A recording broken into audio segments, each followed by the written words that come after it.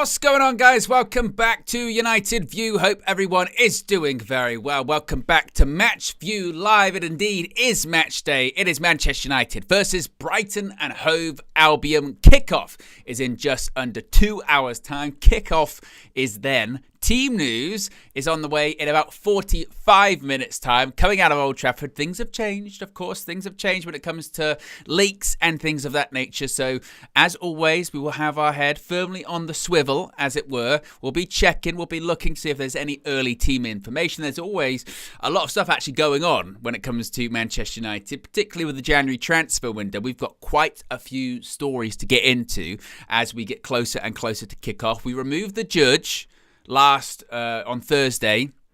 Obviously, this is going to be another solo in match view. Yes, KG is out the country. I'm here. Flex is going to be at the ground. He's going to be at OT today.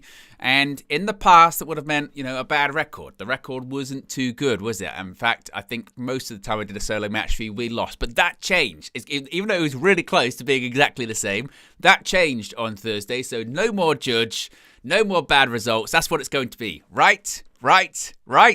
Hopefully. We hope that's the case. Already we've got 100 people through the door, so be sure to smash a like on the like button. Be sure to subscribe, bottom right-hand corner. You know how it goes. And before we get into anything else, as always, which you can see on the sidebar right there, as you can see beneath me here, there you go. Pointing here. This match view is brought to you, as always, by Fail Forward. You can scan the QR code. You can use link in the video description. It's also pinned in the chat. You can go over to the Fail Forward website. We're getting closer to the end of January. A lot of people, they're going to be on their health kick. They're going to say, new year, new me. Maybe they need some new clothes. Maybe they need some new apparel. Well, you can go to Fail Forward. You can get yourself hoodies, t-shirts, tracksuits, shorts, socks, anything, hats. You've seen Fleck and KG utilize the variety of hats that they got. You can go over to the Fail Forward website. You can use the code UnitedViewFF. That's UnitedViewFF for Fail Forward, and you can get 20% off your next purchase. And in addition to that, of course, like we did on Thursday with the 3-1 victory over Southampton, we can have the possibility of giving away a shirt. If Manchester United win, you can win too. Courtesy of Oxford Natural by Gowan Life. All you have to do is get involved with the man of the match. If indeed we do win, if indeed there is one, that's a Manchester United one at the end of the game. More information to come with that, but big up to Oxford Natural by Gowan Life. You can get Optimized as well. Links in the video description. You can use the code UV. Subscribe, save up to 70% off, get Optimized, and like me, discover you've got a jawline. Look, I didn't even know I had it. I thought it was lost, gone forever. But indeed it's not. And collarbones too. Would you believe it? You can get Optimized. And you can discover that. I did. Oh, what a big revelation in 2025 already. But how is everybody doing? I can see already people filing in the chat. Starlord's in there, says top of the morning. Marion Jones is in there, says big up Owen and UV family. Who else have we got in there? We've got Samir watching from Somalia, says big up Owen, going for a 3-1 today. Wow, Skiliano says Owen's at the wheel. That can't be anything good happening from that, can it? Javed says good afternoon, Owen and UV fam. As always, let me know where you're watching from. What's your prediction today? And how are you feeling? Confident? Less confident? It's a weird one. Coming out of the Southampton game on Thursday, of course, because the win was the most important thing. We needed a victory, a relegation 6-pointer, if you will. But the manner of which we got that victory, and for 82 minutes, just an absolute shit show of a performance by Manchester United. Let's be honest, it was a horrible performance for 82 minutes. Ruben Amorim said previously that he was frustrated, disappointed after the game against Liverpool because he knows these players, and we know these players. Don't trust these players, this team. And I'm going to be honest with you guys. I can see the predictions coming in already. Yusuf says 2-2, not confident at all. Simon saying 2-1 will have to do. Our record against Brighton is horrible. In fact, you can see on the scroller, there's always, little bits of information. Brighton have won 7 of their 15 Premier League meetings with Manchester United. In fact, the Seagulls have the highest win rate against Manchester United, yes, of any side in the competition's history. That's 47%. Our record against Brighton is horrible. Absolutely horrible. They are absolutely our bogey team. No doubt about it. They are our bogey team. And I guess what we can say today is unlikely to be a draw because none of the 15 Premier League meetings between Manchester United, 8 wins for us, 7 for them, have been drawn. So, you know, maybe, maybe something about that. We shall see. Now, let's get into some news, some transfer stuff, because Antony, I believe he is with the Manchester United squad today, but this could be sealed, a move, an exit, a temporary one anyway, a loan move from Manchester United to Real Betis could be sealed today after the game. Fabrizio Romano has actually just tweeted in the last couple of seconds, but what I'll do is go through basically all that's been going on with this in the last sort of 12 hours or so. There's been a lot of movement with all of this Antony stuff. So, yesterday, reports from Spain started to emerge saying that an agreement was being drawn up between Real Betis and Manchester United for the loan of Antony to the end of the season. Contacts took place between the clubs yesterday, and despite competition from other clubs, which we'll get to shortly, Real Betis feel well positioned to complete the deal. Essentially, a version of that story has been going around really ever since. Mate Moretto said last night that the loan move to Real Betis, Antony's loan move to Real Betis until the end of the season was approaching. The Spanish club are trying to close the deal. Reportedly, there isn't going to be any option to buy. It's just going to be a straight loan. And obviously, United are still going to have to cover quite a lot of his salary, which is large. I think it's around £200,000 a week, maybe a little bit less because we're out of the Champions League. But Fabrizio Romano tweeted this morning saying Real Betis are closing in on an Antony deal with Manchester United. Final details of the agreement are being discussed. As we spoke previously, it's a loan move until the end of the season. No option clause is currently being included. Antony has opened doors, reportedly, to the move, according to Romano. Manchester United will also cover part of the salary because Real Betis, we're the only ones that are foolish enough to say £200,000. You want that kind of contract, Antony? Yes, please. Thank you very much. What were you on at Ajax? 20. Let's add some zeros onto that. Yeah, let's do that. It's a good idea. So Manchester United, of course, are going to have to cover a part of the salary. I don't know how much. I would assume probably a large amount. Now, everyone's now reporting on this, including Laurie Whitwell, Mario Cortegana from The Athletic, who, of course, Laurie's the Manchester United correspondent. Mario's really covers a lot of the clubs in Spain. They reported this morning that Manchester United are making progress in talks over winger Antony's proposed loan move to Real Betis. The Brazilian international, 24, is yet to start a Premier League game this season. He's only made 7 substitute appearances in the competition. Negotiations are taking place over a move that would see the former Ajax player spend the second half of the campaign in La Liga. Other clubs, as Romano said, have been interested and are in the market for Antony, who's been made available with United looking to raise funds for signings. Olympiacos, we'd heard that story before, hadn't we? They'd registered an interest, but Real Betis are described as the most advanced at this stage. So seemingly everyone's kind of got the same briefing, I think, from Manchester United and from Real Betis, which is a deal hasn't been done. It's close to being done. And if there is a deal to be done immediately, it's between Real Betis and Manchester United, not anyone else.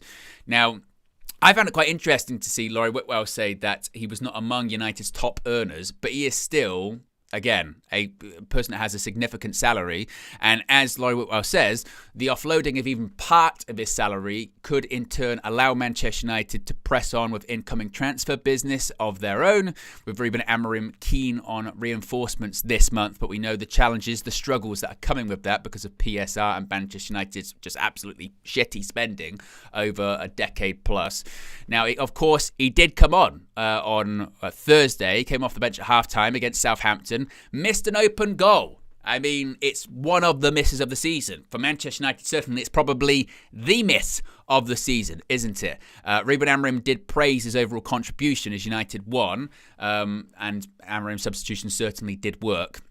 His contract at Old Trafford runs through 2027 with the option of a further year, which I doubt that United will probably pick up when it comes to all of that. I did see, I think, some sort of reading of this with this article. So Laurie Whitwell did sort of go on to say that, but the miss that Antony had on Thursday like epitomised his tenure at Manchester United, which is true. metaphorically, as a signing, he is a miss from 3 yards out. Something that we thought was going to be great and didn't work out at all. But then sort of it said it encapsulates his time at United, and that's why he's been put up for sale. People then put 2 and 2 together without reading and said, oh, Antony's been put up for sale because he missed an open goal against Southampton. No, it basically, Laurie Whitwell is saying that, again, that's a metaphor for his time at United. He's not been put up for sale because he missed that open goal. He's been put up for sale because he's not very good and he's on a high salary and he's been a flop of a signing. It's really got nothing to do with that Southampton appearance on Thursday. He's been available for quite some time. As Laurie Whitwell does say, though, in the article, clawing back some of his salary would allow Manchester United to reinvest in signing a more suitable player to Ruben Amorim's system and methods. Of course, he came on in the number 10 role on Thursday. He primarily is a right winger, has played in the 10 in the past, but primarily is a right winger. And the suggestion could be that if Antony does go, Manchester United would look for a replacement, whether that's like for like or whether they reinvest that into another part of the squad. Time will tell. There is still a lot of other transfer stuff happening with other Manchester United players, which we'll get into before kickoff. And then also we got another update from Matti Moretto saying that a verbal agreement has been reached between Manchester United and Real Betis for the loan of Anthony Dos Santos. Fabrizio Romano, as I said in the last couple of minutes, has just tweeted this saying Antony's loan move to Real Betis expected to happen as reported earlier today. A verbal agreement is imminent. Clubs are closing in on a deal. It's set to be sealed after today's game. Now, as I said, there have been images of Antony arriving at Old Trafford today, so I believe he's going to be in the matchday squad. Probably going to be on the bench again, let's face it. And maybe you might even get onto the pitch. Who knows? Depends what Ruben Amorim needs. A bit like what he needed on Thursday against Southampton, I suppose. But the suggestion is that he's going to be on his way out for the rest of the season. No buy option, because I guess they'll wait and see how it goes. But it's movement. And I think when it comes to all of this is kind of what I've been saying a lot when it comes to the expectations for this January transfer window. I know that, people got kind of carried away with themselves and, they started talking about Victor Osimhen or they started talking about players, whoever. And the suggestion is, we're going to buy a striker and we're going to buy wing backs. We're going to do this. We're going to do that. And I still don't see that. I see the business that Manchester United do in January being similar to what we've done for the last few years, which is loans out, loans in, get to the end of the season. And I think that's what it's going to be. I think it's going to be Antony goes out to Spain, good, get his partially, even if it's a little bit, get some of his salary off the wage books. See if you can parlay that into bringing someone in, whether it's in Antony's position or not, whether it is a wing back, whether it's a right wing back, a left wing back, whether it's obviously someone that could play in the number 10 who's more suited in the number 10, and again, temporarily. And then you reevaluate things in the summer. There will be a push, clearly, to try and move Antony on in the summer. No doubt about that. There's a reason he's up for transfer now. It's just a case of, once more, he's on this big contract. No club across Europe is gonna, if they were to purchase Antony, it wouldn't be for a huge amount of money, and they'd be looking for Manchester United to bridge the gap between his salary to the lesser salary that he'd be on, unless he went somewhere, of course, like Saudi or what have you. So that's kind of the suggestion. I think is just it's just to get things moving in the January window. It's probably good for him. He's going to be playing football regularly. Probably more at his level, let's face it, at Real Betis. I think they're 11th in the league of the season. Not to say that we're shining light by any example. Where are we in the Premier League? We're bottom half too. So he might actually be going up in terms of the standings in terms of the league format. But and look, it's not even a guarantee that he'd go there and play. I mean, we've seen players move on loan mid-season in the past, those players that have been difficult to move on. Someone like Anthony Martial went to Sevilla way back when on loan. Didn't really work out. Donny van der Beek, he went out on loan to Everton and other clubs in January. Didn't really work out. Some players, like a Jesse Lingard, goes on loan to West Ham. Really worked out. Didn't work out in the long term, I guess, for him. But you never know, basically. You never know what you're going to get with January loans. And that goes both ways too. So we shall see. We shall see with Antony, but I think it's a good move for all parties. Again, don't think we're going to get huge amounts of money. I don't know if there's going to be a loan fee. We'll wait and see if there are any more details. But the suggestion is that Manchester United are set to move on Antony this month, temporarily at least. A loan, no option to buy with Real Betis, with Manchester United covering at least a portion of his salary whilst he's out there in Spain. But we shall see what pertains to all of that. Now, it looks like it's not going to be the only loan exit this window too, because there were reports yesterday coming out of the Netherlands that Malacia could be on his way out too. And this one is very, very interesting. As I was talking about with Antony, and Laurie Whitwell was talking about there with Antony, with the suggestion being that obviously you move him on and they'd be looking to get a replacement in. Malacia, he's still technically the only fit, naturally left-footed left wing back that we've got. Luke Shaw still is not back, but Malacia, still recovering and getting back from his long-term knee injury, has started a few games, has come on in others, but still working his way back to full fitness. It began with reports in the Netherlands yesterday suggesting that Manchester United had informed Malacia on Friday evening that he could leave the club on loan. According to, I think it's the Telegraph in the Netherlands, clubs from almost all of the top European leagues have inquired about the availability of the Manchester United fullback.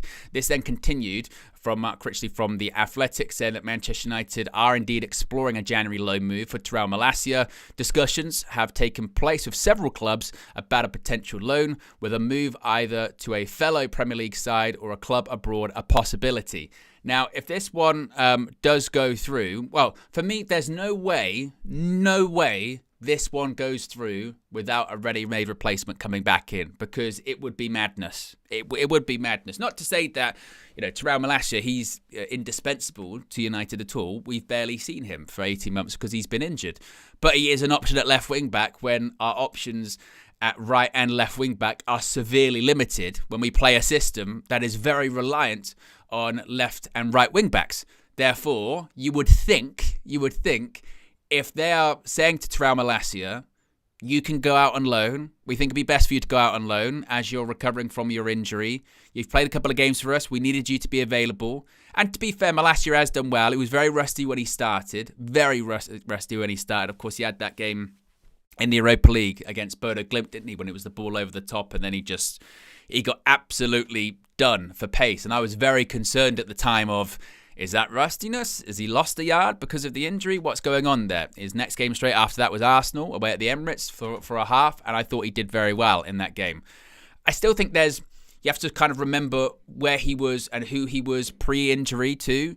It's not like pre-injury he was the bona fide starting number one left back at Manchester United. He was the backup to Luke Shaw that would come in inevitably when Luke Shaw got injured, or Luke Shaw if he went out of form. That's what Malacia did. And when the beginning of Ten Hag's tenure, when Luke Shaw went out the side, sort of physically changed a bit. Malacia was in there for 4 or 5 games and did very well in some big games against Liverpool, against Arsenal. But I don't think he's the long-term option anyway.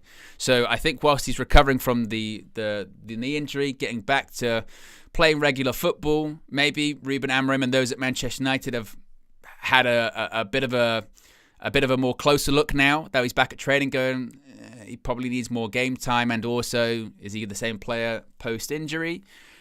That if he goes out on loan, plays regularly, that would be good for him. And also, once more, frees up some wages, and you can possibly get a left wing back in, not permanently. Again, I think it'll be on loan. And that's why I've said I think Manchester United, the moves we do in January, I think will all be loans. So Antony goes out on loan to Real Betis.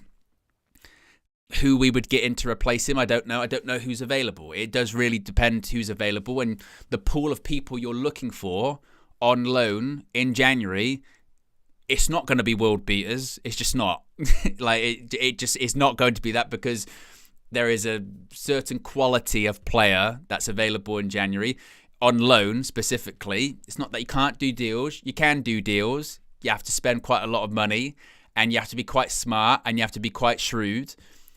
We will see who's available if indeed Malacia does exit on loan. But I just cannot see. I cannot see a situation where Malacia would leave and we don't get anyone else in, because we'd leave ourselves shorter already than we are, and we're short now. You'd have the only naturally left-footed left wing-back you could possibly have would be at the club, would be Luke Shaw, and we're saying he's probably not even a wing-back when he plays left centre-back. Oh, and if he tries to run 10 yards, he turns into dust. So, yeah, I can't see United doing that without getting a replacement in. So that's certainly one to watch. And we got, it's about 12 days left of the window, isn't it? And I think if we get some outgoings, we possibly could get some incomings. And we did see a couple of years ago in Ten Hag's first season, those loan deals, they can happen fairly quickly. And we saw, obviously, Wout Weghorst coming very quickly in the January window. My goodness me, when we got Marcel Sabitzer, that one happened in the space of like 12 hours. It was insane, wasn't it? We played, I think it was Reading in the FA Cup. Andy Carroll snapped Christian Eriksen. About 12, 18 hours later, you get an announcement, and here we go. Marcel Sabitzer signs for Manchester United on loan. And to be fair, they both heavily contributed in the second half of that season for United. They played regularly. They didn't look, massively out of place. I mean, obviously, Weghorst scored one goal, but it's a weird one without Weghorst, isn't it? Because clearly he was not good enough for Manchester United, but he did contribute. Marcel Sabitzer, it's funny because with him, the sort of overall sort of suggestion at the end of that season, wasn't it, of, yeah, but maybe we'll pass. He had a couple of injuries towards the end, didn't play a lot towards the end. We were like, okay, man, yeah, thanks, but no thanks. And then did really well at Borussia Dortmund, and we signed Mason Mount, and he never plays because he's injured. And we went, wow, maybe actually Sabitzer wouldn't have been totally awful. Actually, if we'd have got him, would have been less money too. Hindsight's a wonderful thing, isn't it? So my point is, when you talk about those two signings, it's not impossible, is it? It's not impossible to get players in on loan that can contribute. We're in a situation at the moment where we need numbers. Like, we do need numbers. We've got a couple of injuries in the key positions as well. In those 10s, if we could get in a couple of loans in the 10s and out wide, I'd be a lot more optimistic for the latter half of the season. We still have a problem with goals, and I don't see the striker position, as bad as we need one, getting resolved in January, because again, I just don't know on loan who that player could be.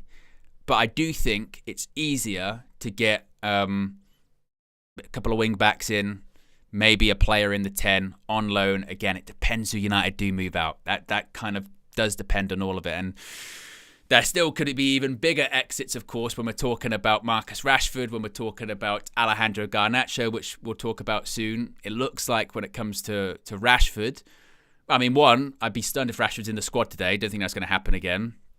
Illness. Transferitis, I believe is the condition that's going on with him at the moment. But that it looked like he was possibly going to be moving to AC Milan. Now, maybe it doesn't look like he's going to be moving to AC Milan, because it looks like they're going forward with the deal for Kyle Walker, and because of the EU rules and regulations, it's not both Rashford and Walker, it's Rashford or Walker, and it looks like it's going to be Kyle Walker's the one that they go for to bring him in from Manchester City, or even possibly as a free agent. So Marcus Rashford's future, as of now, still very much up in the air, still yet to be decided. I think he's still being linked to Barcelona as well. Whether or not they can find levers to pull and registrations to do, I don't know, but we shall see. We've got close to 1,000 people watching, which is fantastic. We're already over 200 likes. If you haven't already, click the like button. Let's aim for 500 likes. I mean, before kickoff, certainly, maybe even more than that. I mean, kickoff's about an hour and a half away at Old Trafford. So if you haven't already, click the like button, and also be sure to subscribe. As you can see in the top right-hand corner, as always, if you click the bottom right-hand corner, you can make the top right-hand corner move. And we're closing in on 188,000, getting closer and closer to the magic 200k number. So if you haven't already, be sure to subscribe. We can get to the nice round 187,900, and then the countdown will be on to 188,000, and part of that longer running countdown to 200k. Oh, the growth. Gosh, I remember coming in when UV was just a couple of weeks old, just a baby. And now look at it, fully grown with the community always getting involved. So big up to everyone that's subscribed, or even if you're not subscribed yet and you go, look, I'm just going to wait a little bit. I'm just going to wait. Sometimes I've done that with some channels. You have a bit of like a probationary period. Sometimes with some channels, you go, I'm going to watch some videos and watch some live streams, but until I'm not ready to commit, you know, you get a bit scared of the commitment factor. You go, oh, maybe not yet. But eventually, hopefully, we'll win you over. Kickoff, as I mentioned, is just over an hour and a half away. Also, today, not televised. So just a heads up when it comes to that one, guys. Today, it's not a televised game, which means, of course, people are going to be on different times. That's why the timer down here, whilst the game's going on the scoreboard, is going to be very important. So you can try and sync up as best as you can. I know the mods are going to be doing their thing to try and make sure no fake scores or anything like that in the chat, because yes, it's an untelevised game. The games that are televised today on Sky are, it's Everton versus Tottenham, and it's Ipswich versus Manchester City. So whilst we're watching the Manchester United game, I'll have a 2-screen experience, and I'll have Everton and Tottenham on as well. So, as if you'll want updates on that, as if you want it, we can give that to you too. So, I'm sure everyone will do what they can to be trying to watch it all together. It is a madness. Yes, it is an absolute madness. How that is, how that's even still a thing. I don't know. Also today, of course, it's going to be a very somber one at Old Trafford. Manchester United, the club, the fans are in mourning. You know, it's a devastating loss. Obviously, that it was announced by the family of Denis Law that he had sadly passed away the other day. The final living member of the Holy Trinity of Best, Charlton and Law. Obviously, tributes have already started. There have been wreaths and flags and so many other things put down outside the Trinity statue at Old Trafford, commemorating the life and career of the lawman. And just what a huge figure, what a giant, what a hero, what an icon of Manchester United. As you can see there, Simon Stone putting out there this morning that the tributes to Denis Law being put outside the Trinity statue. Manchester United, of course, do plan to pay tribute today. Obviously, tribute's going to be ongoing as well. But a wreath is going to be laid before kickoff by the players. There's going to be a minute's applause by the Manchester United, Brighton players, fans, staff. The Manchester United players and staff are also going to wear black armbands as a mark of respect to Denis Law today too. And I know sometimes when these things happen, and it's incredibly sad, and sometimes people, you know, don't necessarily know too much about Denis Law. They don't know about older players or what have you, maybe some of sort of the younger viewers, or even people, I put myself in that category of people obviously that weren't around to watch Denis Law in his pomp. If you just do the reading and do the research on just the player that he was, his record, wherever he was, Manchester United, for Scotland, for Manchester City, a goal scorer, a genius, I mean, a Ballon d'Or winner in 1964, the only Scottish player to have won that individual prize, won a couple of league titles with Manchester United too, and as I mentioned, a third of the Holy Trinity, that means so much to Manchester United. So an icon and a hero. The difficulty when things like this happen, when you lose, you know, titans of the club, like when, you know, Sir Bobby Charlton passed away, or, you know, George Best several years ago now passed away. You know, words can't really do it justice for what they mean to people, to fans, and to the club itself. I mean, we talk about history and we talk about standards so often, and they were absolutely set and foundations laid by people like Denis Law. So he will be incredibly missed. As I mentioned, Manchester United as a club, as a fan base, are in mourning, and obviously thoughts, condolences, prayers go to his family, his loved ones, and everyone affected at this time. And hopefully Manchester United and Brighton will pay tribute fittingly today at Old Trafford, which I'm sure they will. And obviously a celebration of his life will continue, no doubt about that, at Old Trafford. Yes, certainly. What are people saying here in the chat at the moment? Yeah, lots of people talking about Dennis Law, saying, Scaliano says, let's hope it's a minute's applause to celebrate. Yeah, there is going to be a minute's applause to celebrate. As mentioned, there's going to be a wreath laid down too, and obviously all of the tributes going on outside the Trinity statue as well. Obviously, as I mentioned, kickoff is in about an hour and a half's time.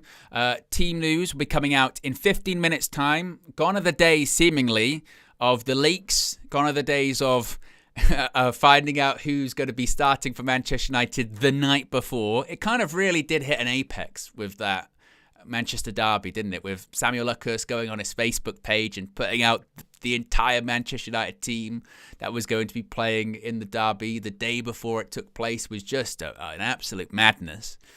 That hasn't really happened since then. There hasn't been many leaks. You maybe get like one or two that says player X is going to be playing today.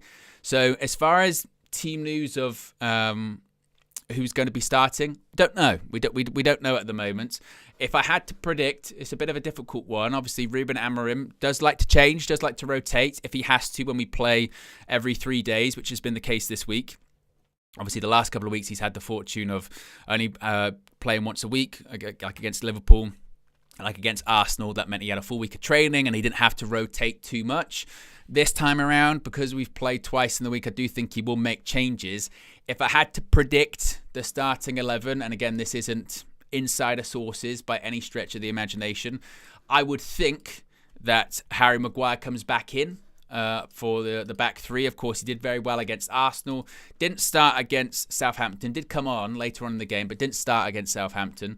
He had been ill prior to the Arsenal game, and Lenny Yoro, bless him, really did struggle, didn't he? It was a bit of a rude awakening. Welcome to the Premier League for Lenny Yoro. Had a difficult time on Thursday. So I think Harry Maguire probably comes back into the back three, and Matthijs de Ligt moves out to the right centre-back position. Licha Martinez keeps the spot in the left centre-back position.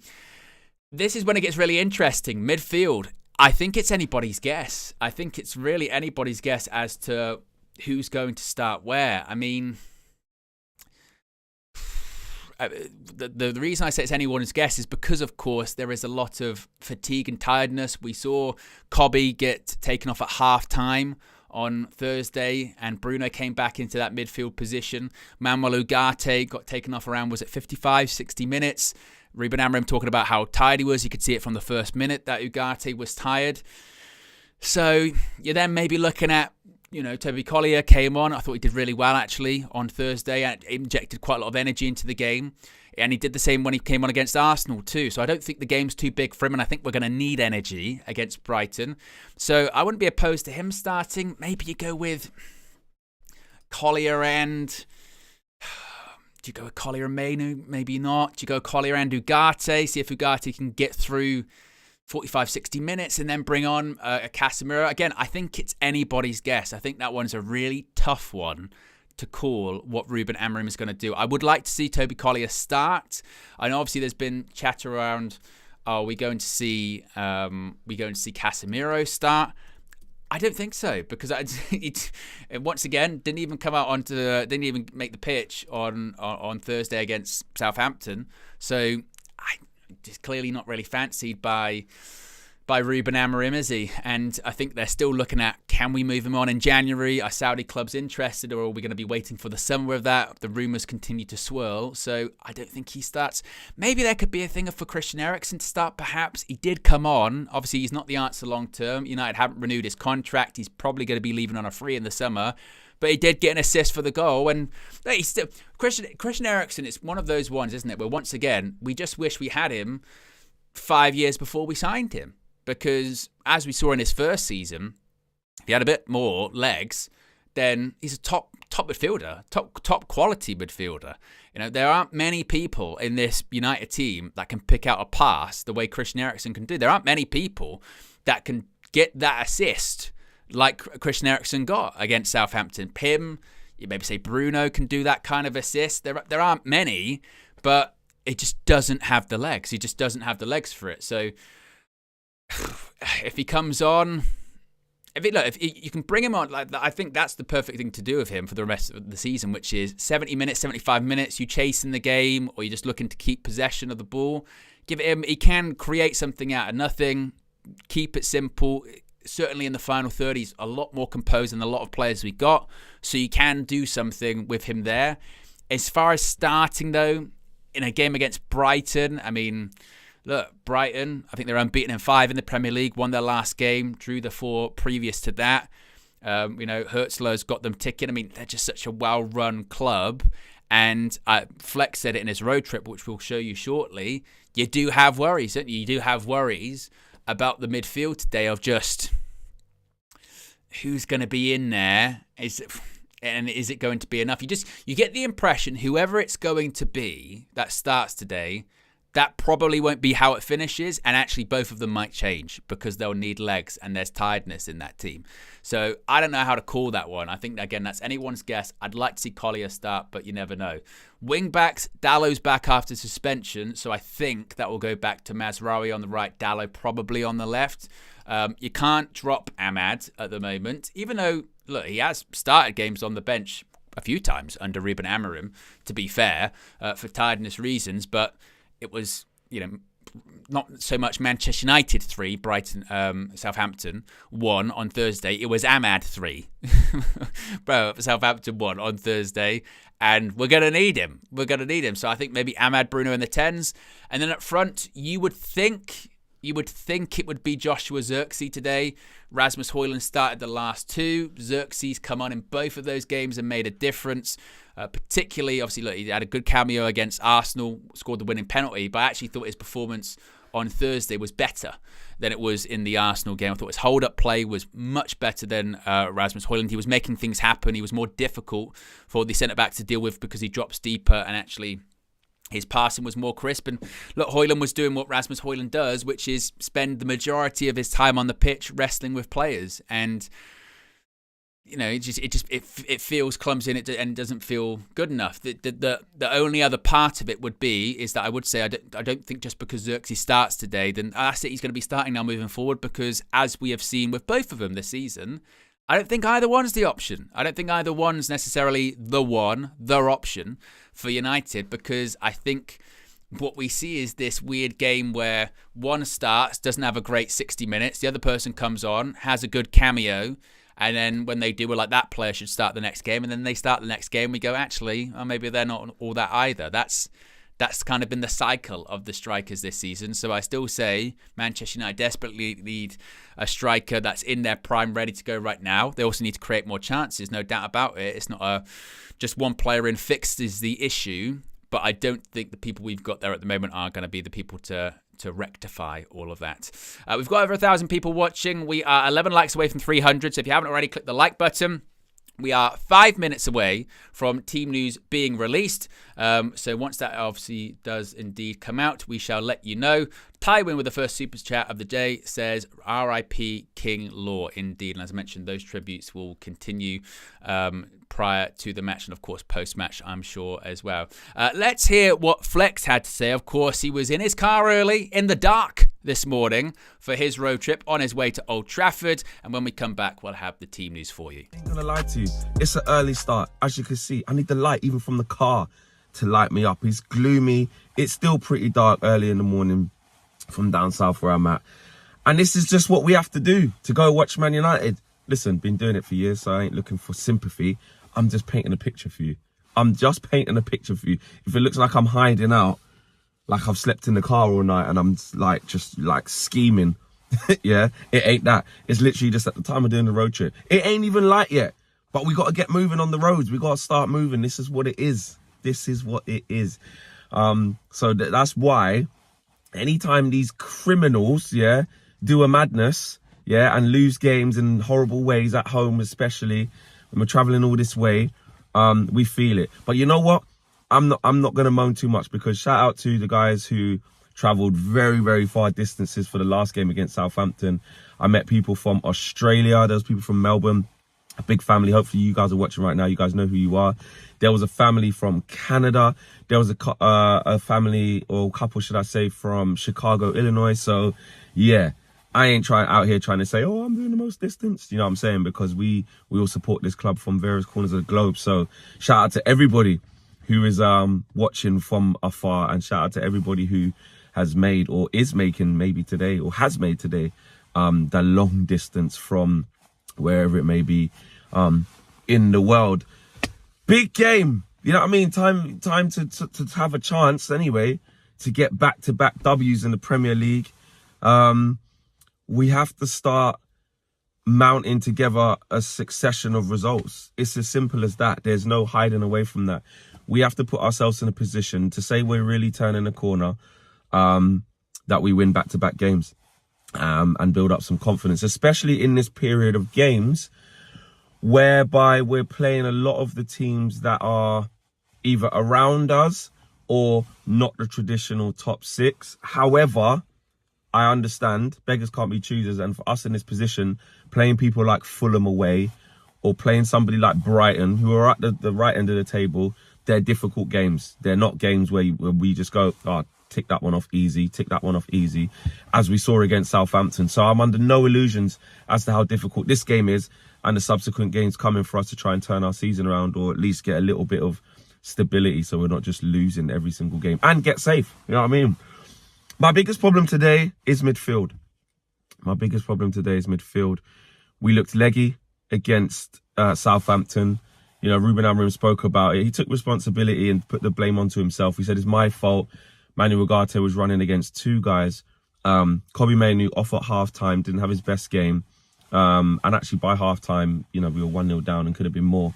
Again, he's not the scapegoat. He was just one of many who could have been taken off because it was a difficult watch, a difficult half against Southampton.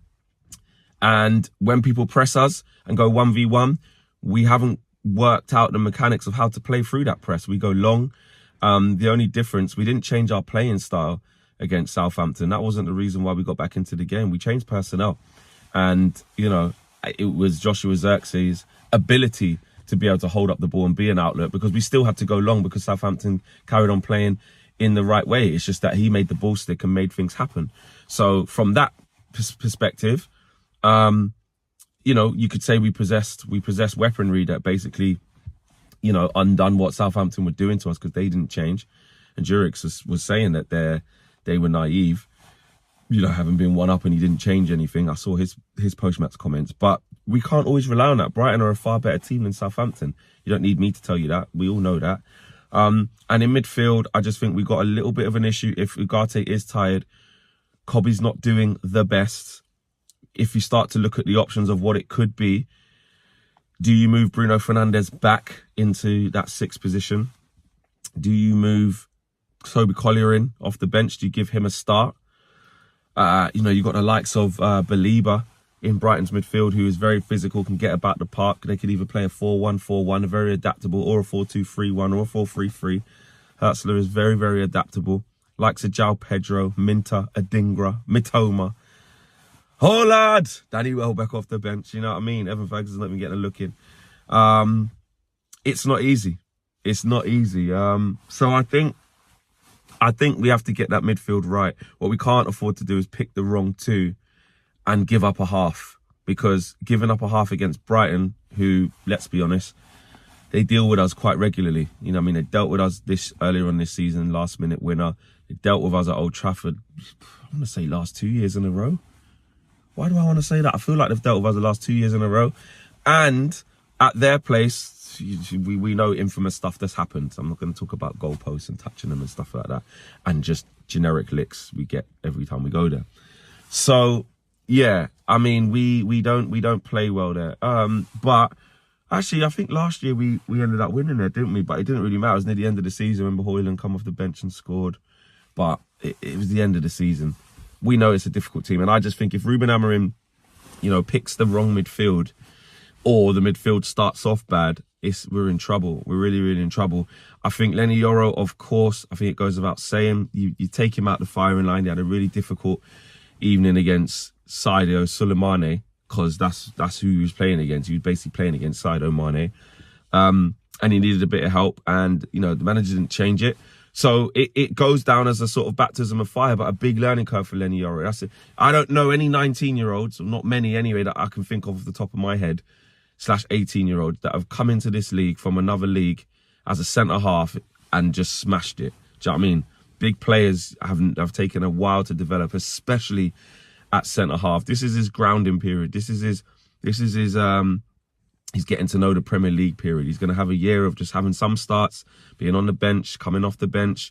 That's all he needs this year, and that was a good baptism of fire for him. It's better for him to learn tough and let him know mentally what this thing is, and then he can start to come back in easy. So I bring in Harry Maguire, get that calmness in at centre back. Right centre back, of course, Matthijs de Ligt, who's been an absolute monster in the last few games, so I'd definitely start him. Lisandro Martinez is lucky to be getting away with it again. I thought he was poor again against Southampton, but for balance, you probably play him again. And then the wing-back situation is interesting because Ahmad scored a flipping hat-trick from wing-back. He scored a hat-trick from wing-back, but if you're moving Bruno back potentially in midfield, that would probably create a domino effect elsewhere. And Ahmad will probably have to play in the 10. Don't want to see Antony playing in there at all. There's no Mason Mount. I can't see him going for Christian Eriksen in the 10 position. But what does he do with Joshua Zirkzee? Does he start him up front? Well, first of all, he needs to make sure he flipping starts him, Ruben Amorim. I think this experiment with Rasmus Højlund for the last couple of games hasn't paid off. He's had to come off both times, and Zirkzee's had to come on and really up the ante and up the performance level. And if Amorim is being serious with what Zirkzee's done in the first 2 games, he's got to start him. If he doesn't, that would be stubbornness to me, and I don't think Amorim's that sort of manager. So I think that he should start Zirkzee, and I think he will. Dalot comes back in. I think it was only 1 game. So for balance, probably goes back on at left wing back for balance. So yeah, today's going to be a struggle, peeps. Today's going to be a struggle, according to Flex. Well, team news is in, and some interesting team news here from Ruben Amorim, because I think when we were talking about the back 3, certainly, we thought, right, well, it's going to probably be Lenny Yoro out of the back 3 and Harry Maguire in. Not so much, because it's Martinez out and Harry Maguire in. So what we're looking at, and again, depends on who goes where. I think this is what it might be. It looks like it's going to be a back 3 of De Ligt, Maguire and Lenny Yoro, with Licha Martinez dropping to the bench. We were right when it came to the wing backs. Obviously, Dalot's back from suspension, so he comes in. He's going to most likely be at left wing back. Maybe it'll be Mazraoui the other way around. We'll wait and see. One of the most surprising ones, actually, for me is midfield. I was really expecting some midfield changes for Manchester United today, but he's gone with the same midfield that started midweek against Southampton. Of course, the same midfield that he wasn't very happy with against Southampton, that he changed Kobbie Mainoo at half-time. Manuel Ugarte came off around, 55, 60 minutes. They both start today, so I guess concerns over tiredness, fatigue. We'll see how they play from the beginning. Ahmad, that means, moves back into the 10 position after he was at right wing back against Southampton. Got his hat-trick from right wing back against Southampton. He's back in the 10 alongside Bruno Fernandes, who starts in the 10. Of course, he did end up in that sort of 8 position once Kobbie came off at half-time. And Joshua Zirkzee does indeed start for Manchester United today. I think most people are pretty happy about that one. It was expected by, I think, a lot of people that surely now is going to be the time that indeed Joshua Zirkzee starts. And he does. So he starts up front for Manchester United. Played very well when he came on against Southampton in the week. Played very well when he came on against Arsenal last weekend too. So that is the Manchester United starting 11 for you. In terms of players on the bench, we have Bayern Dia, Licha Martinez. He is fit enough for the bench, so it might just be a tiredness, tactical. We shall see what Ruben Amorim says. Terrell Malacia is on the bench. The expectation I just saw actually from Nathan Salt from the Daily Mail is that Terrell Malacia is expected to obviously to leave in January on loan. The expectation right now is that they think he's going to go to Serie A on loan. Now, we don't know to who. Just that the suggestion is that he's going to be going to Serie A. So a bit like with Antony, they're both named on the bench today. They both are going to be in the matchday squad for Manchester United. But this could be the last time we see them until maybe pre-season or the end of the season, or maybe it's going to be the last time they ever play in a Manchester United shirt, if indeed they do come on, because Antony seemingly looking like he's going to be on his way to Real Betis on loan, and Terrell Malacia, according to the reports, it looks like he's going to be heading to Italy, but again, we don't know which club or anything like that. If we get any confirmation, we'll of course let you know on a future show or during this stream if indeed that does happen. This is always what happens, when it comes to the transfer views. I know the transfer views have been a bit bit quiet thus far, haven't they? But maybe we'll actually have some real news to bring you in the next couple of days when it comes to actual exits, and exits could possibly mean actual people coming in, which is also exciting too. So how do we all feel about that team? Let me know in the chat what your feeling is. I'm pretty happy, to be fair, about that team. Probably the things I'm surprised the most about are Yoro starting. Again, surprised about Yoro starting, and also surprised about midfield because, as I said, I thought it was anyone's guess. It's our strongest midfield if they're fit, if they're not tired, if they're ready to go. But that's the big question. Are they fit? Are they ready to go? Are they not tired? We saw fatigue in them, in a lot of players. So yeah, it's a big if. We got a bunch of super chats here as well. Lil Yo-Yo says, Rashford to Dortmund. Thank you, Ten Hag, shadow manager. Yes, of course, there are the rumours. I saw Florian Plettenberg said this. I think it was just this morning. He said that Erik Ten Hag is what he's being described as the shadow manager, which seems very Stranger Things, doesn't it? I mean, that does seem like, Vecna. He is the shadow manager. I mean, I need to get the echo on my voice for that one, doesn't it? It seems a bit much, the shadow manager. He is the shadow manager. It's a bit OTT from Florian, or as Flex would say, Florian Plettenberg, the shadow manager of Dortmund right now. But maybe he takes Rashi with him to Dortmund if indeed he does become the shadow manager of the real manager, no longer the shadow manager. David T with the super chat says, hey Owen, does the Rasmus Xerxes debate remind you of something? Remember those Martial Lukaku debates we had? History repeats itself.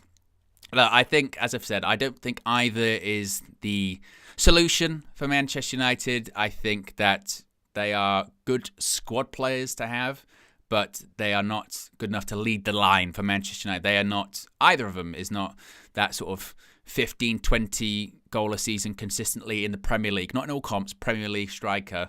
I don't think they're that. And I think that signing a striker is going to be of a priority for Manchester United in the summer, not so much in this window, because who'd you get? The quality just isn't really there for that. We've got close to 1,400 people watching, so if you haven't already, click the like button. We are 25 likes away from 400. Let's see if we can get to 500 before kickoff. Kickoff is in just under an hour and 10 minutes time at Old Trafford. A reminder, it is a not televised game. It's not televised. Well, in the UK, it's not televised. Everywhere else, everywhere else you can watch it, but not actually, in the country where the game is playing. That's not, for whatever reason, that's the case with that one. So that is the Manchester United starting 11.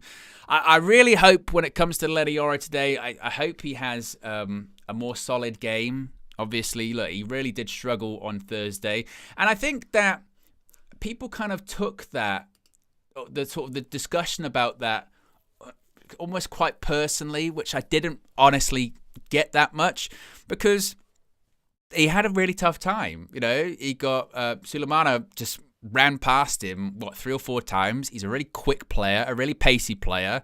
I think the best thing to do with that kind of player is, stay tight. Don't let them have any space to run, because if you do, they're going to go past you. They're going to fly past you. The best way to kind of deal with it was a bit like what Matthijs de Ligt did, which is fly in, send a message early, big crunch and tackle. But he struggled, and I think people perceive that as, here we go, another young player. He's being scapegoated now suddenly after one game. Lenny Yoro's not it, blah, blah, blah. And I don't think it was that at all. I think, you get ops do that. You get opposition fans go, you were bragging about Lenny Yoro. Look at him. He really struggled against Southampton. But just ignore ops. Ops are ops. They just largely chat shit. We do the same thing to opposition fans when their team doesn't win or they lose games, right?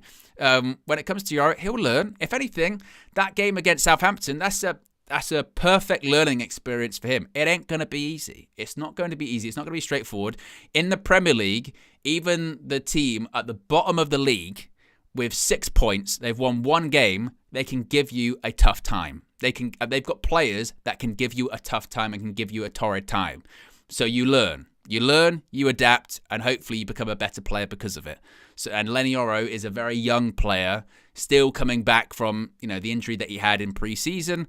He'll learn from that, and plenty of greats have bad games when they're younger. You don't have players don't just come in, and this kind of goes back to the sort of Kobe and Garnacho stuff over again, doesn't it? It's very rare that young players come in and they're just perfect. In fact, the players that do that are remembered as greats, aren't they? People. It's like the Yamal stuff at Barcelona. People keep now using it as, well, Lamine Yamal at Barcelona. He's 17 and he's doing this, and you go, well, obviously he's a freak. He's a freak. Unless see what he's doing in 10 years' time. He might burn out like the rest of players that come in at 16, 17 and achieve all that kind of stuff. You don't know. Meanwhile, those people that have slow starts to their career, they suddenly hit their peak and they become greats later on in their career.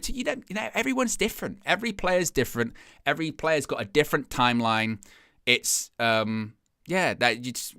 whatever. And people are going to get carried away with stuff. People are going to go compare him to this player, compare him to that player. It could be Lenny Yoro.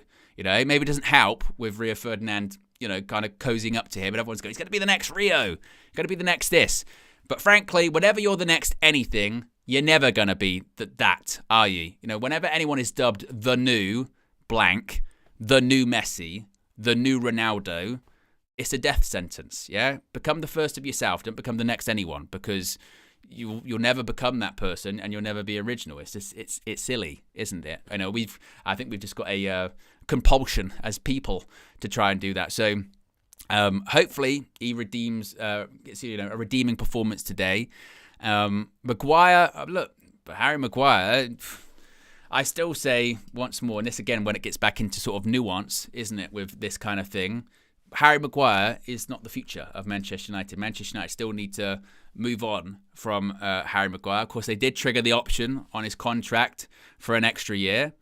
But what I will give him credit for is that when he has played this season, he's very he's played well. He's done well. He did very well against Arsenal, and actually, I think that one of the reasons maybe he has done well when he has played for us this season is that backline, for whatever reason, has lacked leadership. And once again, I'm not saying that the leadership is Harry Maguire and it's like, right, that's why we've triggered the option, now give him a 5-year deal. No, I still say at the end of that contract, at the end of next season, let him go on a free. I think that's his time's run out. Or if someone's wants to come in from in the summer, move him on, no problem.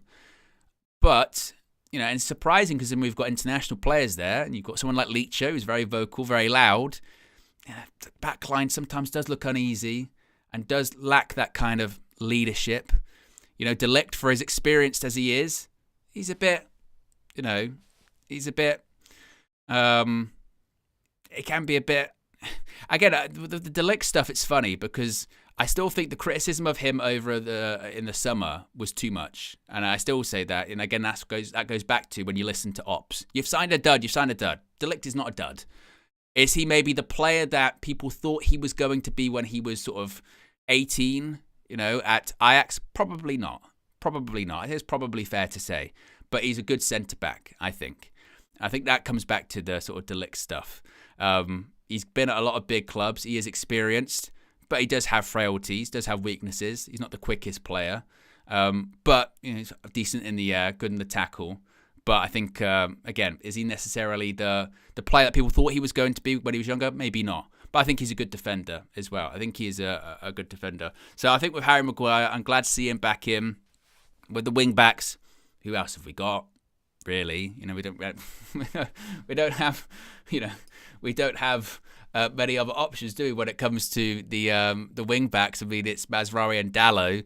Obviously, there could be an argument to be made about having Ahmad there at right wing back, because when he plays at right wing back, he does score goals, though he does score goals in the 10 too. But with Dalot coming back from suspension, I'm not too shocked that he's going to be starting at right wing back and Mazraoui on the left. So I can't say I'm too shocked by that one. Like I said, when it comes to the midfield, that's just, for me, the biggest question when it comes to that midfield is just how fit and how are their fatigue levels, because we did see obviously Kobe come off at half time. We did see Ugarte come off earlier on in the second half. So we'll need energy today. We'll need energy. I mean, the Brighton team, they press, they play, got a lot of energy. We saw it when we played them at the Amex earlier on this season. Brighton's a funny team with, Man United are a funny team too, but when we played them earlier on this season at the Amex, of course, we lost that last-minute winner that they had, which kind of summed up the sort of Ten Hag time, didn't it? You know, tenure, late goals. But it was very fine margins, wasn't it? It was very fine margins in the sense of, we had the goal disallowed. We brought it back to 1-1. We did have a couple of chances. I think we had a Rashford goal disallowed, didn't we, for offside too? Like, we were kind of, it's not as if you can't get at Brighton at the same time, but they are in decent form, and again, our record against them is just horrible. Wisdom says, I still believe Ruud would have done better than Amorim. Ruben's selections are unforgivable. I don't know if they're unforgivable, and I think what I would mention about Ruud van Nistelrooy, by the way, too, is that the Leicester fans already want to get rid of him. Like, there's a legitimate discussion. He was being booed at the King Power yesterday for taking off one of their players. And that's not to say that wouldn't have worked out at United, but I think we do have this tendency at Manchester United of once they're out of the Manchester United picture, we just ignore what they're actually doing afterwards and be like, until it benefits, whatever narrative we're trying to say. I wouldn't go too far with that. Ruud van Nistelrooy did what he needed to do at United, which was steady the ship. There's always going to be discomfort when you switch to a new system, when you switch to a new coach mid-season, particularly with players that aren't good, and particularly with players that can't fucking pass the ball anyway. I don't think we're in a position to be like, let's just stopgap to the end of the season. As we've seen, we're not going to get relegated. We're not going to get relegated. We never were going to get relegated. What we need to do, and this is why I pushed back when Flex said it before, you need to hold our nerve when it comes to these things, right? If we have some bad results today, Flex said he wasn't feeling positive. He still went with a win, I think, but he said he wasn't feeling positive. Look, if we lose today, none of this once again, he needs to go back to a 4-2-3-1. He needs to go to a back four. He needs to do that. There's going to be shitty results till the end of the season. We've had some good results the last couple of games. Draw against Liverpool, knocked Arsenal out the cup, eventually won against Southampton. But there are going to be more storms, as Ruben Amorim says, and we're just going to have to deal with it. This again, don't trust these players. I do not trust these players. I do not trust this team. I know exactly who they are. We saw it on Thursday against Southampton. For 80-plus minutes, they were shocking. They were shit. And we might see the same today. And because of that, we're playing a better team. We're playing 10th in the league in Brighton. They might beat us because they're better than Southampton. And arguably, they're better than us. So they might win today. But if they do, what we don't need to do is what started creeping in before, which is, no, well, we need to go to this. Oh, maybe we need to go to this. And no. You can make an argument about bringing players in, sure. But when it comes to Ruben Amorim, you can criticise some things, maybe substitutions, selections, what have you. But it's going to be. We are getting through this season, aren't we? We are getting through this season as best as we can, and hopefully, come next season, we will be better. If this time next season, Ruben Amorim is still in the same position in the league, there'll be pressure on because the expectation is that we would have got better, and certain players would have come in, and players would have been gone. But as of now, we are actively getting through this season. As Ruben Amorim has said himself, he's had, what did he say? Was it seven full training sessions with a full squad? He just needs time, and unfortunately, and it's easy to say. It's one thing to say it, it's another thing to do it, isn't it? That's the other part, is that it's so easy just to be like, give him time, back the manager, and then when we actually have to do it, people start getting twitchy. People start getting twitchy very, very quickly. And they're like, oh, we don't like losing. People don't like losing, and they don't like seeing Manchester United play shit. Unfortunately, we have played shit for a long time, and we should, again, know these players, know who they are. We are got over 1,500 people watching. We are less than 50 likes away from 500. We're 55 minutes away from kickoff. So if you haven't already, click the like button.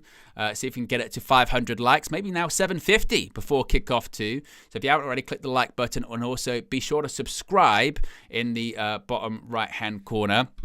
As far as the Brighton team today, just looking. I want to actually see it set up in their formation to see what kind of formation they're playing. So it looks like Brighton are playing a 4-2-3-1. They've got Verbruggen in goal. They've got Estupiñán and Van Hecke, Dunk and Veltman as the back four. Ayari and Belieber as the holding players in midfield. Matoma, João Pedro and Minter with Danny Welbeck. Yes, Danny Welbeck is up front. Of course, he scored against Manchester United, didn't he, in the second game of the season? It was the second game of the season at Old Trafford, at the Amex, and we thought, we thought there was going to be all of these possibilities at that point. We'd won our first game of the season, and we were very excited, weren't we? We were, oh wow, this is positive. This feels good. We've winning football matches, that's very exciting. Winning matches, I like that, And then, it didn't really last all that long, did it? And then it was very much back to normal very quickly, wasn't it? with all of that. I mean, it's so the start of football seasons are so funny, aren't they? Because you think that you get into okay, maybe. Yeah, this season, this is going to be it. This season's going to be positive, and this season's going to be good. You get first result of the season. Yeah, this is going to be excellent.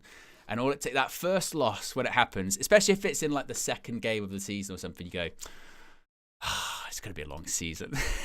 And then third game was against Liverpool, excuse me. Third game was against Liverpool, and obviously then we got battered, and it was like, oh, fucking hell. This is going to be a really long season. Little did we know just how long it was going to be.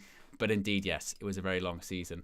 But yes, continuing with the Brighton 11, we'll get that up on the screen for you very shortly as I figure out this graphic.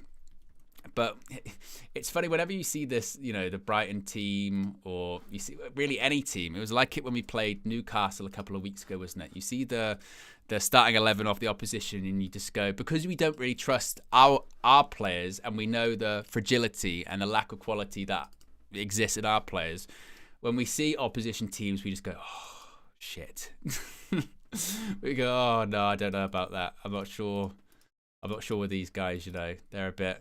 Yeah, I don't know. I don't believe that these guys have that in them. To be honest, I'm not really feeling that. But gotta believe, yeah. Got to believe. Got to have some kind of faith, I hope, maybe. And maybe. I don't know.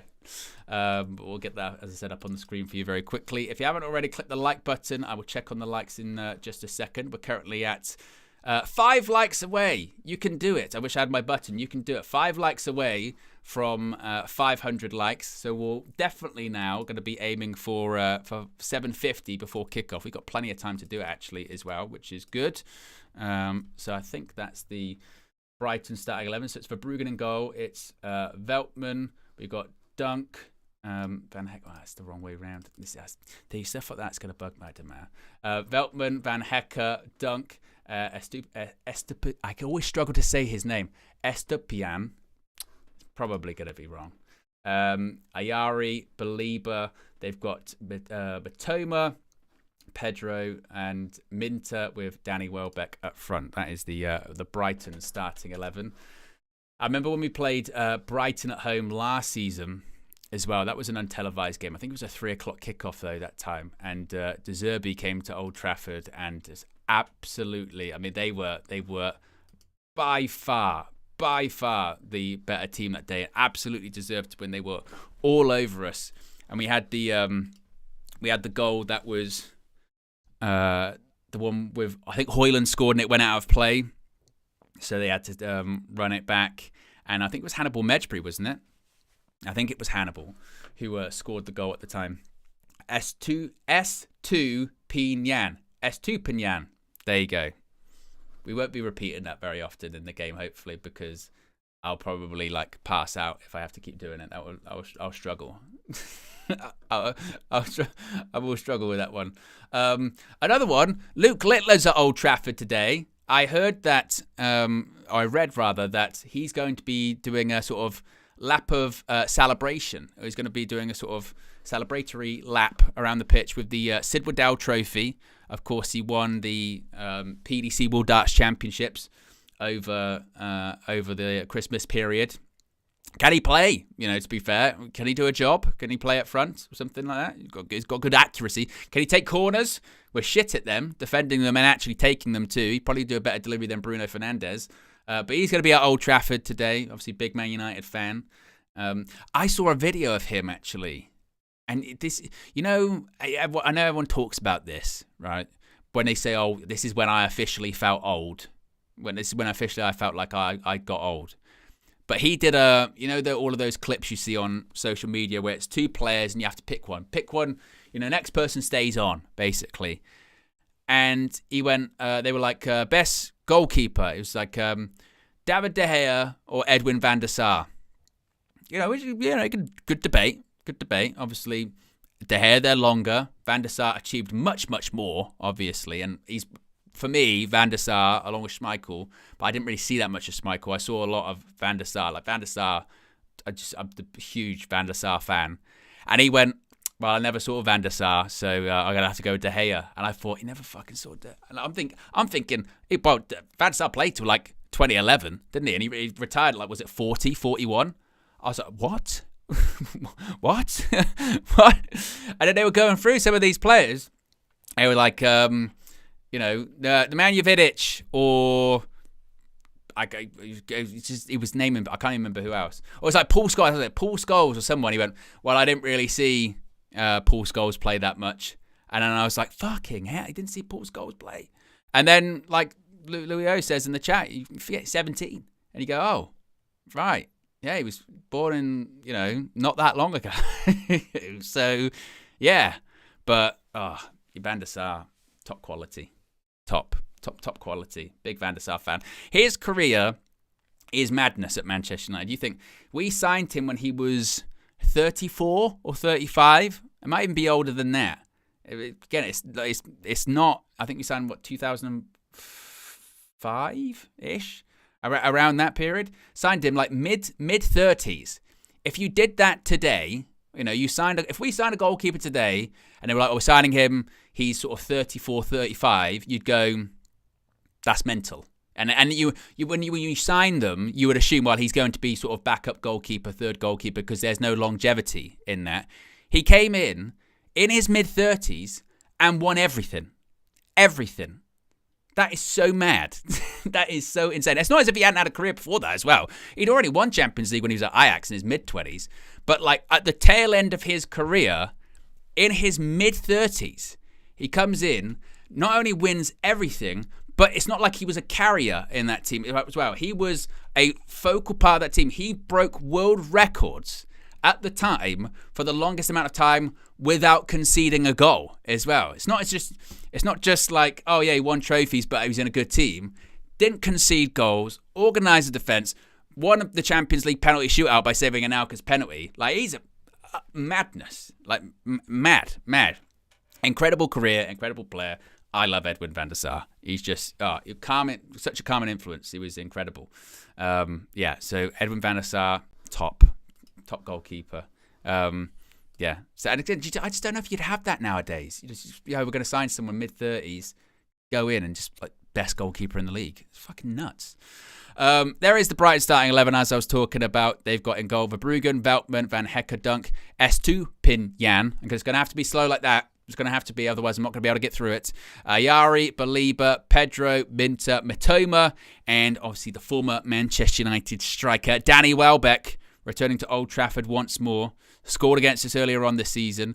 Mitoma, it used to be the battle, didn't it? Mitoma versus Wan-Bissaka was the battle for the last few seasons. That's not going to be the case today. It's going to be Mitoma versus probably the side of Lenny Yoro. Once again, really. You'll probably see that. Maybe depends what side he plays on, I suppose. But could be Mitoma up against against Lenior on the left-hand side. Maybe that's, you have Dallo over there protecting, perhaps, maybe. But that might be a challenge, certainly. Amad Diallo, of course, we're hoping, relying on him to score once again for us today, because where else are the goals coming from in this team? I mean, you say Amad, obviously. Bruno, obviously, always chips in. Xerxes, I mean, he's not a goal scorer, is he? He's not a goal scorer, but he deserves to start. Joshua Xerxes deserves to start. Glad he's starting today, because he deserves it. When he's come on the last few games, he's played well. As I mentioned, I think his performance actually against Southampton was better than his one against Arsenal too. Not that he didn't come on and affect the game, because of course he did, but circumstances were different, wasn't it? When you came on against Arsenal, we're down to 10. We're largely trying to remain compact, maybe hit him on the break, maybe get something, but largely try and stay secure. Against Southampton, we're chasing the game. We're chasing the game. We're coming on. We need to create. We weren't creating enough. And that's going to be another thing to consider today, of course, isn't it, as well, that against Southampton, particularly for the first, 60, 70 minutes. I mean, Amad scored in the 82nd minute, the equaliser. But for a large portion of that game, and I hope we don't see this today, but I think we probably will, we'll have a lot of possession. We'll have a lot of the ball. But it's between that back three or that back five, De Ligt, Maguire, Yoro, Mazraoui, Dallo, sideways passing, give it back to Andre Onana. Andre goes long to try and hit, most likely, Joshua Xerxes. The kick might not be good. It goes out for a throw, goes straight back to Verbruggen in goal for Brighton. Or, Xerxes got to try and hold up a difficult ball. And that was us for a long time on Thursday. That was the game plan for some reason, which was short passing, then go long into nothing. And there were so many gaps in midfield. It was very easy to beat, I say the United press. I don't know how much we were really pressing, actually, against Southampton. And Southampton, it's funny because obviously once a few days pass and you just remember it as a 3-1 result, a 3-1 victory, you kind of just forget, don't you? You just forget the performance side of it. But what we had, we avoided embarrassment because the team at the bottom of the league won one game this season. They've got 6 points overall. They came to Old Trafford, our home turf, and for the vast majority of the game, they played us off the park. I mean, they were, for large portions of that game, way, way better than us. Way better than us. In terms of their passing, their intensity, their commitment, obviously their pace, the way they knit the ball together. And that just cannot happen today. That can't. Obviously, there's going to have to be moments in the game, as Ruben Amorim says, that we'll have to suffer. And we'll have to take our licks, and we'll have to win our battles, win our duels, and we might not have all of the possession, as much possession as we had previously, but that same sort of lack of intensity, or that same sort of lethargy, or that real slow start to the game, we had a real slow start to the game too. If we have that same slow start to the game today, Brighton are far better than Southampton. I mean, they're arguably better than us. So they will punish us. Of course they will. People like João Pedro, people like Danny Welbeck, but they will punish us. They just will. We won't be able to get away with that. So what we need to do is up those intensity levels and win those duels again. But you then just start sort of questioning it, and again looking at the starting lineup, going, how intense can the players be if of course the fatigue is there. We've played a lot of football over the last 7 days, 120 minutes at the Emirates this time last week. Played a 90 on Thursday in a game that was emotionally draining too, because it was a late turnaround. And now you've got just 3 changes today, and some of the players that did get taken off because they did look leggy, they're starting the games too, namely Ugarte and Kobe. So that's going to be question marks. That is absolutely going to be question marks. You'll be looking at Bruno Fernandes again, saying we need you to keep, that disciplined performance that you showed against Arsenal and that you showed against Liverpool. I thought he actually did quite well when he went back into the sort of deeper position on Thursday. And I'm not even the biggest fan of Bruno being in a sort of the 8 role, but I do think he actually did well in in the 8 position. And again, I think Ruben Amorim did get his substitutions right on Thursday, but it's funny, the debate about, and actually let me know in the chat what you think about this, where you sit on this argument, where you sit on this debate, because it is an interesting one. So there was obviously a lot of praise for Ruben Amorim about his subs on Thursday, saying that he got his subs right. You know, obviously subs came on, changed the game, whether it was Xerxes, whether it was obviously Eriksson got the assist, etc. The subs came on, it worked. But is it a case of he got his subs right, or is it a case of he got his starting selection wrong? Where do you sit on that one?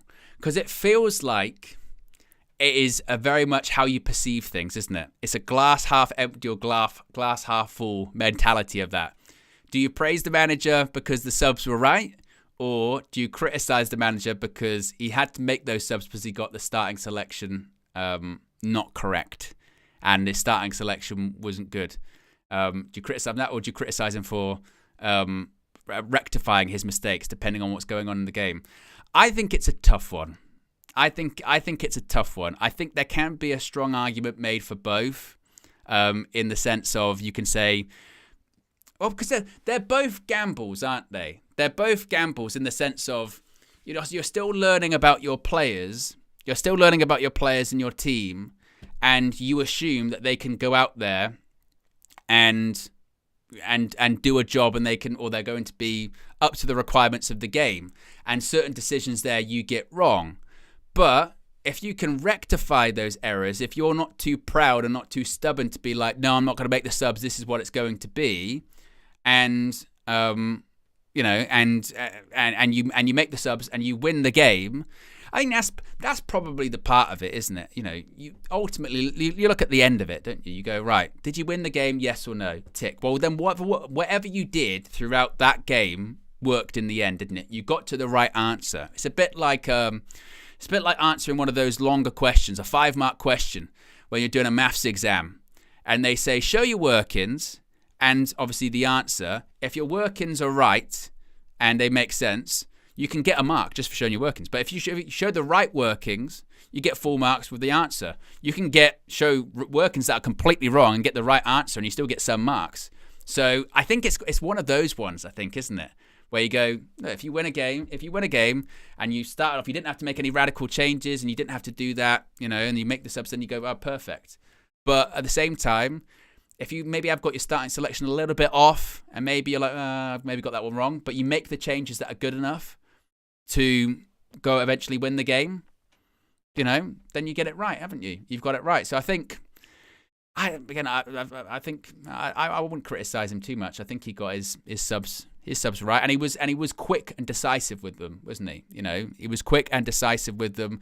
Made one at halftime, makes them at 55, makes them at 65, and he certainly isn't afraid to shake it up, you know. And I think you have to be very careful with that question in general, because I think that it's almost an oversimplification, isn't it, of a very complex thing, a game of football. You know, of just like, oh, well, if you make subs in general, that means you've got it wrong. Well, not necessarily. Not necessarily. There's a lot of context there, but I suppose people don't care for context and nuance, perhaps.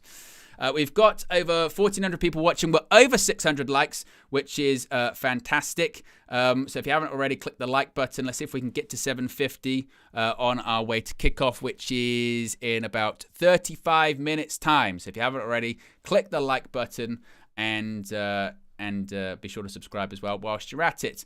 A couple of super chats here. Red Baron says, no, Southampton don't get battered and are notorious for conceding late goals. Amorim got his tactics correct in dealing the final blow. And Daniel Luciano says, Owen, we are way too inconsistent to be having this conversation. We only have 1 or 2 consistent players. He got subs right. I'm of the mindset, that whatever you have to do to win the game, and you do, then you've done something right. You know, I think you can do the chatter about, or the concern about wrong starting 11 or anything like that comes when you don't win football matches.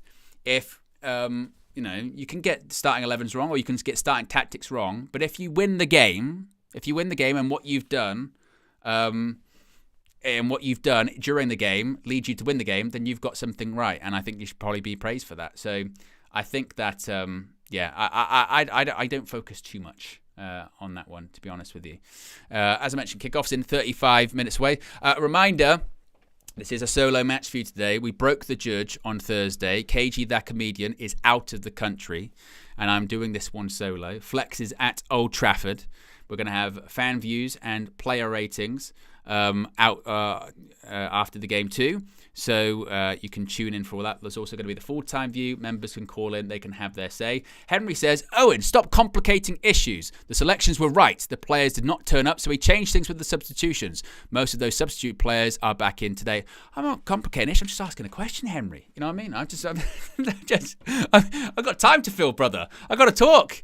You know, I've just got to, sometimes you got to chat, ask questions. These are debates that people will have, you know, whether it's in front of the TV, down the pub, at the ground today, outside of the ground today. You know, I think people have conversations. People can talk, can't they? And go, well, do you think it's that? Do you think it's that? It's all right, man. It's cool.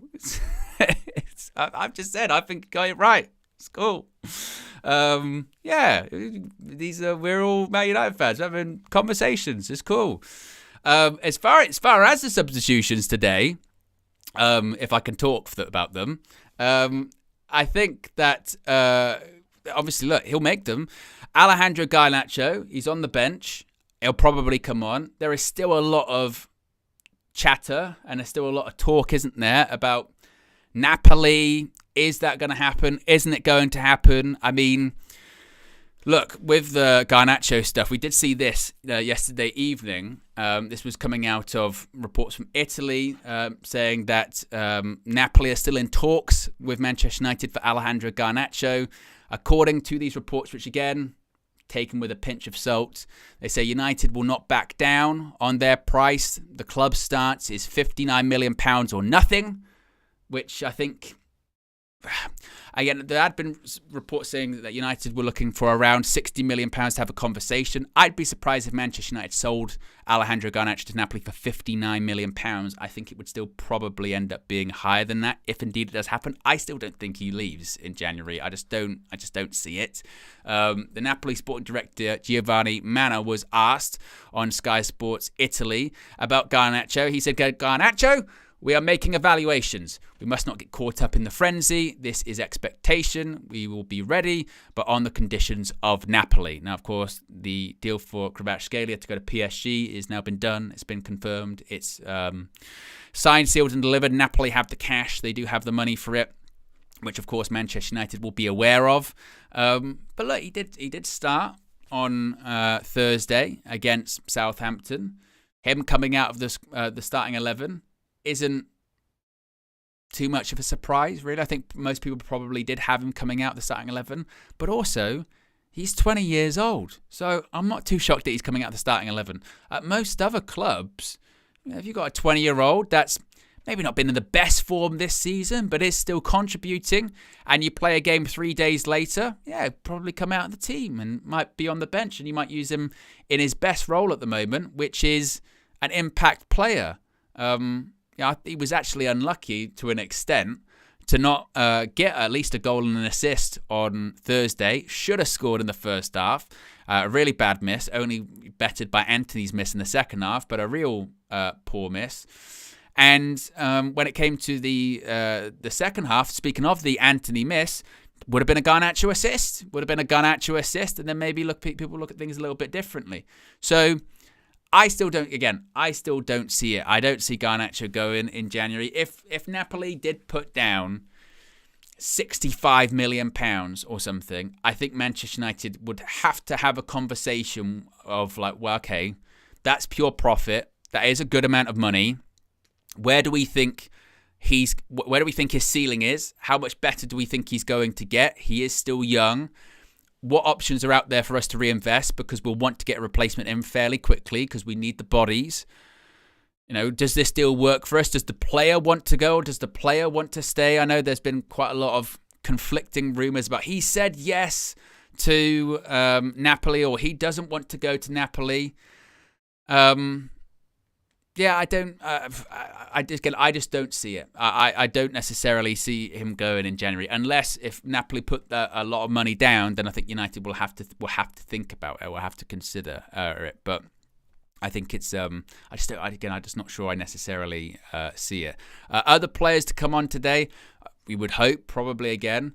Toby Collier would probably come on. Again, he's shown a lot of energy. I think he did well against Southampton, did well against Arsenal. Kind of thought maybe, he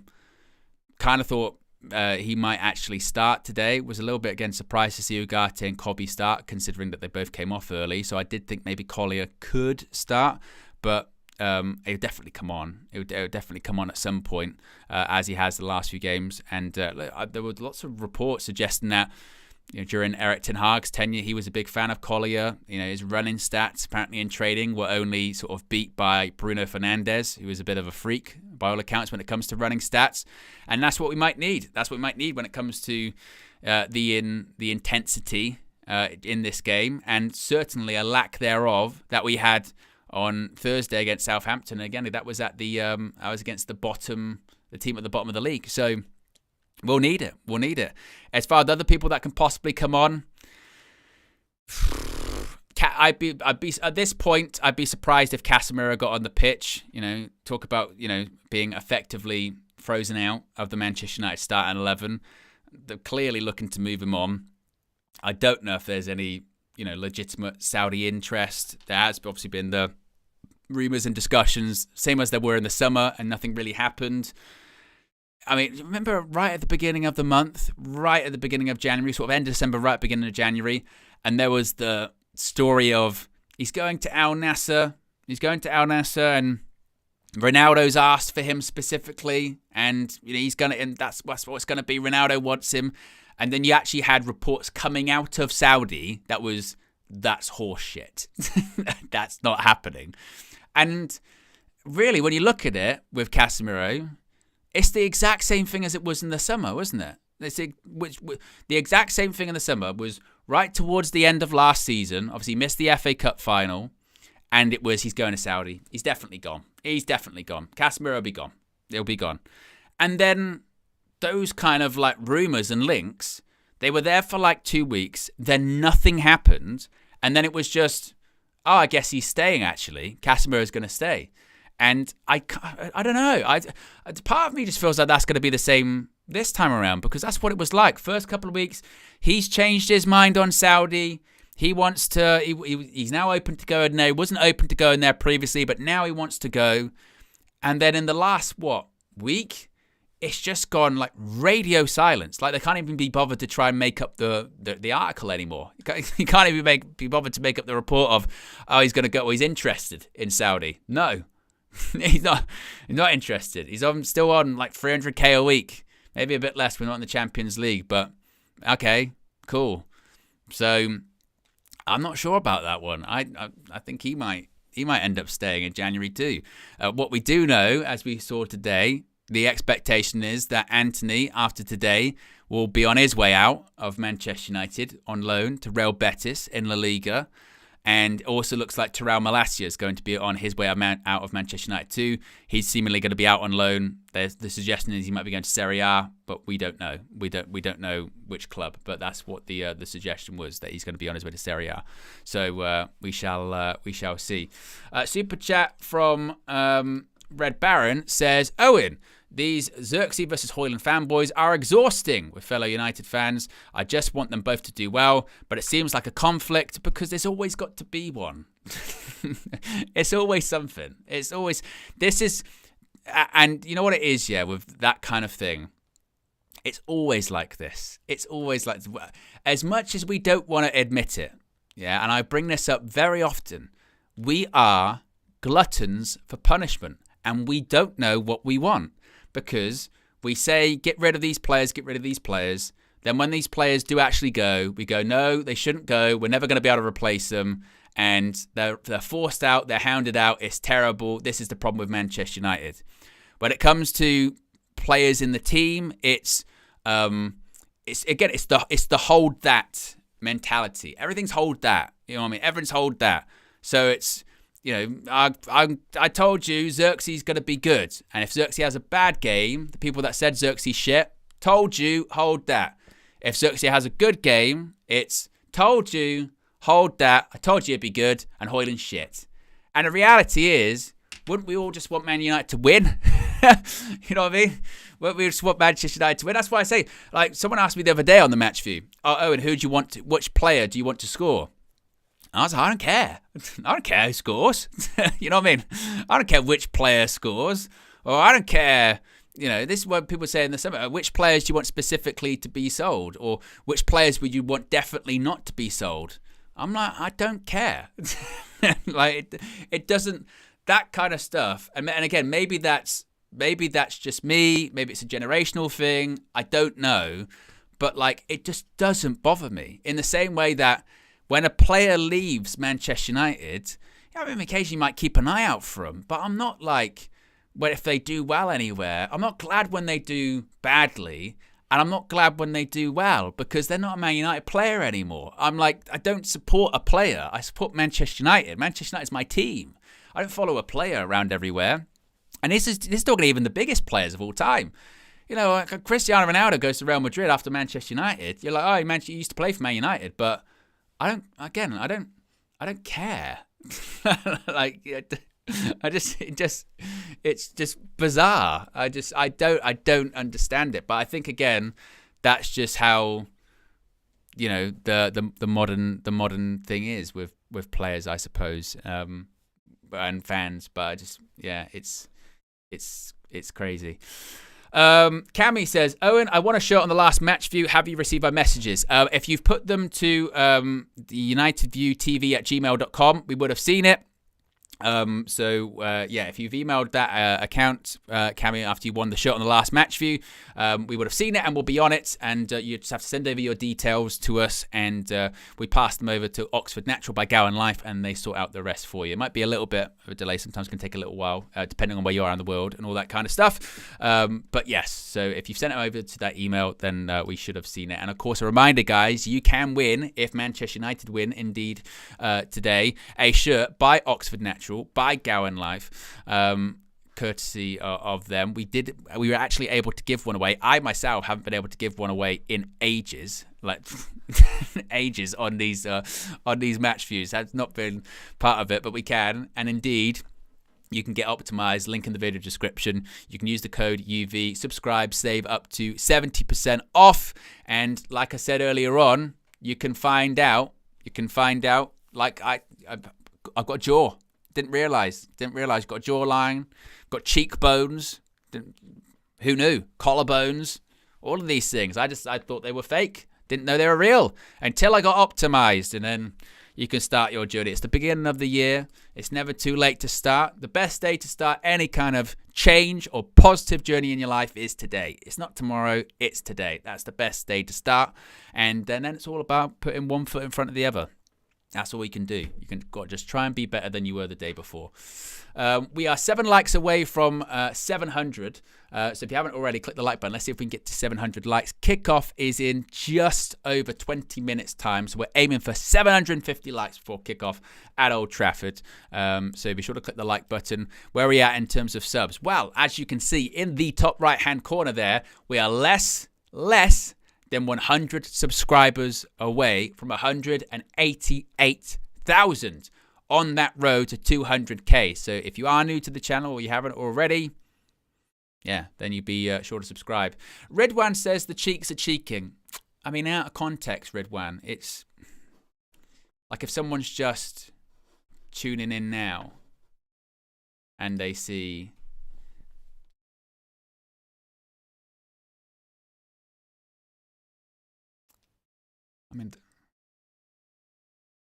not sure.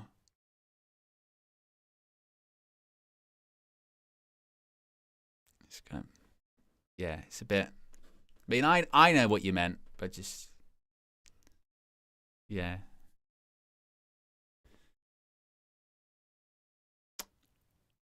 really. I think we'll just we'll get that. These, not the not the, yeah, we'll move that one on very quickly. Nathaniel says, 2 weeks to the Rumble, Owen. Can't wait to wave my sign in the crowd. Are you going to wave an Owen Wrestle News 365 crowd sign in the crowd? Nathaniel, if you do that, bloody hell. I mean, my goodness me, that would be madness. That would be insane. Yeah, that's good. I like that. I like that. And if you do want to, you can subscribe to my channel. Link should be in the video description. Someone will put it in the chat. Owen Wrestle News 365. There's a lot going on in that world at the moment. Aim this year is to hit 20k. We're on like 18.6, I think, maybe. So yeah, if you haven't already, be sure to subscribe to that as well. It's yeah, it'll be fun. He says he's up in the upper bowl. Won't see him, but I like the effort. I like the effort. If people are just tuning in and they'll be saying, Owen, what the fuck are you on about? I'll be like, wow, I'm talking team news. I can give you some team news if you want. Kickoff in under 20 minutes time now. At Old Trafford, in goal, we've got Andre Onana. We've got 3 changes from the team that started against Southampton, as we always know with Ruben Amorim. He does make a lot of changes during the match and prior to the match too. So we've got Andre Onana in goal. Free Bayindir. The movement continues on. Make it trend. Free Bayindir. We're going to see him next in the FA Cup, I guess, against Leicester at Old Trafford on... What date is it? Is it the 7th? 6th. I think it's on the 6th. It's on a Friday, by the way. Did you see that? That FA Cup game's on a Friday. Eesh. But at least you get a weekend, I suppose. But yeah, traveling to that game will be a nightmare. On a Friday, traffic through Manchester. My goodness. So yeah, Andre Onana in goal. A back 3 of De Ligt, Maguire and Lenny Yoro. Licha Martinez drops out of the starting 11. He is on the bench. Hopefully, Yoro can recover as a redeeming performance from the struggles that he had against Southampton on Thursday. Wing backs of Mazraoui and Diogo Dalot, who's back in after he got his red card against Arsenal at the Emirates, which was just so stupid, wasn't it? I mean, I saw on the match view that day, I was under the weather, but I saw Flex, totally lose his head. when doesn't he on the match view, let's be honest. But Lossie says, hopefully he remains calm, nothing silly today. And also as well, look, he's just been out of form, hasn't he? He's not been great. A bit better in his last couple of performances, but he's now back in the starting 11. The midfield remains the same, surprisingly. It's Manuel Ugarte and it's Kobbie Mainoo. I say surprisingly because Kobbie came off at half-time. Manuel Ugarte came off early in the second half against Southampton on Thursday. Was some debate, wasn't there, about who would start. Flex mentioned it on his road trip earlier on. He says, the midfield worries me because he wasn't sure he was going to start. Would it be Collier? Would it be Casemiro coming in? Would maybe Eriksen get a start? But Ruben's gone with his preferred, really. This is his preferred midfield pairing, isn't it? Which is Ugarte and Kobbie. In the 10s, no surprise, it's the captain, Bruno Fernandes, and the hat-trick hero from Thursday night at Old Trafford, which is Amad. I did see something on social media that he doesn't like to be called Amad Diallo or Diallo. He just likes to be called Amad. That's what he likes. Just Amad. So I saw that. I think it was... I want to say it was United District said that someone from the club had reached out to him and he just likes Amad. So just Amad, no Diallo, is going to be starting. Hat-trick hero, is he going to continue his run of form? The clutch player. He's a clutch player for scoring the goals. And, well, again, it feels like today, if we're going to score, it would be from Amad, wouldn't it? It's not going to be probably anyone. Amad, Bruno, maybe Xerxes. That's what it feels like. That's what it's going to be. So, I don't know. And then Joshua Xerxes starts at front. Deserved after 2 impressive cameo performances against Arsenal. Came off the bench against Arsenal. Came off the bench against Southampton. Game really actually turned when Xerxes came on. Hold-up play was much better. Link-up play was better. There was a concern, wasn't there, if he might get a ban after his celebration. I don't know if you guys saw that. He had a celebration a bit similar to prior celebrations of Ronaldo, Diego Simeone, that kind of clutching a body part towards the crowd, which some would say was vulgar and not good, but he's not getting a ban for it, so he's fine. So, yes, don't have to worry about that one. On Joshua Zirkzee starting, Ruben Amorim has said before the game, it's a whole, the tactical, technical, physical aspect. If you show good things in matches and in training, you will have the opportunity to start. That's what Josh did, and he's a starter. And it's pretty basic, really, isn't it? You know, it's pretty basic, which is... Yeah, he's done well in training, and maybe even more importantly, when he's come on during the last couple of games, he's made a difference. He's linked up the play well. He's looked like a threat, and he deserves to start. So you can't really say much more than that, can you? And I'm glad he does start, because there was a bit of surprise, really, wasn't there? There was a bit of surprise on Thursday when he didn't start. I think a lot of people thought he was going to start against. A lot of people thought he was going to start against Southampton. When he didn't, there was a lot of pushback, and then Højlund didn't play very well either. So, yeah, I think I'm glad that Zirkzee does start today. Ruben Amorim on facing Brighton, he said, we have to be tough on this pitch. They already have a history of playing together. You can feel some things from this manager, some things from the last manager, and the connections between them. Of course, as I mentioned, there's also going to be a tribute to the late Dennis Law before the match begins. Of course, he passed away this week, sadly. There's going to be a wreath being laid, black armbands being worn by the United players and staff, and also a minute's applause before kickoff too. A couple of members chats and super chats here. Be sure to get those in too. As you can see, when you do, stuff pops up on the screen as always in the match views. MXG's been a member for 26 months. Appreciate the support. Says, morning to everyone from Chicago. Working in negative degree weather outside, listening to the match view. Big ups to you, Owen. Let's get this W. Big up to you, MXG. Hope it's not too cold for you. Hope you're wrapped up warm. I mean, obviously, in the Windy City, you'll be more used to it than most of us in the UK. It's cold where I am today. It's around 0. It feels like -5 according to the weather app where I am. So it's a bit chilly. I've got my slippers on. I'm wrapped up nicely when it comes to my fail forward hoodie, as you can see right there. Links in the video description. It's also pinned in the chat. Use code UnitedView FF 20% off. But big up to you, and man, make sure you're wrapped up warm. Hopefully it's gets a win today, which warms you up. Item Panda with the super chat says, we're wearing Bruno down again. The only one to play 120 minutes plus 95 minutes 3 days ago. Well, of course, we've got a game on Thursday, don't we, against Rangers in the Europa League, which we still need to pick up points, need to win. We want to get in that automatic spot to cut down on our games, and it'll be interesting to see just how strong of a squad, or a team rather, that Ruben Amorim does go that. Of course, he has been rotating a little bit with those Europa League games.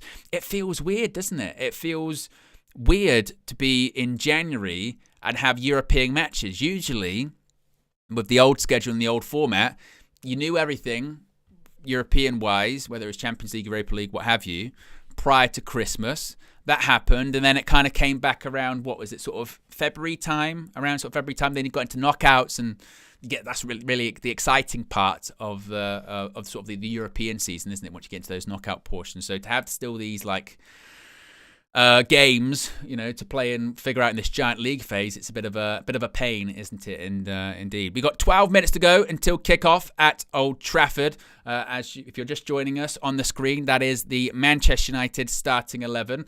We've got still 1,400 people watching, which is fantastic. We're over. I tell you what, we are smashing targets today. We're absolutely smashing targets because we wanted to get 750 before kickoff. We've already done that. We're at 761. Let's see if we can keep going. Let's see if we can get to 800. I mean, I think 1K in 11 minutes is maybe a bit of a stretch. I don't know if we've got that potential in us. I'm not sure. But if you haven't already, click the like button. Let's see. Anything's possible. Anything's possible with the UV community today. We're up for it. We're ready. Also, a reminder again, it's not a televised game, this one. So people are going to be at different points. People are going to be at different parts of the of where they're watching it. So use the timer that we'll have on the screen, and you can sync up as best as you possibly can. Of course, as I mentioned, here in the UK, you won't be able to watch the game. It's not televised. Today. Hopefully I don't know when the next Premier League rights fee negotiations is. It's like 4 or 5 years, maybe, or 2 years, maybe. I can't remember. What they've got to do, and I know I say this every time, we have a game like this. And look, as Manchester United fans, we're very fortunate in the sense of here in the UK, more often than not, Manchester United are on the TV. Very rarely are they not. But what they need to do, the Premier League, just make a Netflix app, style app, and just put them all on there, yeah? And you pay a subscription fee, because let's face it, they could charge what they wanted. They charge literally 15 quid or whatever. You'd be like, oh, yeah, okay, cool. I get to watch all the Premier League games whenever I want. Yeah, it'd be one of the biggest streaming platforms in the world, wouldn't it? That's what it would be. Just do that. Obviously, I know they have the concern over here in the UK about it'll affect attendances and blah, blah, blah. It'll be sold out anyway. It's not going to affect attendances. It will be. It's just silly, isn't it? It's just silly. But money talks, bullshit walks, all that fun stuff. We're 180 likes away from 1K, by the way, if you haven't clicked the like button already. As far as the opposition, as far as the away team coming to Old Trafford today, Brighton, that is their starting 11. It's 4-2-3-1. They've got Verbruggen in goal, Veltman, Van Hecke, Dunk, Estupinian. Better, much better. We've got Ayari, Baliba, João Pedro's in the 10. Sometimes plays up front, but today he's in the 10. We've got Minter and Matoma as the wide players, and Danny Welbeck, former Manchester United player, homegrown player, academy player. Never sell them, ever, because we would never. In our history, we've never sold academy players. Never. We would never do that. The biggest crime with the Danny Welbeck one is the amount that we sold him for. It wasn't a huge amount of money, was it? But you get my point.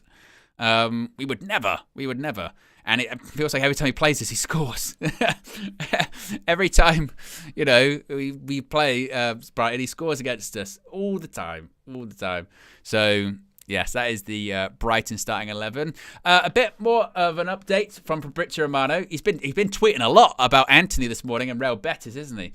He's just tweeted once again the last 10 seconds. He has said, all parties involved in the Antony deal are expecting this to be his last game for Manchester United this season.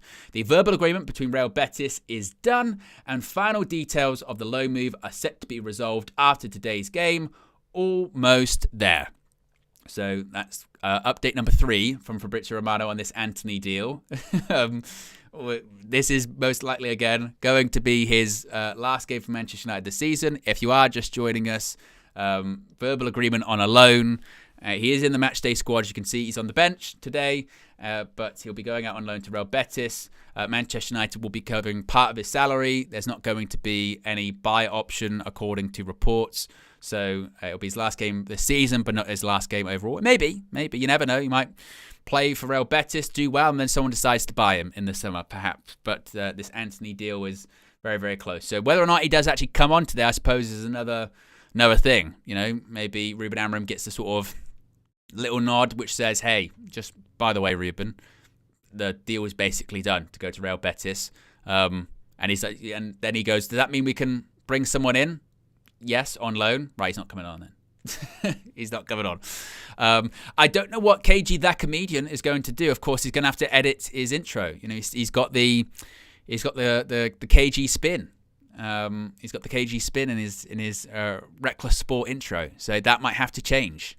I'm not sure what he's going to do for that one. He's going to have to get out his editing skills, whether he can do it or not. I'm not sure. And we're less now than 150 likes away from 1K likes. We are 7 minutes away from kickoff at Old Trafford. What was the last game? I did an untelevised game. Was it Bournemouth? Bournemouth was untelevised on a solo match view, wasn't it? Yeah, it was Bournemouth, and that was not televised, and that didn't go well. that didn't go well in terms of the actual, in terms of not winning the match and what have you. So yeah, look, we beat the judge, right? We beat the judge on Thursday, and no more of the judge, no more of the KG's not in the country. Owen's in on the solo match view. I started off the one on Thursday by saying, look, yeah, it doesn't matter. Yeah, we beat it. If there was ever a time to beat the judge, it was Thursday. It didn't look like for a really long time on Thursday that it was going to happen. In fact, it looked like the jinx was I mean, beyond a curse, didn't it? It looked so bad, but it's fine. So they're just actually at the moment, they're just having playing bagpipes coming out. Of course, this is part of the tribute that they're paying to Dennis Law. So we can switch to this. And I'll make sure my timer is ready as well.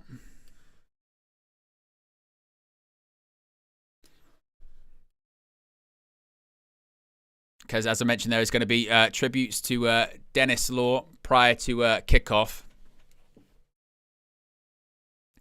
As the Manchester United and Brighton players emerge, the captain, Bruno Fernandes, is wearing carrying a wreath.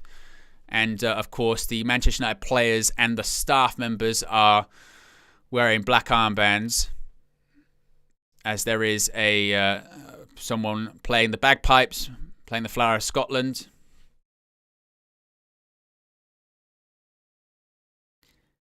As United will pay tribute to the lawman, a third of the United Trinity, icon, legend, hero, former Ballon d'Or winner, league title winner.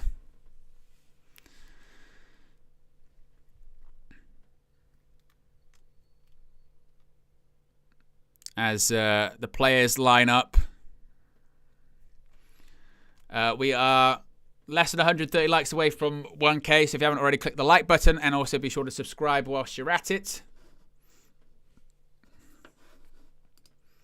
as we make sure that we have everything set up and ready to go.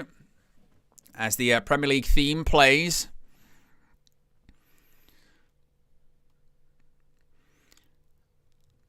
come on, United, no funny business today. Honestly, I swear.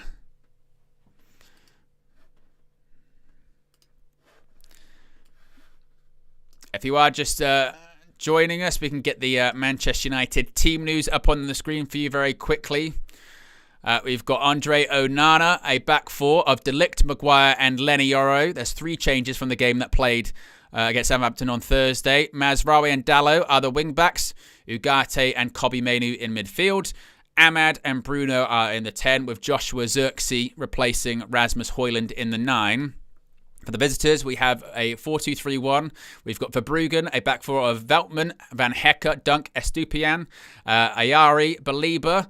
We've got Minter and Matoma out wide. João Pedro in the 10, and former Manchester United striker Danny Welbeck plays up front for the visitors today.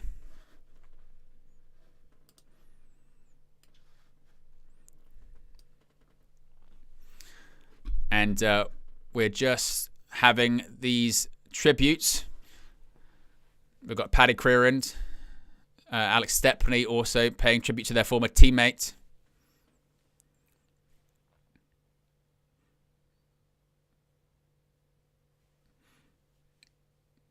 There is Paddy Crerand, look at him. Brian Kidd also there as well. Former Manchester United player and assistant manager.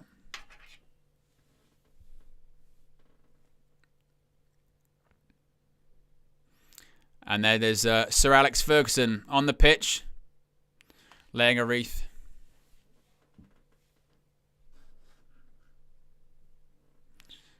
There's just a reading that is being said right now, which we'll remain silent for.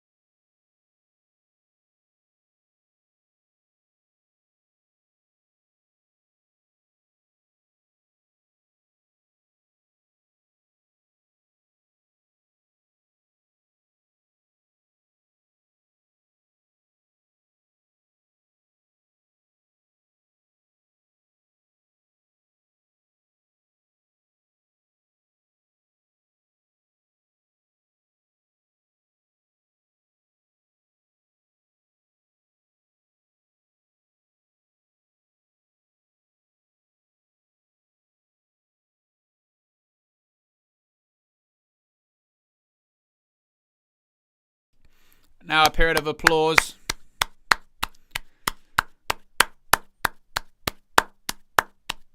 After a poem read by the Manchester United Stadium announcer.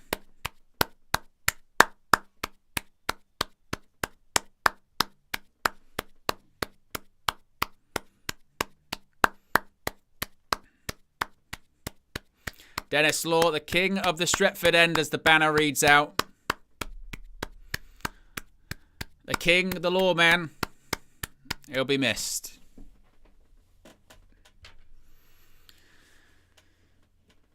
A wonderful tribute to a wonderful man, a wonderful player, an icon. And Sir Alex Ferguson with a hug to Danny Welbeck before the match kicks off. Manchester United with the huddle. Obviously, a bit of a delay for a kickoff with the tributes.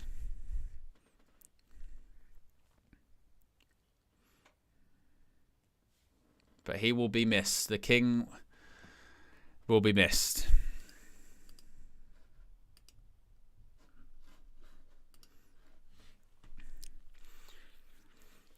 Right, we await kickoff at Old Trafford. It's going to be Brighton getting things underway for us. Come on, United. Can we start believing again? We're less than 100 likes away from 1K likes, by the way, guys. If you haven't already, click the like button. 95 to go. And also be sure to subscribe as well whilst you're at it. And we're off at Old Trafford. Of course, a period of time which we thought, we thought it was going to be a while before we got a positive result, didn't we? But we've got some. A draw against Liverpool. Knocked Arsenal out the FA Cup. Didn't play great against Southampton. But let's see how this goes. Andre Onana passes it out to Matthijs de Ligt in the opening 30 seconds at Old Trafford. Mazraoui. Nice little flick that by Ugarte. Bit of a short pass. Mazraoui though gets it back. That's good. Ahmad. Of course, got a hat-trick. He's actually out really wide, isn't he, there? Really out wide. Almost looked like he was in the right wing-back role there for a second. Obviously, just to clarify, it is Mazraoui on the right. Ball nearly in behind to Dalot. That's a block. That's going to be a Brighton throw. We even got a Ruben Amorim celebration, didn't we, on Thursday? Rare from him. Doesn't always do the celebration. It was more just his celebration's this, isn't it? Early, and if we score early, it's nothing. He just carries on. But if it's later on, just that.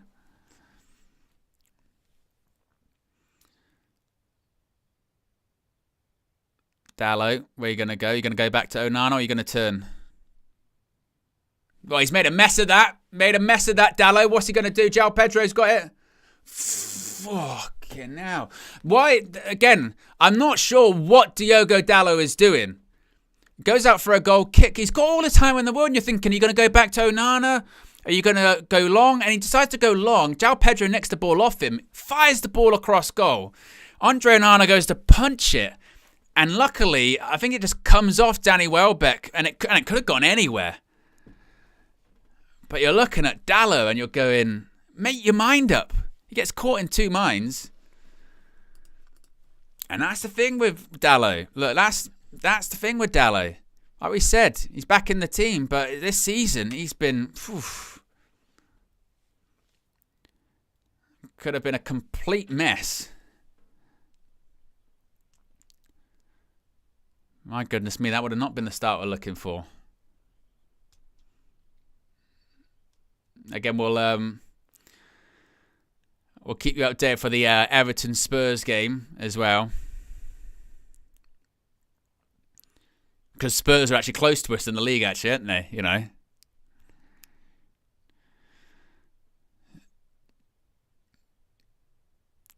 So in terms of the centre-backs, we were right in the prediction that it's indeed De Ligt at right centre-back, Harry Maguire in the middle, Lenny Yoro's at left centre-back, and Matoma's got the ball. Look at that, good switch. Veltman, Brighton have started off pretty fast. Passes it back. Van Hecker. That's a poor pass. It wasn't the best pass, Lewis Duncan. You're thinking again, just press.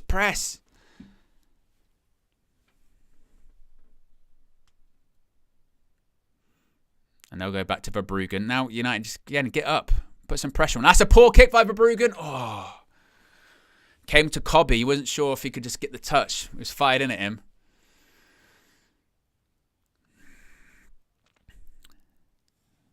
But, I mean, again, this is what I was saying about the players, isn't it? We know these players. That's a ball over the top. Matoma, he's in. He's through on goal. He's one-on-one. There you go. Didn't take very long. Didn't take very long at all. Brighton 1-0 up. Didn't take very long at all. Signs were all there. I said Brighton has started fast. As soon as I saw Dallo in that last chance a minute ago, as soon as I saw that, I went, here we go again. That's all it took. And literally, it's one ball over the top. Matoma's in, and he stays composed. If it's one of our players in that position, I don't even necessarily trust him. But ball in, ball over the top. Let's have a look. Is he onside? I think he's probably just onside. Bends his run. Mazraoui can't get close to him. And I tell you what, just lays it off. Easy. Finds Minter, puts it across, tap in, cut back, done. One ball over the top. One.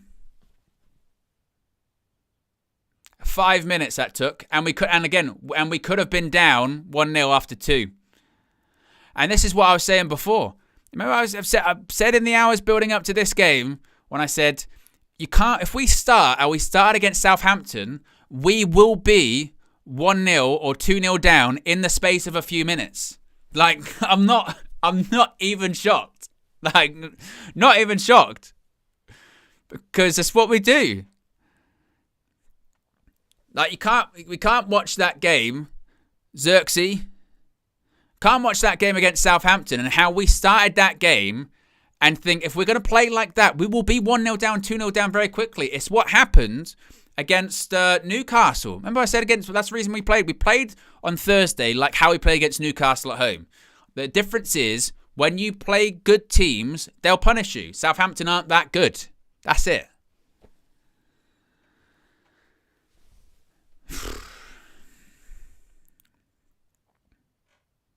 All it took. That's all it took. A Man United throw. Brian made a mess of that.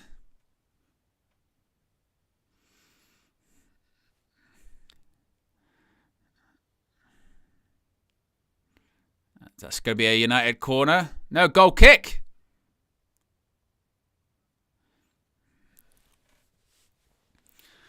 But the number is, I'm just not even shocked. I'm not shocked. Because, again, watch the games, of course. Yeah, by the way, it's clearly a United corner, by the way. Yet again, a terrible decision by the referee, and it's Hare Island going on there. Nearly as bad as the one on Thursday that they said didn't go out. And here come Brighton again.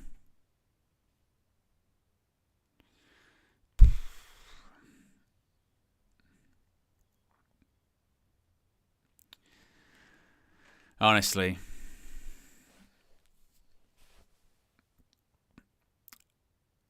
Dunk. It's a ball in behind again. Again this time he is offside. Fucking hell. Right, that's twice now. They've scored from it once. That's twice in behind. Clearly, they're trying ball over the top to Mitoma. So just watch it. Oh. I said earlier on as well, didn't I? About, the last few years it's been the battle between Matoma and Wan-Bissaka. It's Matoma versus Mazraoui today. So far, Matoma's winning. Harry Maguire just hoofs it to nobody. And Brighton have the ball back. Oh, well, luckily they put it out for a Man United throw. But, my word. Mazraoui with the throw to Delict. Eminem says, yeah, so I broke my dry Jan. Only a few minutes into this game. Delict.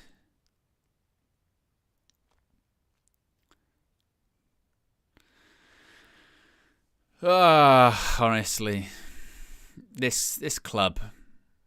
This team, this place. That's why I said I don't trust them. I don't trust these players. I think, in fairness to Flex, he did say on the preview, didn't he? He said that we'll go 1-0 down. He said we'd go behind. I don't know if he was necessarily expecting after 5 minutes, but did go 1-0 down. Ahmad.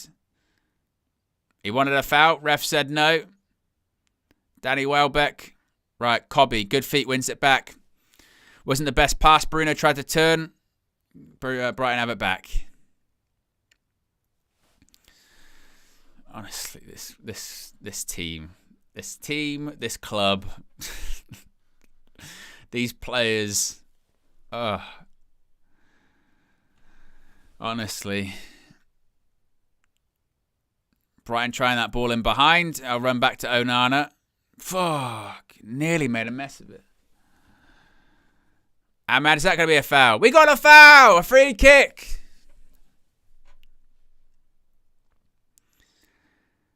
Ten minutes gone. Man United 0, Brighton 1. Conceded after just 5 minutes. Minter is Lenny Yoro. And again, this is what we do. We'll just now, Brighton get back into their shape. We'll pass it around the halfway line a little bit. Pass it amongst the back three, back five. Don't really know what to do. Lenny Yoro, he'll go back. There's Maguire. Probably go to Delict or Onana. Right, goes Ugarte. He'll go to Delict. There's not roughly anything in front of Delict. He's going to try a ball over the top. That's a better one to Xerxes. Everton have just scored their 1-0 up against Spurs. Xerxes loses the ball. Wins it back. All right, it's not a foul. Puts it in the box. I thought the ref blew a foul for a second. Oh, that's not a foul. Well, there's early goals throughout the Premier League because it looks like Everton are 1-0 up. Obviously, Brighton are. I think a Forest 1-0 up too.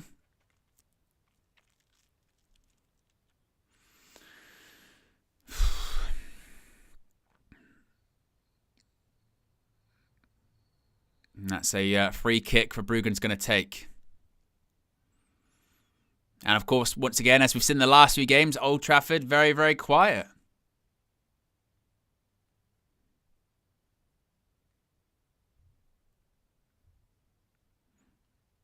Delict wins that header.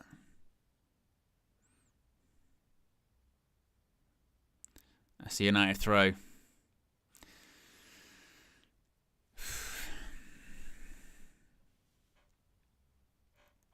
Here's Delict.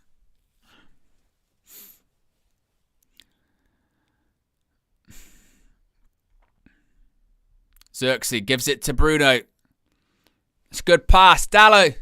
Is that going to be a foul? It's got to be. No.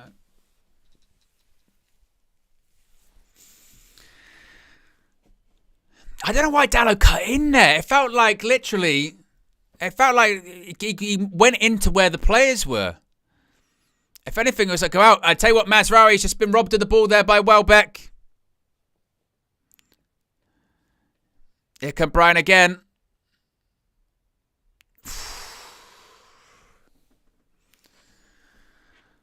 I want to see a replay of at least the tackle on Dallo.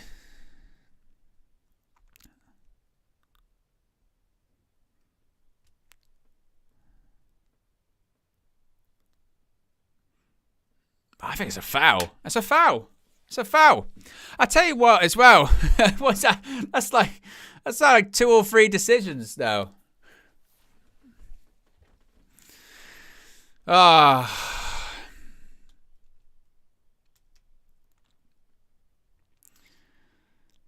And obviously, the concern is about how he get easily done on transition too.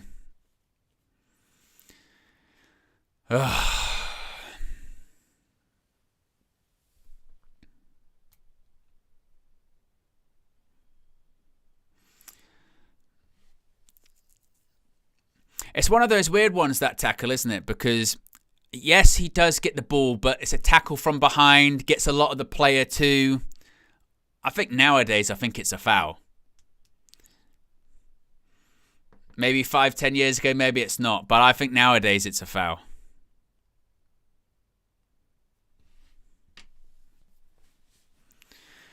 Ugarte gives it to Lenny Yoro.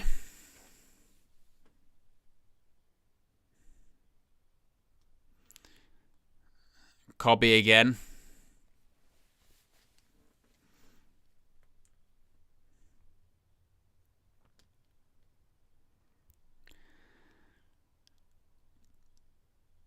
There's Delict. Oof, nearly went out for a throw there for a second.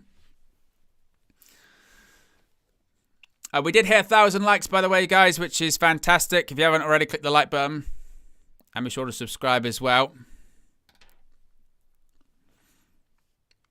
Ahmad, Cobby.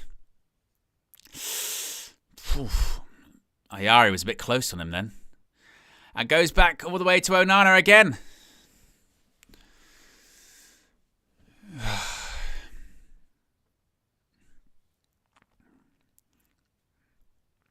Xerxes. See, that's a better pass by Dallo there. Forward pass. Make something happen. Oh, who was that? There's Bruno. See, that's the kind of stuff which, again, you talk about Bruno cutting out of his game. That's normal, Bruno. Last couple of games, you got disciplined Bruno Fernandes going on. You got disciplined Bruno, who's not getting too carried away, making sure he's doing the right passes. That one there is just, let's just ping it forward. Why not? Let's just ping it forward. See what happens. And you go, no, Bruno, you can't do that. You know, just no, don't. Peak Bruno, peak Bruno Fernandes. But yes, Manchester United 1-0 down at Old Trafford. Doesn't rain, but it pours. But that's the Manchester United captain for you. That's Bruno Fernandes. And also, just again, how just we look so vulnerable, don't we? Just look so vulnerable on transition is very alarming indeed.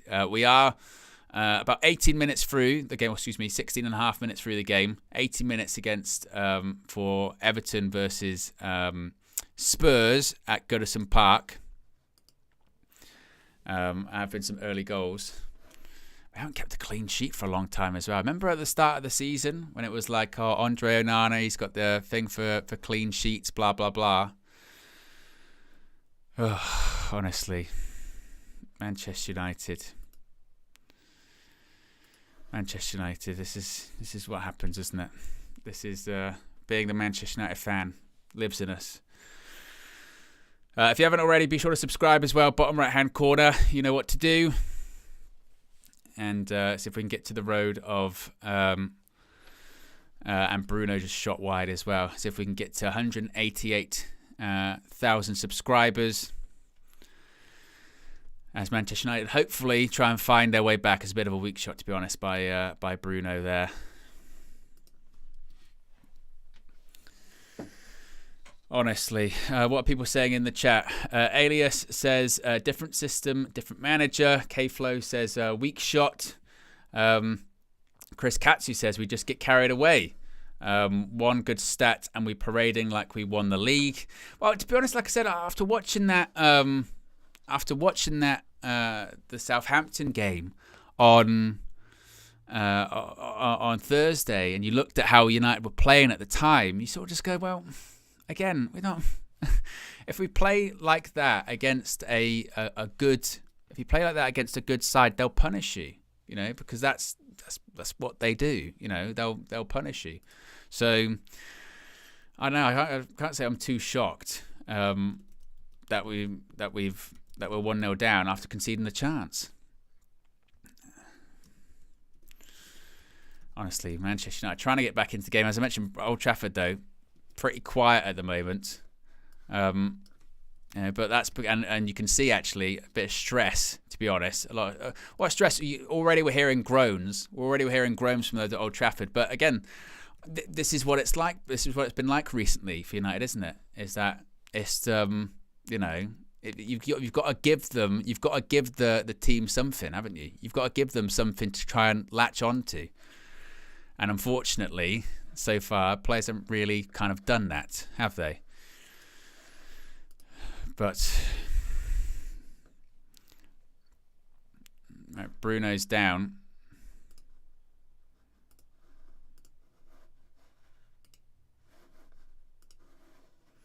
Let me sync my clock back up.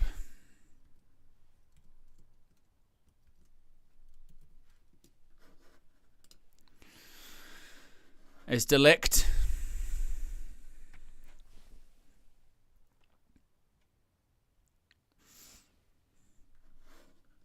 Lenny Yoro.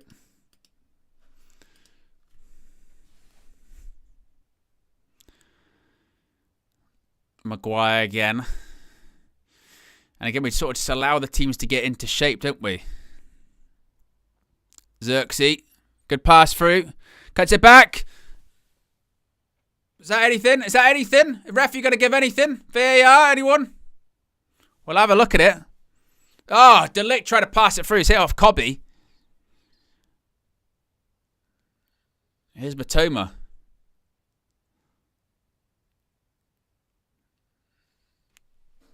Is VAR going to have a look at it? No? VAR going to have a look? No? Maybe? Anything? Well, there you go. That's got to be a penalty. Surely that's got to be a penalty. Given. Oh, God. I wasn't sure about the Ahmad one for a second. Eventually, it's a foul on Joshua Xerxes instead. It took a while. I mean, it looks like a complete... And to be honest, it's the only way we've actually had like half chances in this game is from Verbruggen or the Brighton defence giving the ball away. They've done it a couple of times in this game. A couple of times in the first 20 minutes, they've done sort of shitty passes. And the question is that a red card? I mean, it's a clear penalty. He tries to give him in a headlock. Clear penalty. It's a terrible pass by Verbruggen, and then again, is that a red? That's pretty cynical. I don't know what the double jeopardy rules are. So it's a yellow card he's given to Belieber. Right, we've been given a gift. We've been given a gift in this one. And been amazing.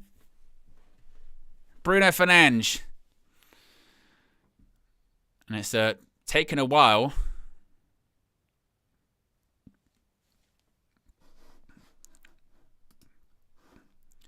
Taken an age to get to this.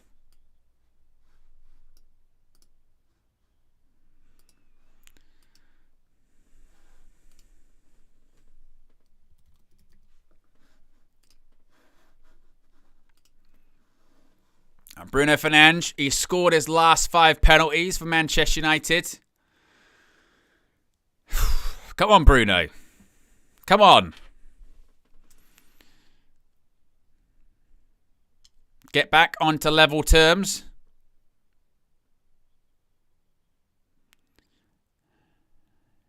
Bruno Fernandes.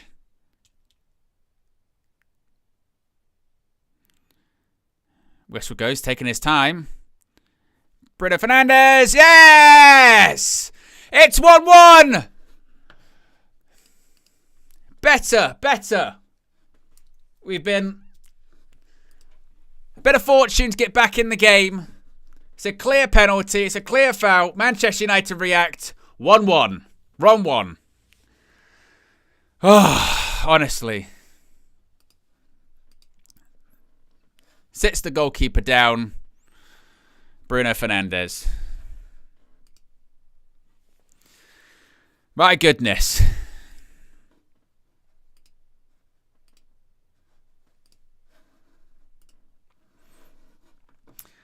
Someone said, Owen, you're well behind. It is what it is, isn't it? Unfortunately, guys, you know, it's part of the issue of being in the UK watching these games, isn't it? You know. But Bruno Fernandes levels it up for Manchester United. The Manchester United captain gets the job done.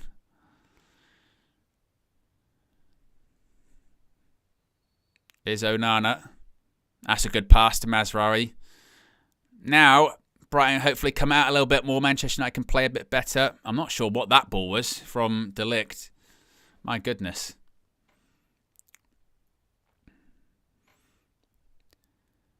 But back on level terms after an early Brighton goal.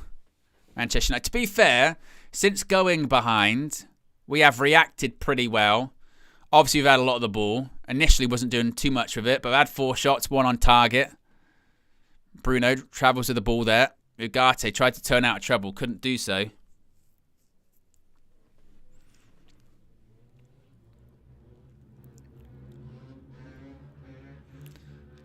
Now, a bit more noise at Old Trafford. A bit more atmosphere. But like I said, really, in this game, some of United's sort of best stuff, or most threatening stuff, has come from Verbruggen or Brighton trying to pass it out from the back, and it's not been amazing from them.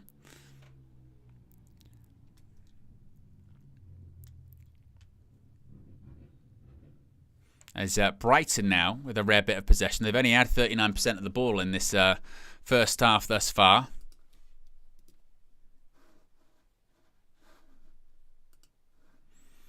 And Onana clears the ball long.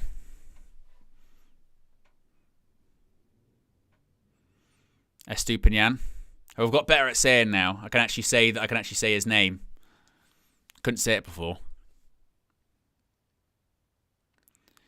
Brighton with the throw though. Nearly 25 minutes gone. 1-1. Bruno Fernandes level from the spot. We go long quite a lot, don't we? We play out from the back and we just go for that long ball. Oh, I tell you what. Everton hit the post against Spurs. It was Kinski tipped it onto the post. Good save. Look at that. That was a good save in the Everton game. Still 1-0 to Everton in that one. 1-1 at Old Trafford. What does the table look like as things stand? Still in 12 as things stand. If we were to win, we'd go up to 11th. The heavy heights of 11th.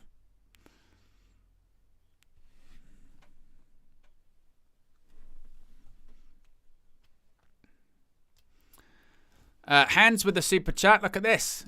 Says, wearing the United jersey I won from the United View live draw a few weeks ago. Big up, Owen. There you go. Big up, Hands. Glad you got it safe and sound. Of course, if Manchester United win today, then one of you might be able to win as well, courtesy of Oxford Natural by Gowan Life. Big up to you, Hands, and appreciate the super chat. Ayari's down for Brighton at the moment. So there's a stoppage of play. Oh, I tell you what, it is a nasty landing. Oh, that will take the wind out of you, brother. Oh, yeah, you might need to catch his breath just a smidge, I think.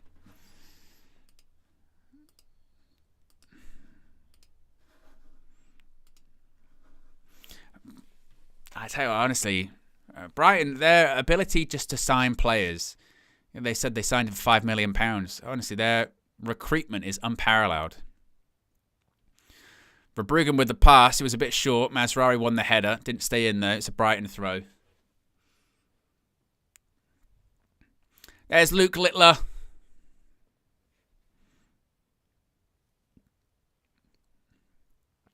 PDC World Champion. Everton 2-0 up at Goodison Park. Ange's done, isn't he? He's got to be.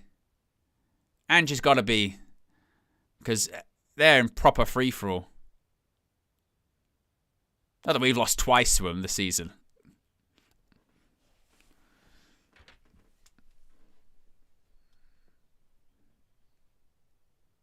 Forest now 2-0 up.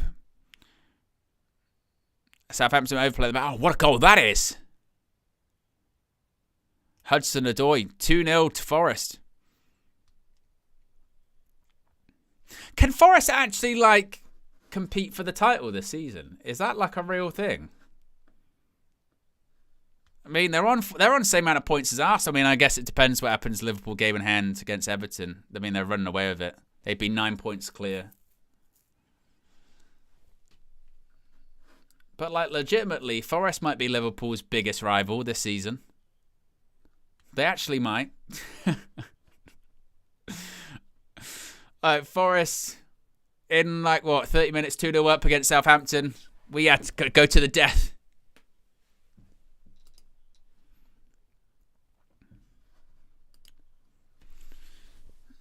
I think everyone, we're just vicariously living through Forest, aren't we, at this point? We're 25 likes away from 1,100 likes. If you haven't already, click the like button and also be sure to subscribe.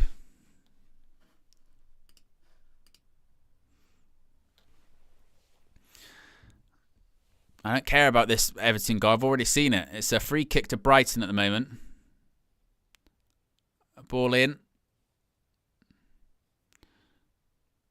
Manchester United deal with it. I don't care about this Everton goal. I want to see the Man United game. I've got tiny screen going on. Much better. Here's Lenny Yoro.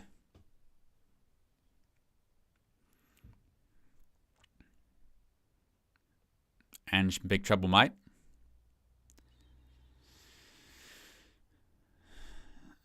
Ugarte.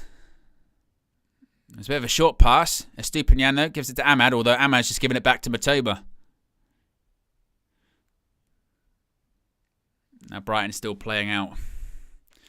Well, certainly we don't feel as vulnerable as we did several minutes ago. I mean, at the opening sort of 10 minutes, I thought, here we go again. This is 2-3-0, shitty defending, shitty start.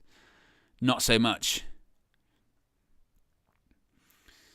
But there have been 2 goals in each of the games that have been the 2 o'clock kickoffs in the Premier League today. 2-0 Everton against Tottenham. 2-0 Forest against Southampton. And 1-1 in this game between Manchester United and Brighton and Hove Albion. Danny Welbeck, you can get that, Cobby. You can get that. Brighton managing to play out. The United pressure was there. They just managed to play through.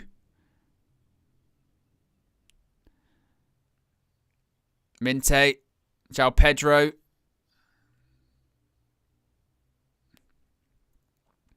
Lewis Dunk.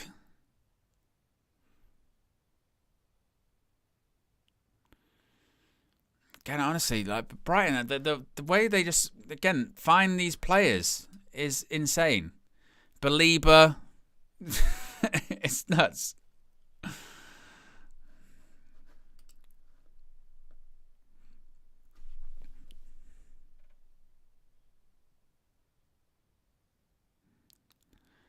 Mazraoui.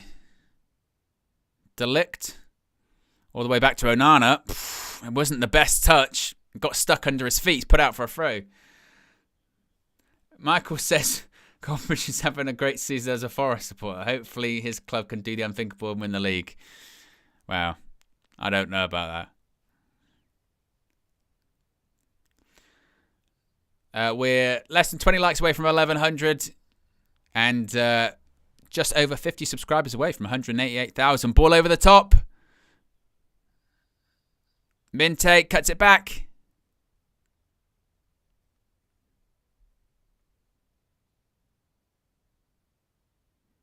Oof. Lenny Yoro does well, wins the ball.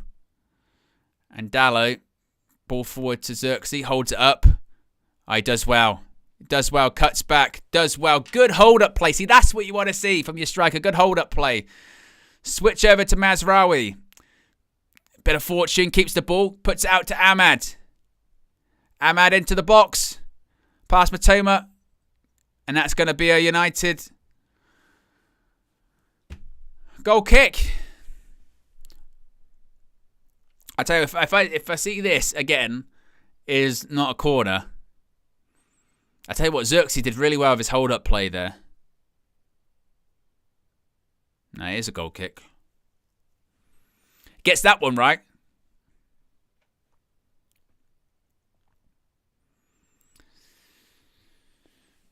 Still 1-1. Less than 15 to go to half-time.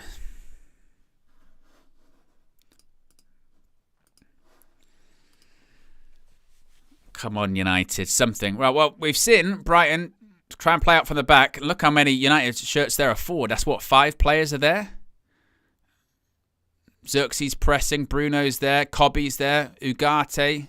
Ahmad. And look, it's worked out. Look how high up Maguire is. Wins the ball back high. That's what we want to do. Push him up high. Clearly, they're not great at playing out from the back. That's how we've got our penalty. That's how we've got some chances. Keep pushing them high. That's what we've got to do. Keep pushing them high, and we can get something out of it. We can get something out of the game. Otherwise, otherwise, I don't know. Otherwise, I don't know if we can. But so far, that's clearly now, I guess, the new tactic from Ruben Amorim and from Manchester United. Here's hoping that it works.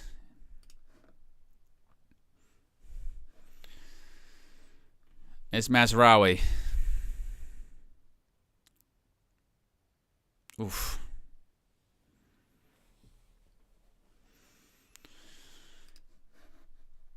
That's going to be a throw. Brighton throw in. 7 likes away from 1100. Estupinian with the throw.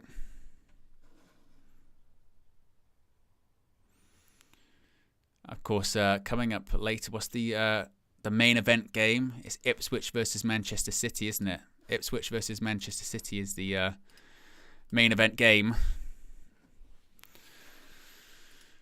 And again, just the hope would be that Manchester United, no funny business. We've been able to come back. We're on level terms, equal terms.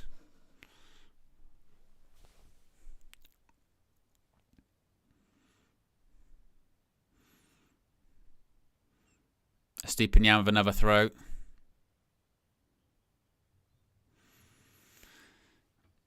They say Delict with the foul.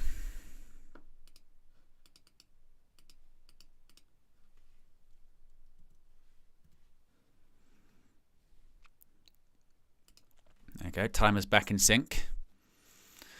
Always the way with these untelevised games. You never know what you're going to get.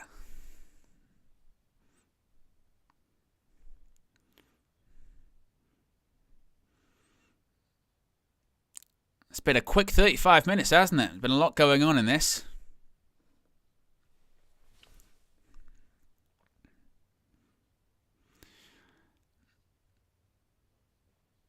And they're just trying to wait for the right time to press Brighton out from the back or then go back into their shape.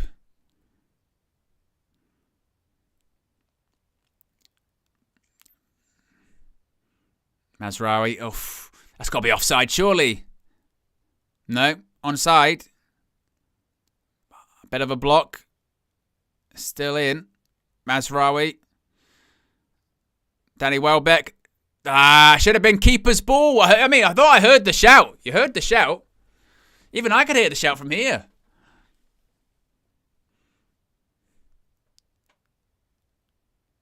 I heard a big shout from Onana, but Maguire clears it. Biggie Third says Mazraoui is on full bozo now. He is infected. Now, they all do eventually, don't they, in the end? Ugarte. Xerxes. Out to Dallo. Travel. Good recovery tackle in the end from Minte.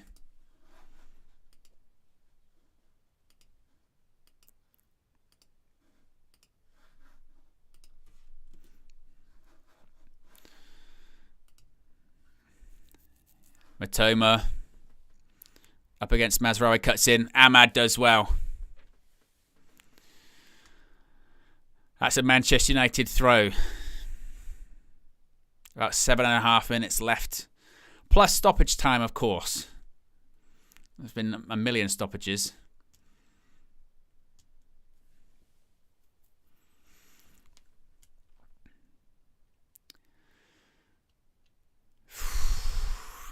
It does feel like there are chances in this game for both. This is a difficult one to call. Because obviously we know the fragility and frailty of United, but they'll give you chances, Brighton. Particularly when they're passing out from the back. It looks like United have kind of recognised that.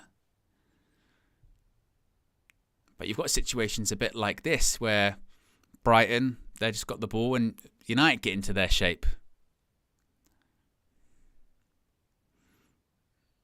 Ayari is advancing with the ball. Is that going to be a foul? That was a foul on Harry Maguire in the end.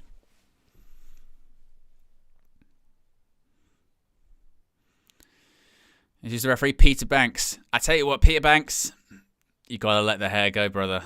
And this comes from someone that's losing their hair. Yeah, it's gone. He's got the ultimate hair island going on, hasn't he, that ref? My goodness.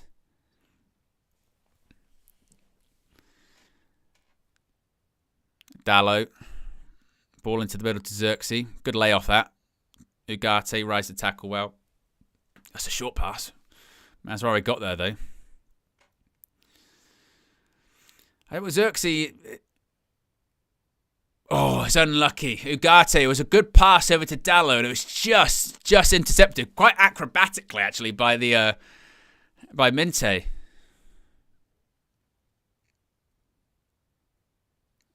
Ugarte again. Ahmed through on goal. Ahmed Diallo. Flag goes down. Diallo. Ah. He went round the keeper, cuts it back. Oh. Now the flag goes up. Fucking. Well, I'm half glad because I thought, oh. See how far off he was. Yeah, he's offside. Whoa. It's tight.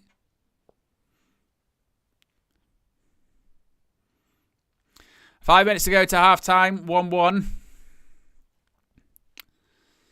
An early Brighton goal ruled out by a Bruno Fernandes penalty. And you know how it works for United nowadays. For us to get a penalty, it's got to be something significant. Joshua Xerxes got a headlock. Someone's bleeding in the Everton-Spurs game, a Spurs player. It's been busted wide open. Wearing the crimson mask. That was an American accent, if you weren't aware. I know, how I haven't got any Hollywood roles, I don't know either. It's probably the looks. João Pedro.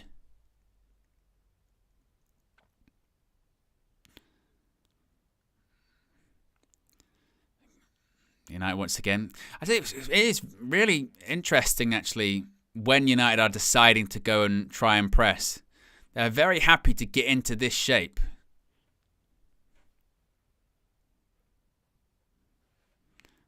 That kind of like 5-4-1 that they're doing.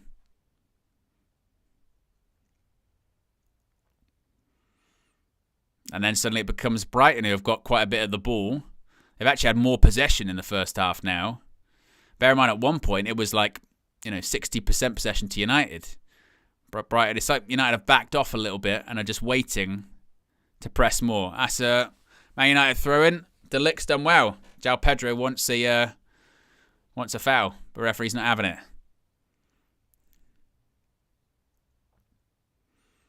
Yeah, there's nothing in it. There's nothing in it. He's not going anywhere. Good decision by the ref. Mazraoui again.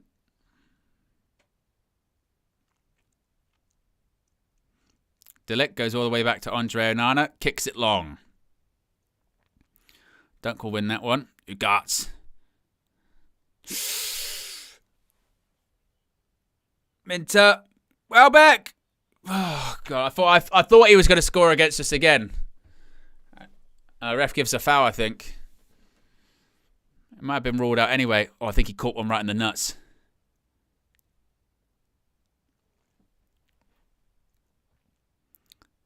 Let's have a look.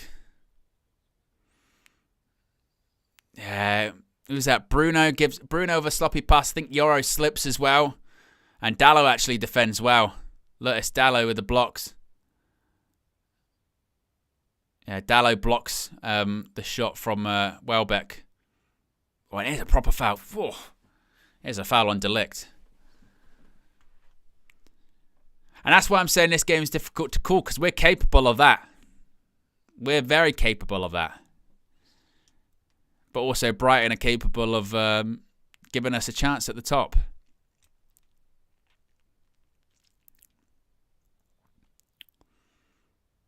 They're saying that's a Brighton throw.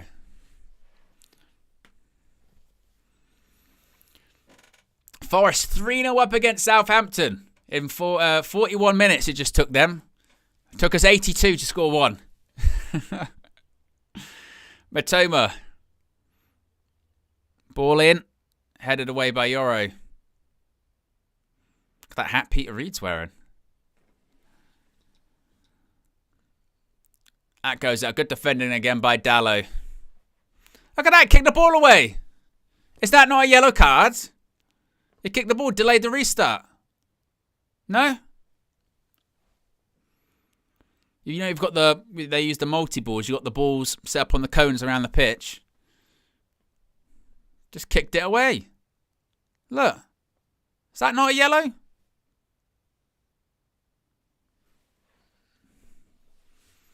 I thought the rule had changed.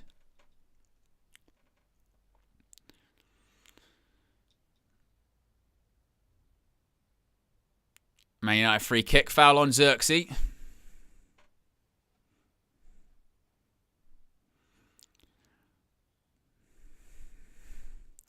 Fairness, I do think United, after going 1-0 down, did react fairly well.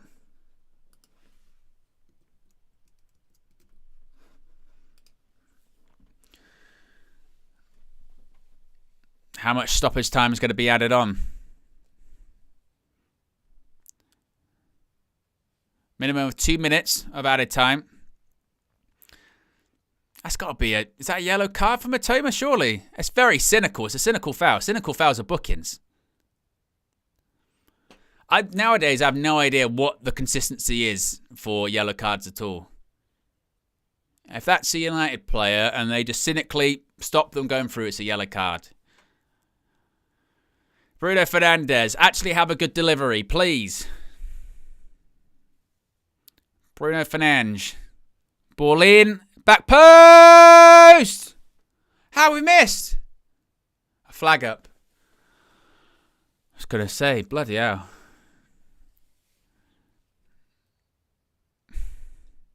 Okay. Maguire's onside. I think it was the Yoro one would have been. I mean, 2 Brighton players went down.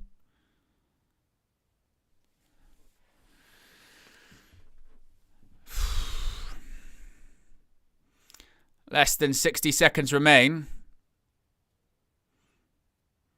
Fabian Hurtzler arguing with the 4th official. Ruben Amorim trying to get his players going again.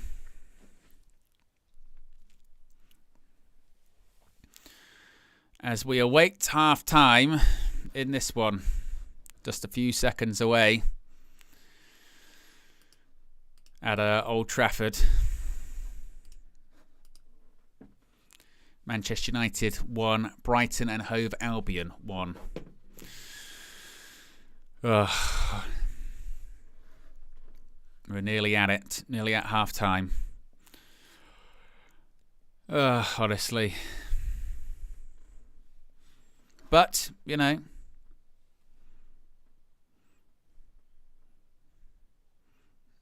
João Pedro's down again. He's holding his nuts too.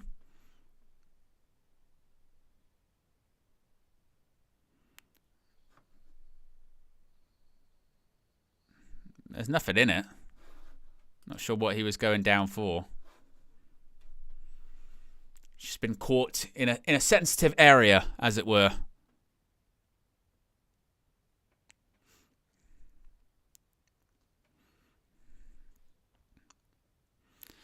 as we await half-time. Bit of a delay because of the stoppage in stoppage time.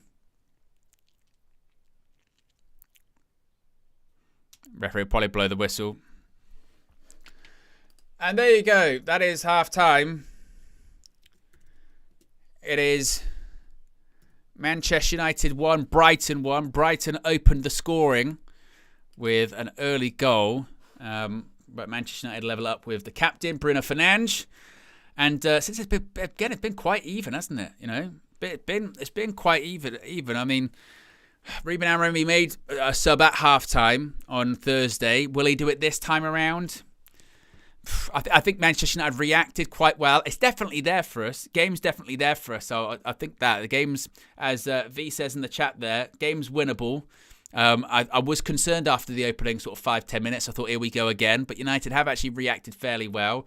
It's even. Brighton just shading it with possession. And I think actually that's because United have sort of dropped off a little bit. They've allowed Brighton to have the ball because they've kind of realised actually United's best chance to get something out of the game is actually giving Brighton more of the ball because sometimes they're passing, particularly out from the back. If you can get Verbruggen on the ball, a couple of times we've seen it in that half, he might make a mistake and we can pounce on it, or they might press from the front. So I think that's certainly sort of a game plan.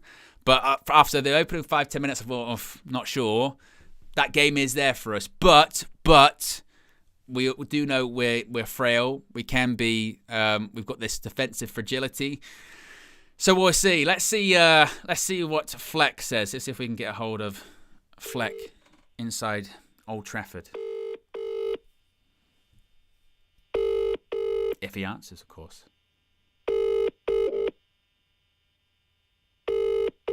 Maybe he won't.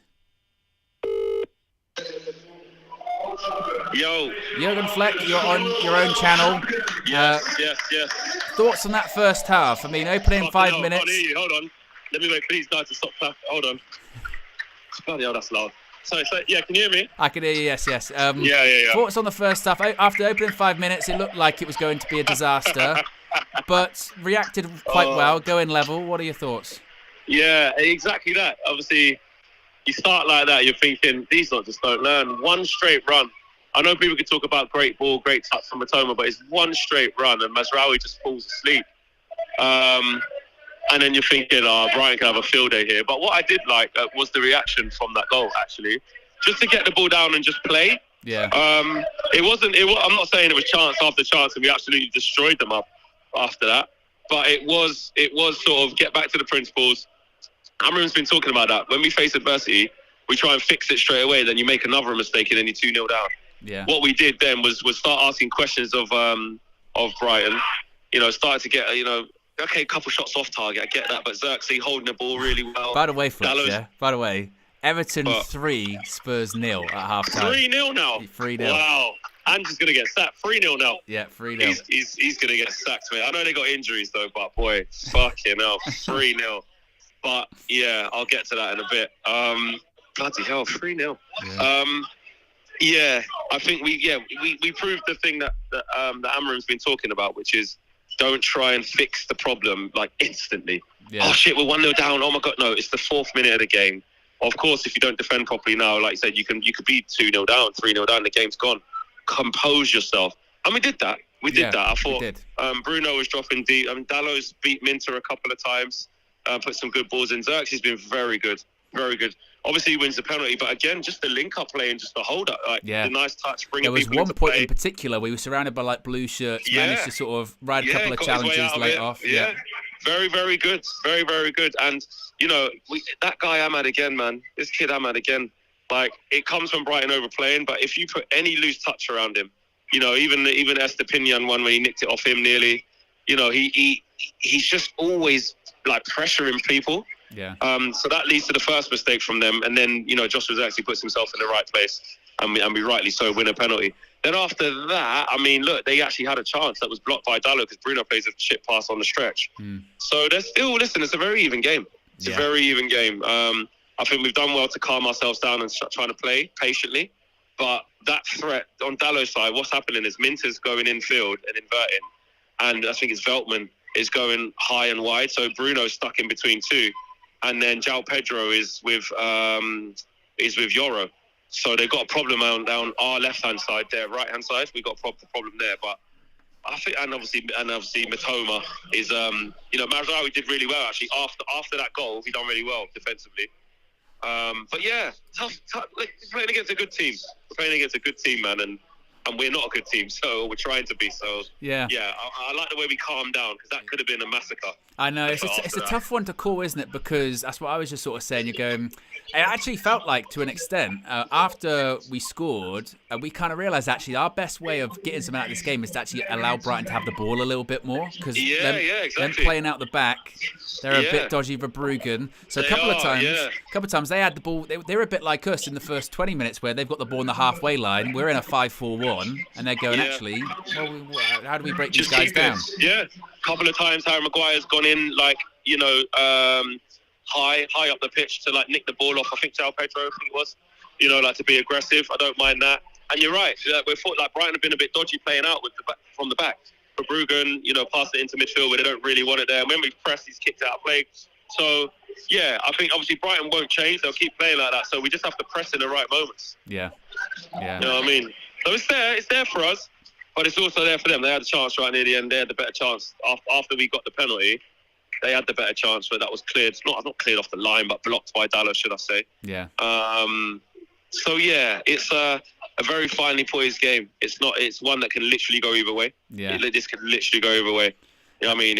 Hopefully that we don't come out and make a stupid mistake and then you're 2-1 down. You know what I mean? Well, that's the thing. Yeah. I mean, any subs? Anyone warming up at halftime? No one's out on the pitch. No subs, so there isn't going to be any imminent changes. A few people around me, again, just, I don't know what you think watching on TV. Just talking about Kobe. And Ugarte, just them two as a pairing. I mean, Kobe's he keep the ball in the easy areas and stuff. Can he do a bit more? Are we looking for a bit more from him? It's weird, isn't it? Really because work it out. Because we bypass the midfield a lot, don't we? We bypass the midfield a lot. Which is, so they don't play well through them first. Yeah, so they don't really get involved in the game. And then sometimes when they do, they're surrounded by blue shirts. Exactly. And you go, he's been quiet. Yeah. He's been quiet. I mean, Ugarte, he had a crossfield pass. He was unlucky. It got intercepted. Minto came back. Yeah. But it's almost like the most work they're doing is actually when we do eventually press from the front, and it's more that sort of not off the ball stuff. But I don't know if the system really plays for that. You know what I mean? It doesn't. It kind of plays more for two destroyers in there rather than play through them. But then as we get better or get better players, you have someone who's got legs in there and who's very, very comfortable with the ball. Yeah. And look, Kobe is comfortable with the ball, but a couple of times he hasn't looked as assured as you might like. Same with Ugarte. He's not a ball progressor, is he? He's an ugly player. He's going to just get, he should have got a yellow card, really, actually. But then so should they when Ahmad shirt was pulled by Matoma. So the rest done his best to even up. But yeah, it doesn't. You're right. We're bypassing that midfield. Our threats are coming from the wider. Listen, anytime Ahmad touches that ball, anytime he gets the ball at his feet, he just engages people straight away. Panic just starts to set in. He starts twisting and turning. Look, he's megged their player there that led to that chance for Bruno where he miskicked it and Xerxes to give him the dummy. Like, Ahmad's he's just a live wire. We've got to keep going down our right-hand side because Bruno, he doesn't go high and wide. He's actually playing quite deep. Even though he's that inside 10, he's going down and he's coming quite deep to try and win the ball quite a lot. Not win the ball, but try and set play up from there. He's not really occupying the high 10 role in the inside left. Do you know what I mean? So it's an interesting observation because he is a 10 by trade, but in this system, our 10s are basically wingers as well. Yeah, well, that's you see with Ahmad, because Ahmad, even though he's not right wing back, he still occupies that space a lot, doesn't he? Exactly. So, yeah, I think the game's there for us, but it's also finally poised because it's there for them as well. Yeah, definitely. Both teams will feel they can definitely go on and win this. I just think we've got to just keep playing the same way, be a little bit more inventive in the final third, and keep pressing. Just keep pressing, Yeah. That's all we can do. Fingers crossed. Fingers yes, crossed. Mate. Right, so we will speak to you after the game. Yeah. And we will see, hopefully, if we can get another 3 points. Yes. Yeah, yes, mate. Yes. All right. That is Flex from inside Old Trafford. Currently, it's Manchester United 1, Brighton and Hove Albion 1. Amanor with a super chat says, Owen, please send me a link towards the game, bro. I could never do something so illegal. Never. We've got over 1,500 people watching at the moment. How are we at in terms of likes? We're over 1,200 likes. If you haven't already, click the like button. Let's see if we can get it to 1,500 likes. And also, be sure to subscribe. Less than 50 subscribers to go into 188,000. We heard from Flex there that doesn't look like there is going to be any substitutions seemingly at half-time. Doesn't look like there's anyone warming up or anything like that. Let me just check if there's anything on socials to suggest that is anyone warming up. I mean, yeah, surely Ange Postecoglou, he's got to be done, hasn't he? There's no way he can't be. I mean, 3-0 down. 3-0 down. Bloody hell. I mean, and football's so funny, isn't it? Football's funny because I remember Spurs fans last season, right? I'm loving Big Ange instead. I remember those days. And I also remember the whole discussion about, get Big Ange in at Manchester United, right? Get him in at United. Get him in, that's what it's got to be. Football, it's all flavour of the months, isn't it? And now, when it comes to him, just because he says mate and he talks nice in press conferences, people don't care anymore. It only lasts so long. And to be fair, they should cut him some slack because he won the title last November for Spurs. Got to remember that one too. They were celebrating being top of the league in November last season, like they won the league. Madness. But football changes. Football changes very, very quickly, indeed. If you were to make any changes at halftime or in the second half, let me know in the chat what you would do. Holkin says that Maino is a fantastic prospect. The criticism is over the top and crazy. But this is the thing. I think I agree with you in the sense of people take things too far with the criticism of Kobbie Mainoo, and I know that fans are sensitive. Because people take things too far, but it also shouldn't go too far the other way in the sense of you can't have a conversation. You know what I mean? You can't. It goes too far both ways, isn't it? You're not allowed to have a bad game, but also you're totally immune from critique, or you're even just to say, oh yeah, it's not playing that great recently. Then it's crazy. It's like. What? That doesn't make any sense, He's had some good games recently. He's had some bad games recently. He's a young player. That is what will happen. So, yeah, I think, like I said to Flex, I do think when it comes to I've not been not involved as much, I do think it is a case of United. We bypass the midfield a lot. We bypass the midfield. And, then when he got the ball surrounded by players... is he suited to that? Is he suited to that role specifically in this system? I don't know. But yeah, I think again, but this is the world that we live in. There's Luke Littler with his trophy. This is the world that we live in. That people take it too far either way. It's if you have a bad game, you're shit. You'll never play for Manchester United again. You should be sold. But also, if you then go, I didn't play that well today. Look at you guys trying to sell Kobbie Mainoo. You go, well, no, I just said he didn't play well. It's the same way that if you said about the manager, if you go, I think Ruben Amorim, he might not have got it right today. So you want Ruben to go? Is that what it is? You go, well, no, no. It's the sort of listening to what you've said and then drawing a conclusion based off it, as opposed to listening what you said. Basically, it's very, very strange. The players are just about to come back out. Players are in the tunnel. As the Brighton players emerge.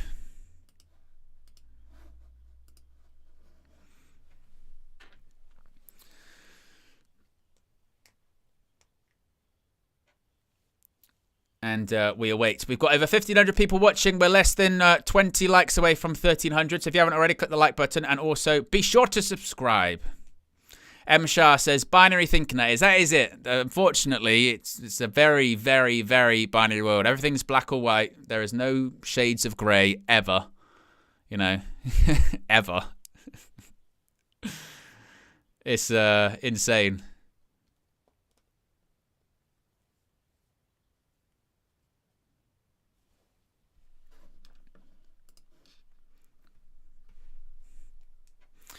As we await kickoff, Manchester United kicking towards the Stretford end in the second half. It's going to be Ugart standing over the ball. Claps his teammates. No substitutions at half-time. And we're off. Second half is underway. Right. Come on, United. But the game is there. Game is there for the taking. But it's, as Flex was saying at half-time, it feels very, very finely balanced, doesn't it?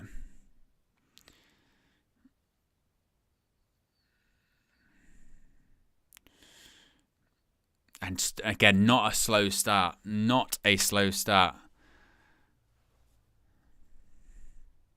Can't be having a slow start.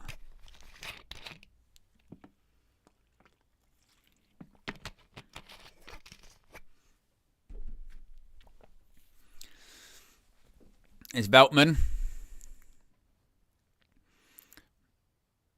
And a bit like we saw, to be honest, you know, in the first half, particularly towards sort of the latter stages, you know, happy for Brighton. And to have the ball until they start playing it on the edge of their box, then we know that that's when we're vulnerable and we'll start pressing. They've managed to bypass the press, though, there. Minter up against Dallo. Cuts the ball back. Shoots. Oh, good block by Maguire. Onana can get that, maybe. He does get it. Oof. Oof.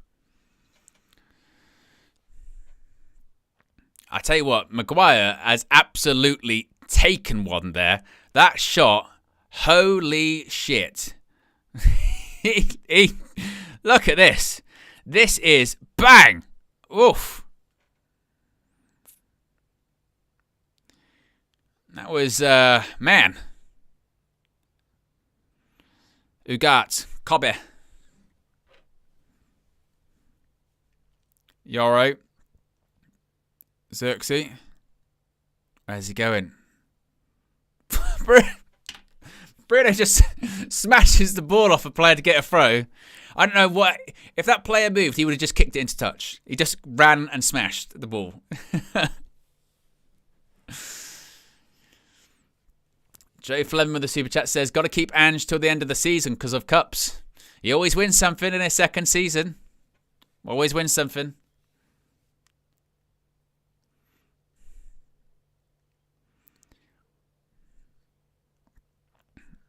Ahmad again.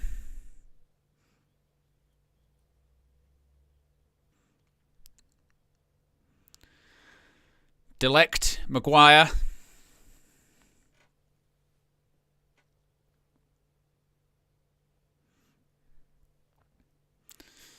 Of course, as things stand, it's obviously United 1, Brighton 1. Forest up 3-0 against Southampton. And Everton also up 3-0 against Tottenham. Ball over the top.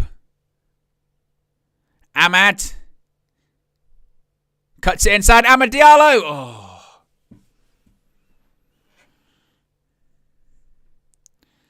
It felt like that was the same section of the pitch, same angle that he scored his first goal against Southampton on Thursday.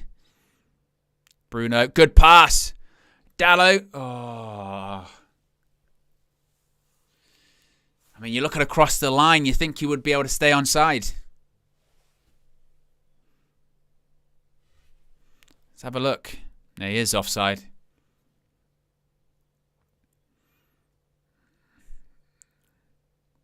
Thought that was going to be the moment for him.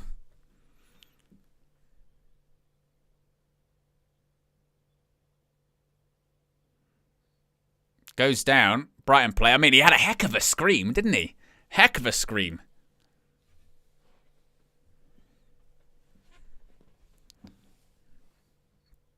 Oh, yeah, just Little studs on the feet. Does hurt in the cold.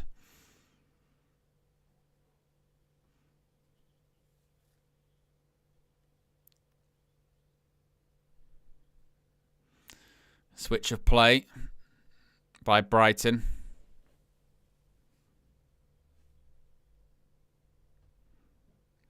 They're showing images of City arriving at Portman Road and Ed Sheeran's chatting to Jack Grealish. It's like Ed Sheeran just like the most entertaining thing about Ipswich, because I swear every time there's a big game, all they show is him.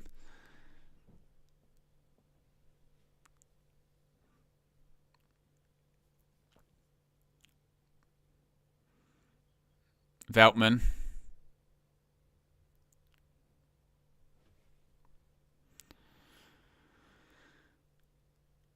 $50 minutes gone, still 1-1.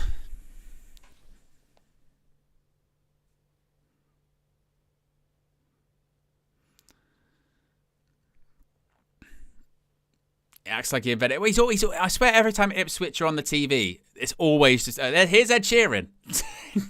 And they go, what about the game? Oh, who gives a shit?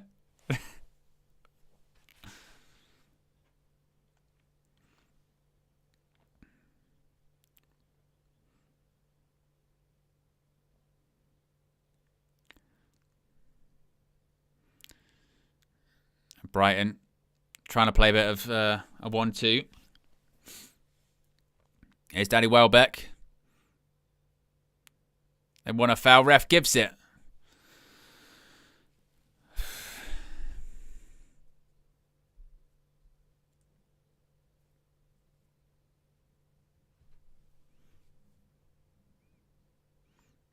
There's a foul from Cobby. Bit of a shove.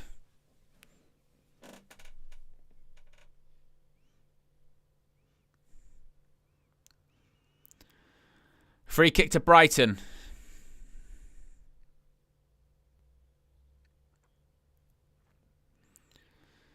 Gotta be careful. We know what we're like on set pieces, don't we?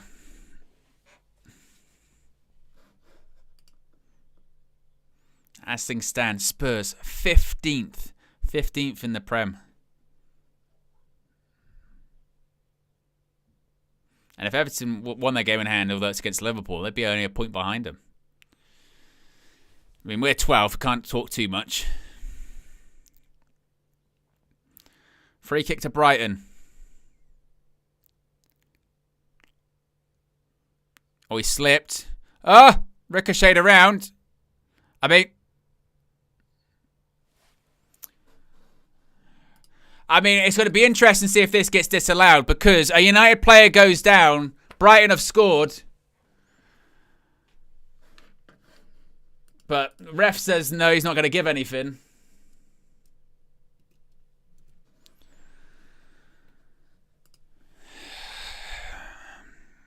I mean, we said don't concede early. But look, he slips. He slips on the free kick. But someone goes down. Who's down? It's Dallow. Dallow's down. Xerxes gets spun. I mean, it's just a mess. It's just a complete and total mess. And through the legs of Andre Onana. Yeah, it's just a complete and total mess of a goal.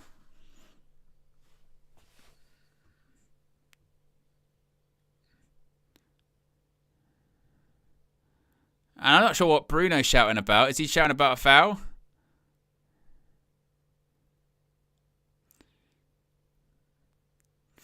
Well, it hasn't even come up to suggest that VAR are even looking at it.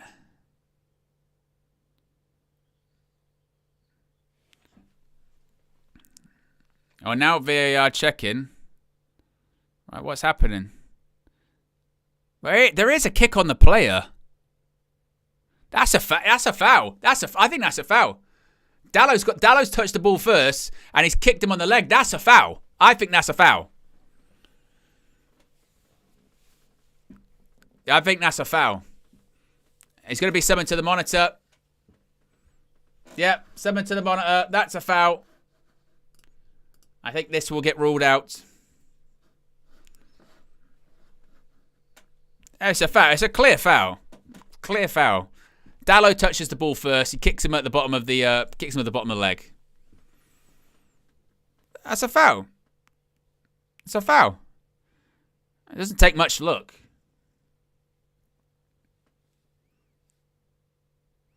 Dalot touches the ball first, kicks him on the leg. That's a foul. And doesn't kick the ball. Doesn't get the ball. Doesn't kick the ball. Dalot kicks his leg. It's a why are you taking that long, ref? Why do you have to keep looking at it? That is a clear foul.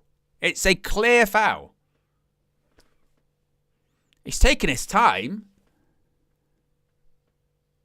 How many times do you need to look at it? There you go. Right. It's been ruled out. Goal ruled out. Manchester United with a bit of fortune there because they couldn't defend a free kick for their lives. It is a foul. I don't know why that took the referee that long. Why did it took him ages? How many looks at that did you need? I mean, I'm glad he got to the right decision, but my word. So, United with a bit more luck. But right call, right decision. Just don't know why it took that long. Because, again, I mean, that's good use of VAR, but I'd love to know what the conversation was about that.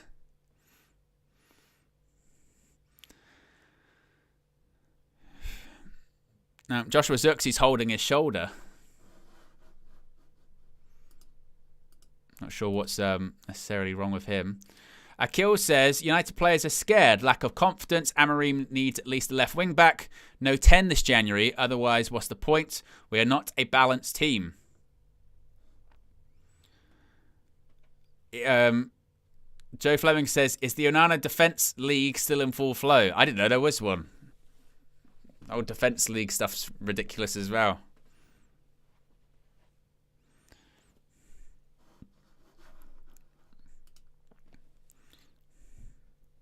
Here comes Brighton again.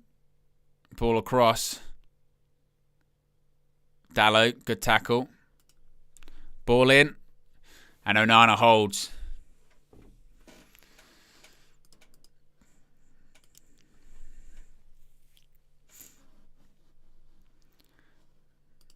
What's Onana looking for?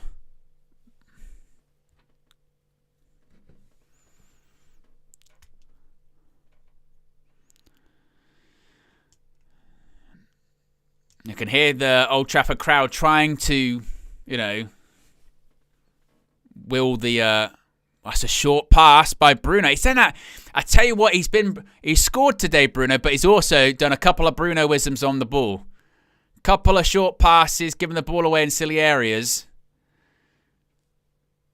Here's Zirkzee. He tries to cut back inside Zirkzee. Couldn't get his way through.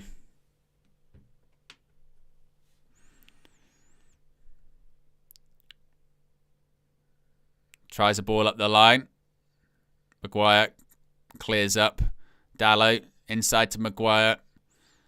Little flick by Cobby. That's better play by United. Much better play. Bruno Fernandes cuts back. Surely it's a foul. It is.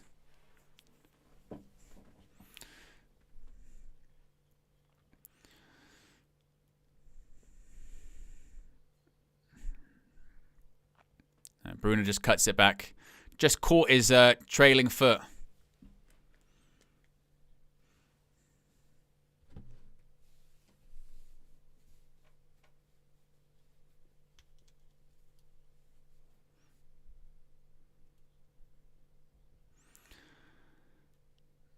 And Brighton in the second half had all the ball. 69% possession in the second half.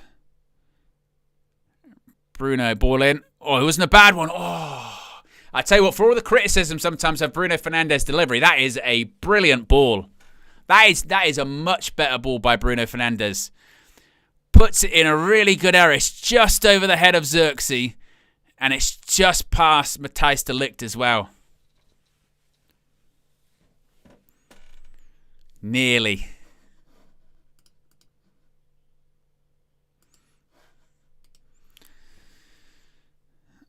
Alex Stepney, Paddy Crewin, Brian Kidd. All there, of course, they were there to celebrate the life of Dennis Law. Ball up to Xerxes. He tried to win the header, couldn't.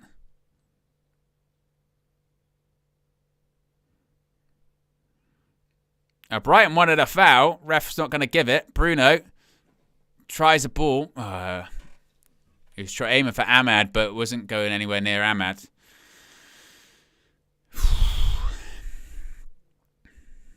Nearly 60 minutes gone, still 1-1. This game is there for the taking.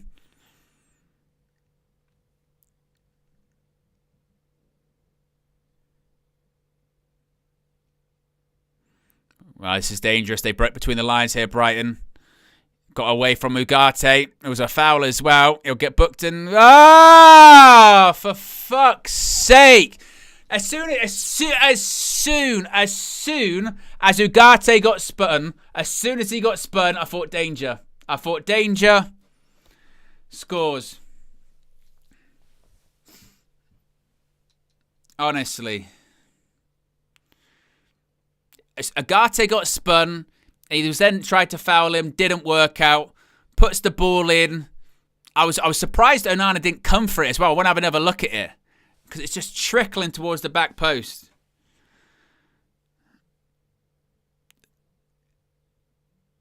Out wide, puts it in. It's Mazraoui gets done at the back post.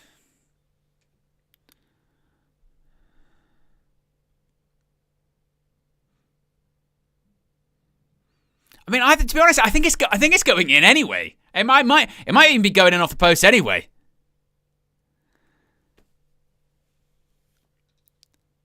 But you're looking at Mazraoui again. How has the player got in front of you? Because he's in front of it. Because look, Mazraoui's in front of Mitoma the whole way. He's in front of him the whole way, and Mitoma gets that in by just showing more determination. That's it. Just shows more determination to knock it in. It's a ball in at the back post, and it's basically an individual duel between Mazraoui and Mitoma. Who wants to get the ball? Who wants to get the ball? Mitoma wants to get the ball, and Mazraoui doesn't do enough. I'm looking at the goalkeeper watching because I think it's probably going to go in anyway. It's a mess of a goal.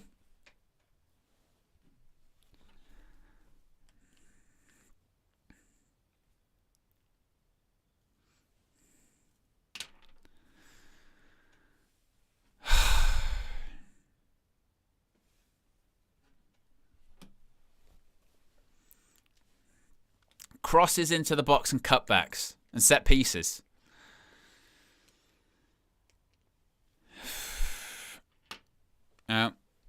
Alejandro Garnacho's coming on.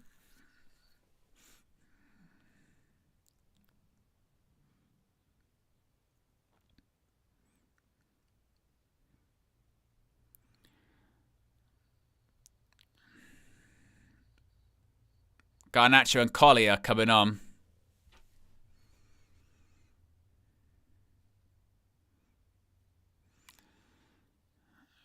Bruno, good 1-2. Xerxes. Cobby.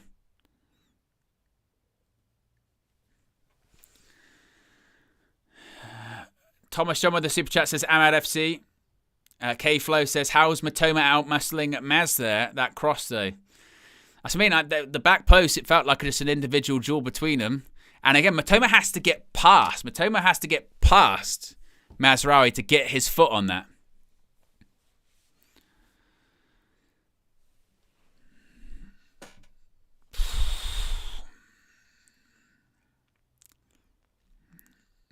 Clearance has actually turned into a good pass by Maguire to Dallo. Dallo into the box. Dallo, you're going to cut it back to Bruno Fernandes. What the fuck was that?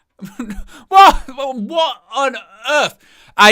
The signs were there. The signs were there today when it comes to Bruno. I mentioned there have been a couple of Bruno-ism passes, yeah? That, I don't know what that is. That he has just stabbed it with the outside of his foot dinked it, and it's gone straight out for a goal kick. Oh. And that's the kind of indiscipline we're not talking about. All right, Manuel Ugarte off. Garnacho and Collier are on. So that means Collier will obviously go in the midfield. Bruno will drop deeper.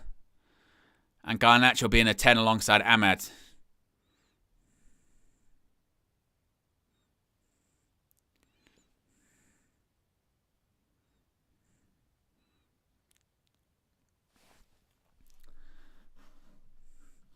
Zaid Miyasi with a contribution. He's got the poop emoji, which I think he's referring to Arsenal's defending last night as well.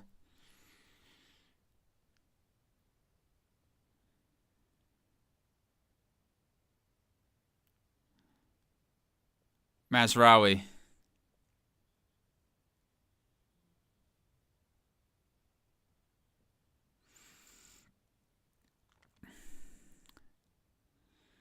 Yoro. It's got to be a corner, surely. Corner ball.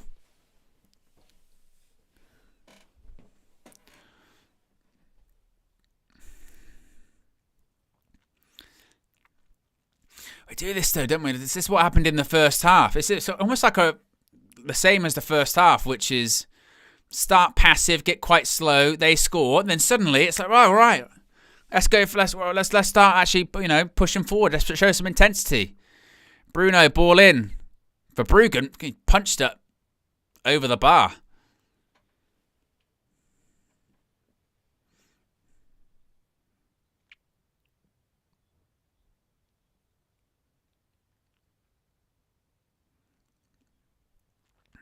Bruno stands over the corner again.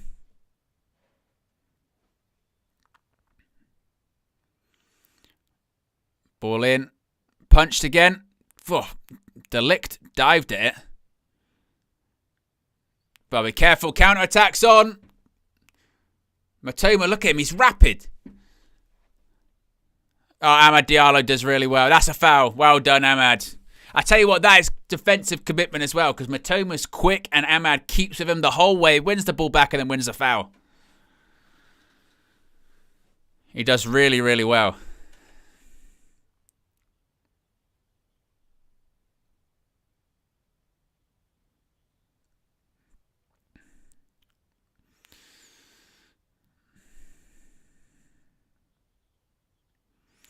Joe Fleming with the super chat says, how has Yoro played today?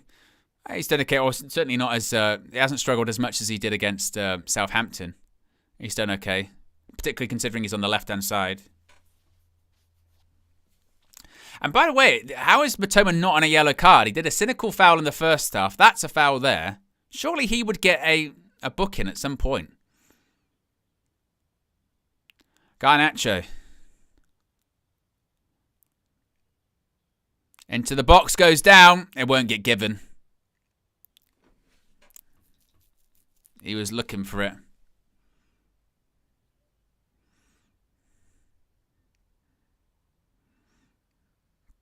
Oh, João Pedro just out-muscled Mazraoui again there.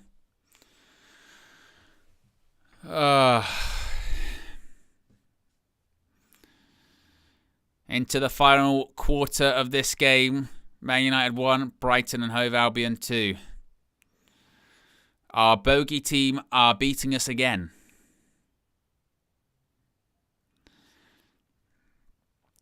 Minte. Dallo puts it behind for a corner.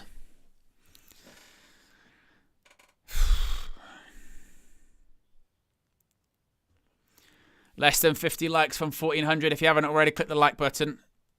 And be sure to subscribe. Is a corner for Brighton.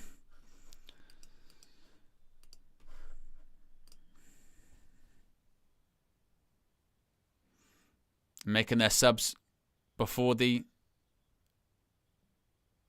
take the corner.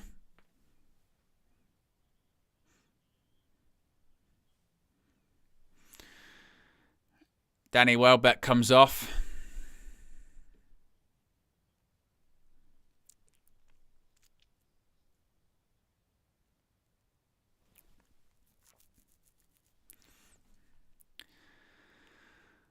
Oh, honestly.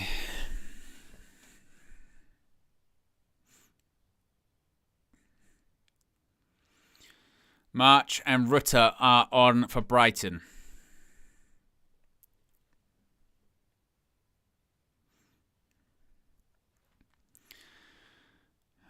21 minutes remain.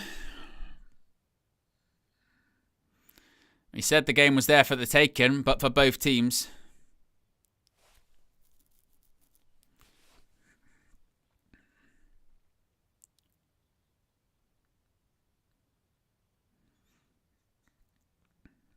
Ball in. Headed away by Dallo. That's a Brighton throw.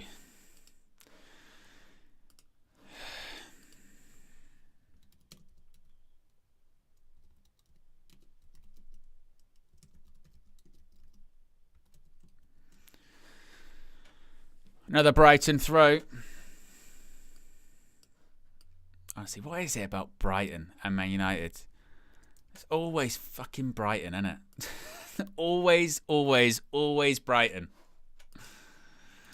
I swear, every time.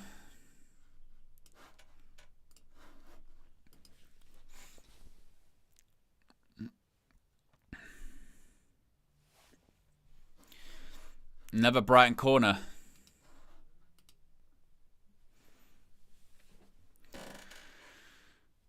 Oh.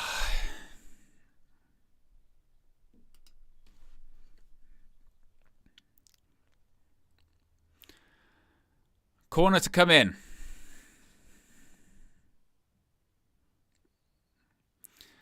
I mean, United can't even get anything close to having an opportunity.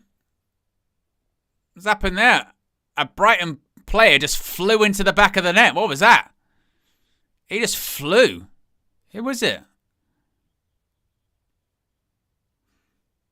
I don't even know what happened.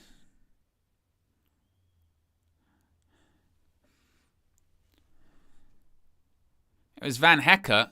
And Maguire's trying to get him up. And Van Hecker's just sitting in the...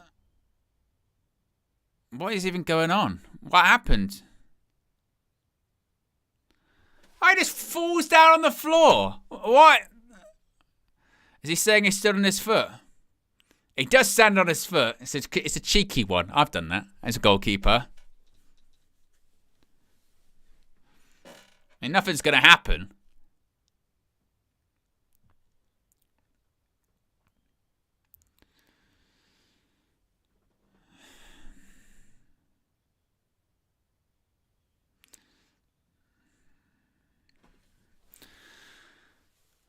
Right, corner. Eventually, we're going to take it.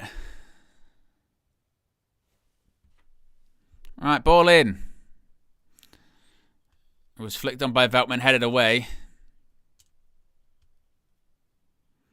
Garnacho. There's a ball by Xerxes.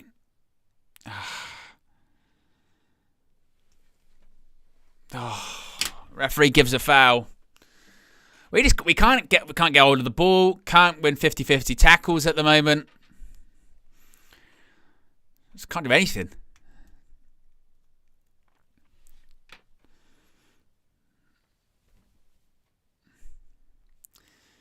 I mean, in the second half, United haven't really touched the ball all that much.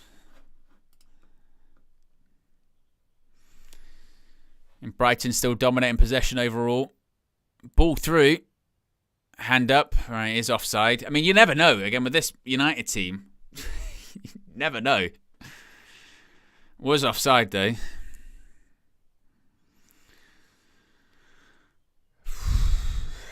Can United get something late?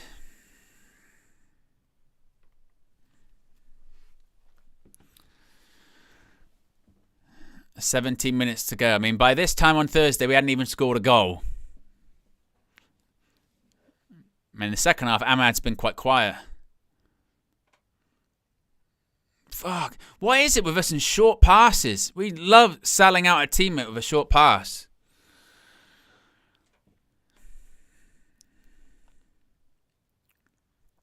There's Maguire.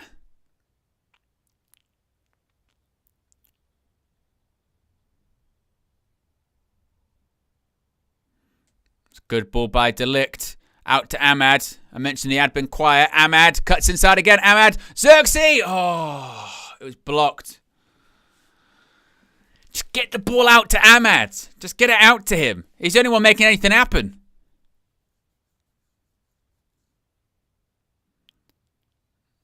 Goes down. It's going to be a goal kick. He was looking for it.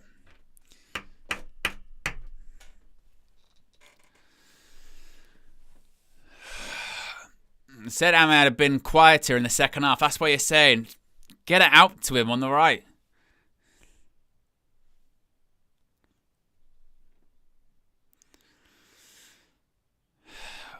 Less than 20 likes away from 1,400. If you haven't already, click the like button. Wonder if Amorim will make any more changes.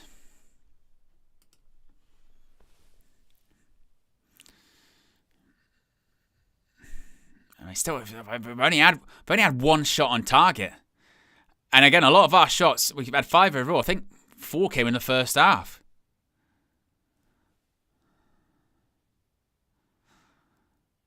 Van Hecker. Ayari. Oh my God, Andre Onana. Like, the people that will defend Andre Onana, yeah? The people that will defend him, what now? What now? That's why when we have these talks, even after he has a good game, and we say, we know a mistake is coming round the corner, we know what he will do, don't start getting on and going, no, you're being harsh, no, you're being harsh, because he does that. He does that. He can do what he did in the last game. Make saves. Did it against Southampton, kept us in the game. He does that. That's why you always have the Onana conversation. Always. Always, always, always. I remember Flex and myself had this conversation on something that's around Christmas time, and I remember some of the people in the comments, don't say that about Onana, don't say it about Onana. He does that, look, there's nothing on him. Nothing on him. Ball into the middle of the box, he just fumbles it and goes, there you go. There you go. I'll give it to you again. I mentioned it in the preview. I said in the preview, go and see on the preview. I said Onana, and then some people in the comments, no, don't say that about Onana. You can't say that. Don't do it. Yeah. Every time. And it can't be just be like, well, he hasn't made one for a while. It's killed the game. Game over. Done. Finished. Game over. Ridiculous. Can't even believe it now. Buyendia. Get him in. Free Buyendia. Absolute piss take.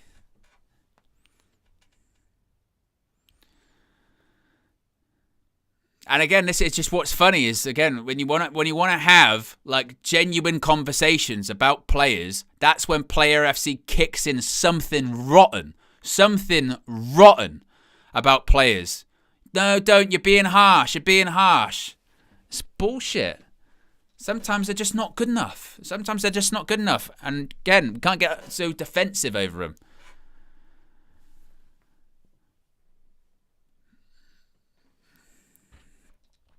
Absolute shocking. Or like, what was it, against Forest? When we lost at Forest at home and went through literally the middle of the goal, and people were going, no, come on, don't be harsh about that. Don't be harsh about it. Oh my God.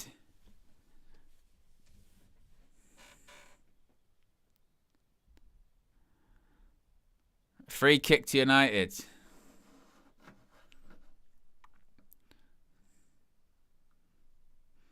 Zotang says, I can never trust him. What made Onana want to be a goalkeeper growing up? Shocking.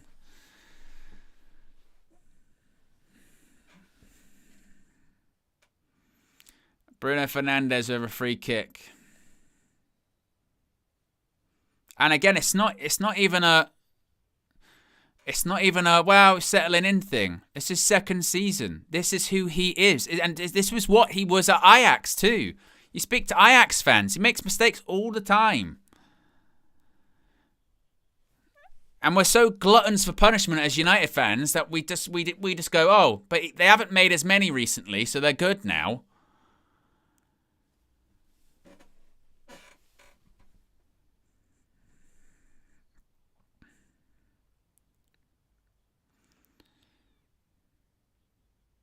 I think the positive is, to be fair, is that because Previously, I'd have been like, well, what are we going to do? Because we don't have any other goalkeepers that are any good.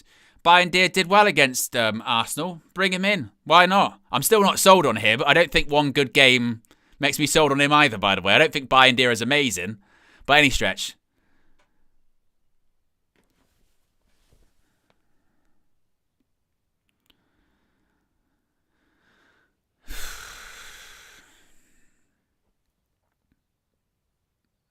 And there was, honestly, that one as well, there was so nothing on. So nothing on. A goal kick to Brighton.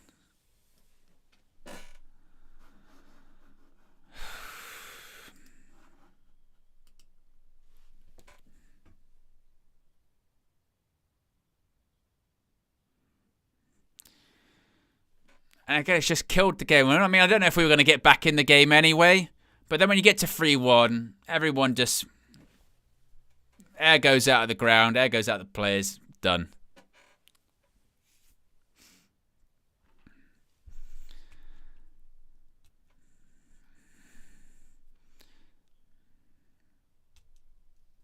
And again, this is when it goes back to... don't trust these players. Don't trust this team.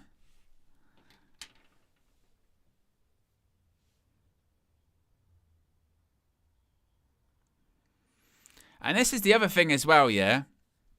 Goalkeepers make mistakes, yeah? Goalkeepers make mistakes. That's fine. You know, if it's the ones, you know, when you play out from the back, cool. You know, that's the modern football, isn't it? We saw Verbruggen do it in the first half. Poor pass out from the back, we get a penalty, they score. Right? That happens. But the amount of fundamental goalkeeping errors that Andre Onana makes, where his technique as a goalkeeper is so wrong and so off, that is the most alarming thing to me. I mentioned before, the one that really worried me when I saw that one against Forest, I went, that's bread and butter goalkeeping, middle of the goal, and he couldn't sort out his feet. Happened in the FA Cup final, dived to his side, went in. Happened against Bayern Munich last season, fumbled in. This isn't playing out from the back system. This is like fundamental. You can't sort out your feet. You can't sort out your hands. It's ridiculous. And that won't get better. He's like 28.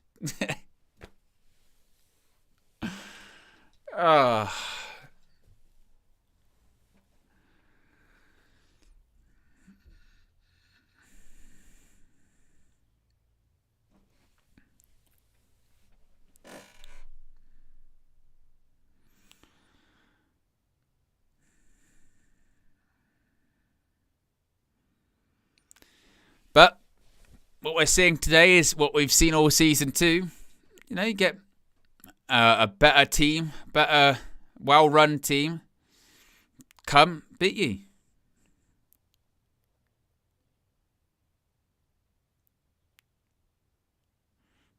Corner to United.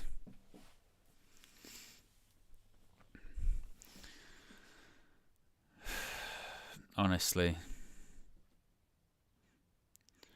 Matoma with the tackle on Dallo out for a corner.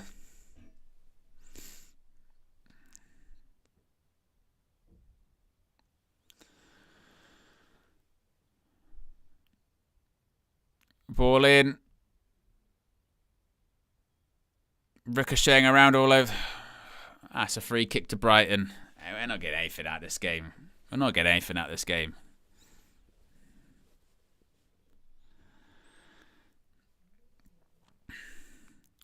Mazraoui's off. Antony's coming on for what's going to probably be his last performance of the season for United. He's going to Real Betis on loan after today. Xerxes off. Højlund on.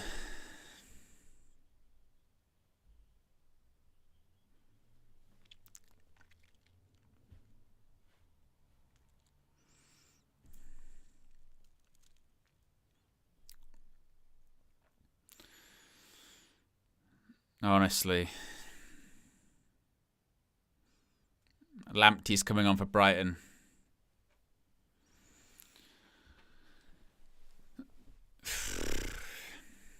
And again, results like this, performances are like this. It's why when you do the previews and all that, and you go, but I'm not confident, not going to win. You know?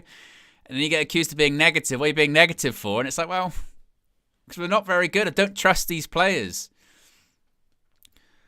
Jinmi says, unpopular opinion, buy India over Onana. I don't think it's an unpopular opinion at the moment. Don F's had enough of Amorim. Says, thanks, Amorim. Next.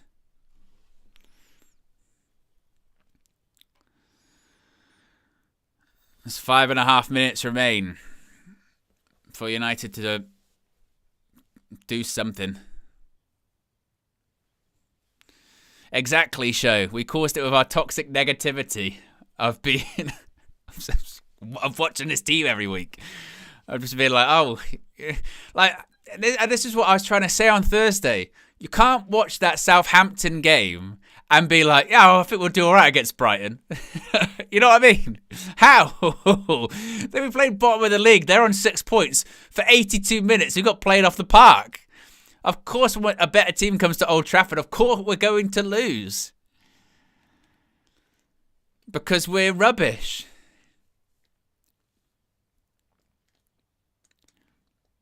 Ahmad! Verbruggen punches it away.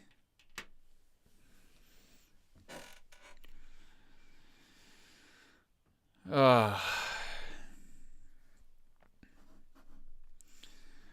David T says, is there an exhaustion tax? We're paying it at the moment, aren't we? We're paying it.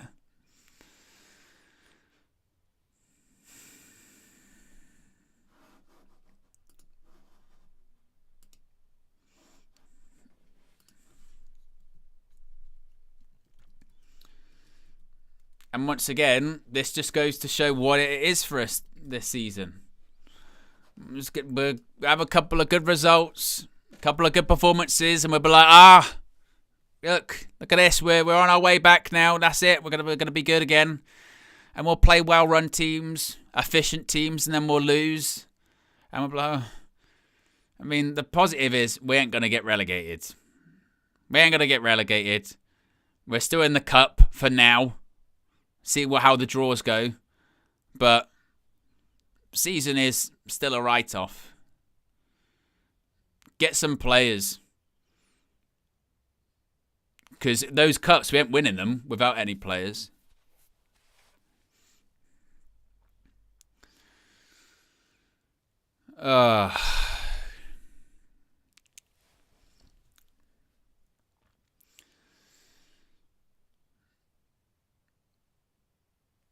Brighton throw.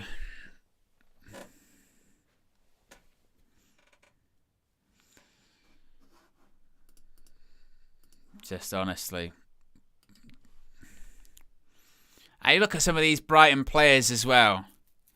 Buy them for like 5 million, 10 million. That's how you do recruitment. Buy players that actually can handle pressure and develop.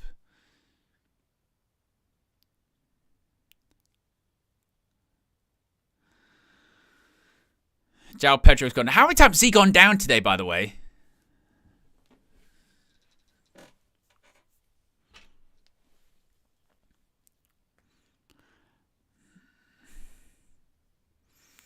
And the worst thing is, eventually, probably after the game, because he usually does when he drops a howler, it will do an interview, Onana. It'll be like, part of life. And you go, yeah, but Andre, fucking hell. Like, how many times?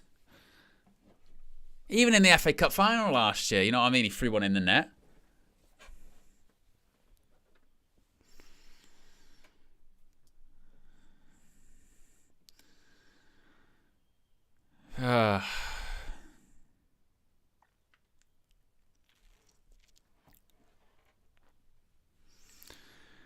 This team, this club, honestly.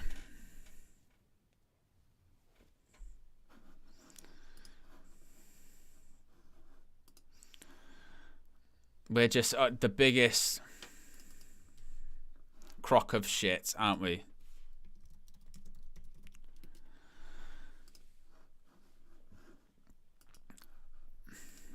Eight minutes to be added on. Antony. Ahmad.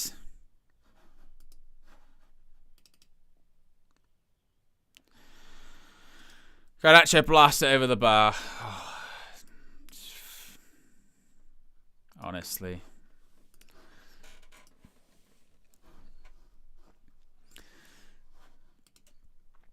I say the worst thing's hope. Not that I really had much, to be honest, but...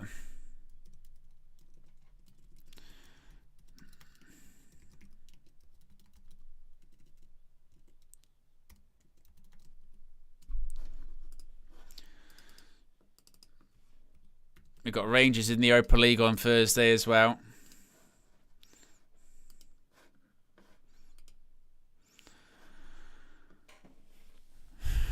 Again, there are 8 minutes of stoppage time to be added on.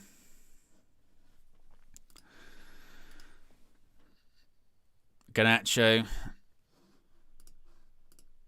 It's a United throw.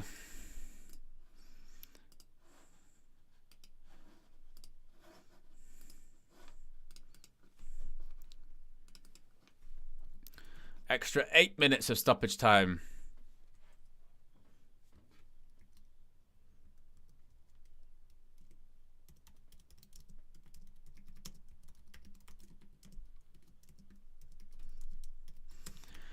Back to reality for Manchester United, it feels like, doesn't it? Pauline, Ahmad, Garnacho shot blocked.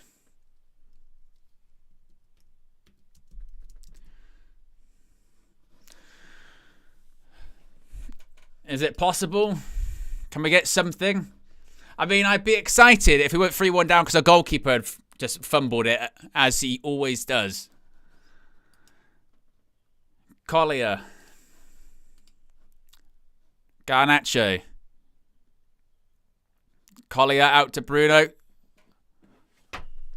You're giving a free kick.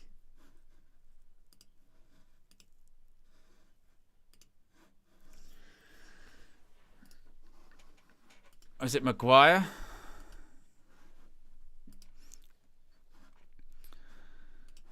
We've got a bunch of super chats here. Joe Fleming says, effing Bison players this window, honest to God. Don F says, this manager has been poor, same as Ten Hag. Ivor Clip says, Fulham, Palace and Spurs next. Dan says, just accept it. We're getting relegated. We'll move on. All eggs in the Europa League. First ever team in the Championship to make Champions League. And Joe Fleming says, I don't want us to draw and let Ineos off the hook. I don't see United getting back into this one, to be honest with you. We really lack a goal threat. I mean, our goal's been from a penalty in this game.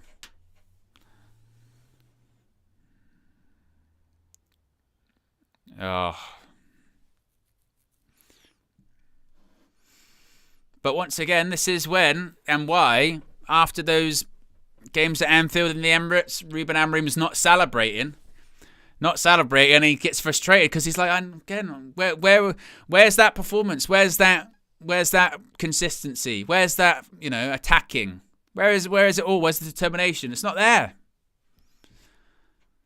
And get up for big games away from home at Anfield or the Emirates, but play Southampton, walk around for a bit. Goalkeeper throws one in, makes another mistake in this one. I mean, Brighton have deserved it. They've been the better team in the second half as well. It was at half time. At half time, it was even. Second half, Brighton deserve it. They've been the better team in the second half. I don't know if they deserve to be 3-1 up, but then again, our goalkeeper said you can have that. There you go. Have it.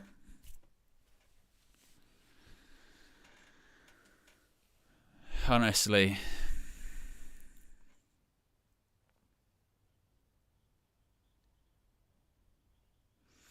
Don F said Hoyland just wrestled with the ball with his bum.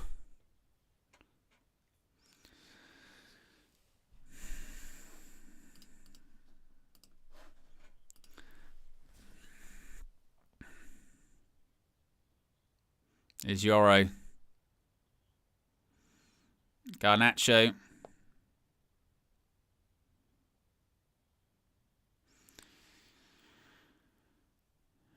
That's a Brighton throw.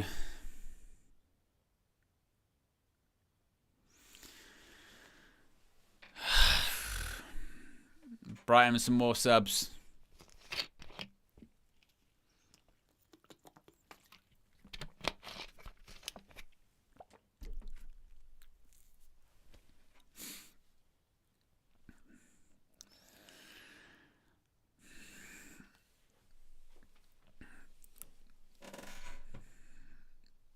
Who have we even got next as well?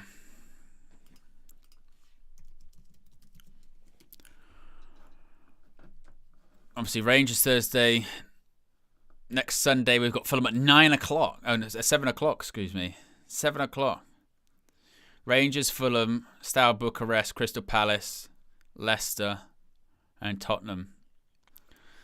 Who knows? And to be honest, again, who knows? Who knows? Who knows with United if they'll win any of those games? Again, these players, no faith, no trust. They're just... Honestly.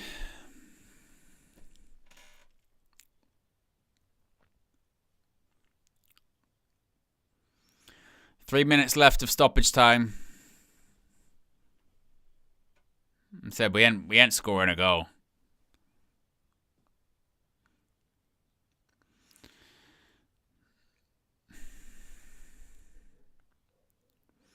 Ball over the top. Yoro wins the header.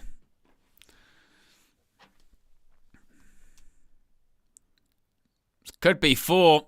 Ruta goes down. Scramble. There's a scramble. I tell you what. Maguire with a block stops it from being 4. Could have been embarrassing. I mean, it's not, as if it's not embarrassing anyway. But, oh.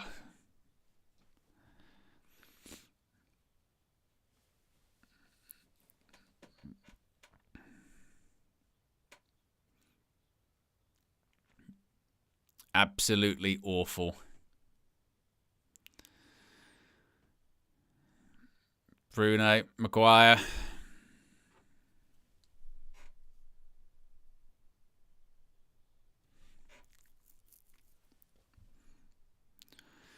It's a very empty Old Trafford at the moment too.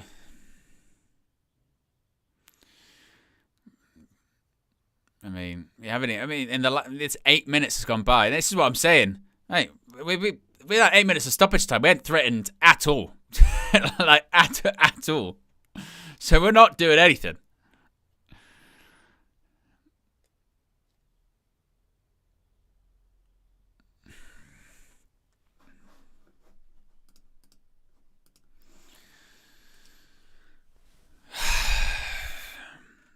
And the thing is, it's just going to be this for the rest of the season. An empty Old Trafford. Lost. Oh, they're just skipping past us. They're just skipping past us. Look, it's 4v3. Reverse pass. Solly march.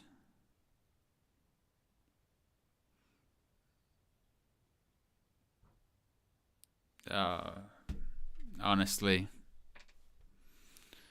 Now, Lenny Yoro's lost his head as well.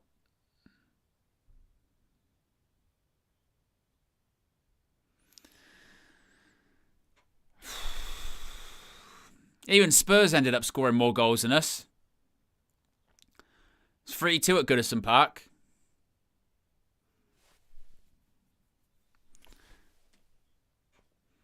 It's about Spurs put up more of a fight than we did today.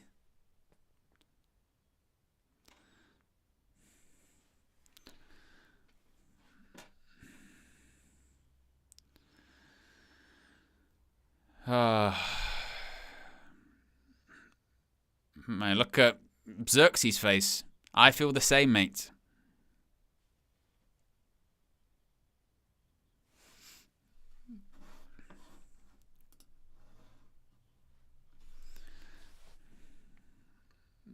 Pass it short and that'll probably be the end of the game. Offside.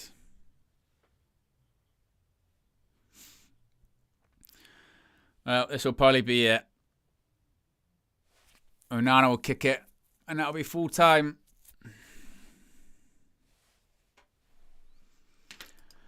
That's full time. It's another defeat for Manchester United at Old Trafford. Another awful performance. Manchester United, just a complete and total shit show.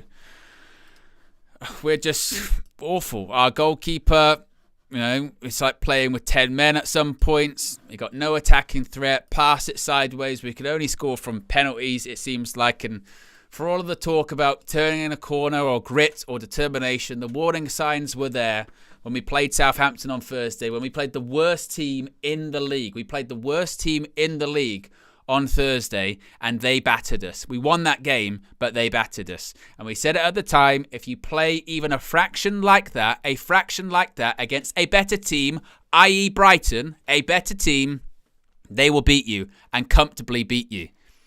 And that's where we're at. That's us now this season. It's kicking off after the game as well. I can see Lenny Yoro is still going over to more.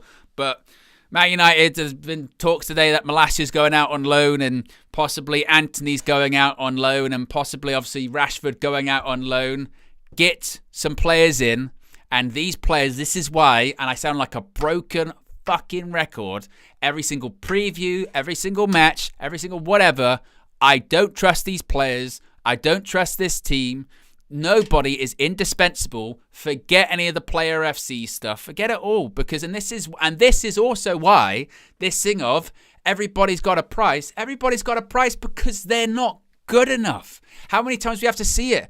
And when we say things like this, when bids come in, we can't get all sort of then touchy going, no, don't sell that player. I like this player. Don't sell that player. I don't like this player. They're all not good. None of them are good. They're all not good enough. You get played off the park every single home game. You know, you've got the goalkeeper that whenever you bring up his mistakes after he has a couple of good games, turns into, don't be negative about the goalkeeper. Don't do this, don't do that.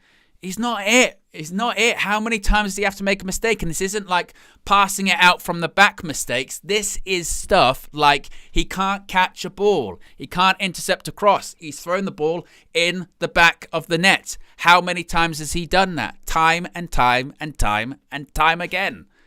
You know, and put Bayern Deer in goal, but he's not it too. But you put him in, why not? Put fucking Tom Heaton in. You know, Tom Heaton can claim a cross. You know, people would say it about, but Bayern Deer, but his kicking against Arsenal weren't great. Who gives a shit about the kicking at this point? Catch the ball. Honestly, catch the ball. It's ridiculous. And that is this team. That is this team.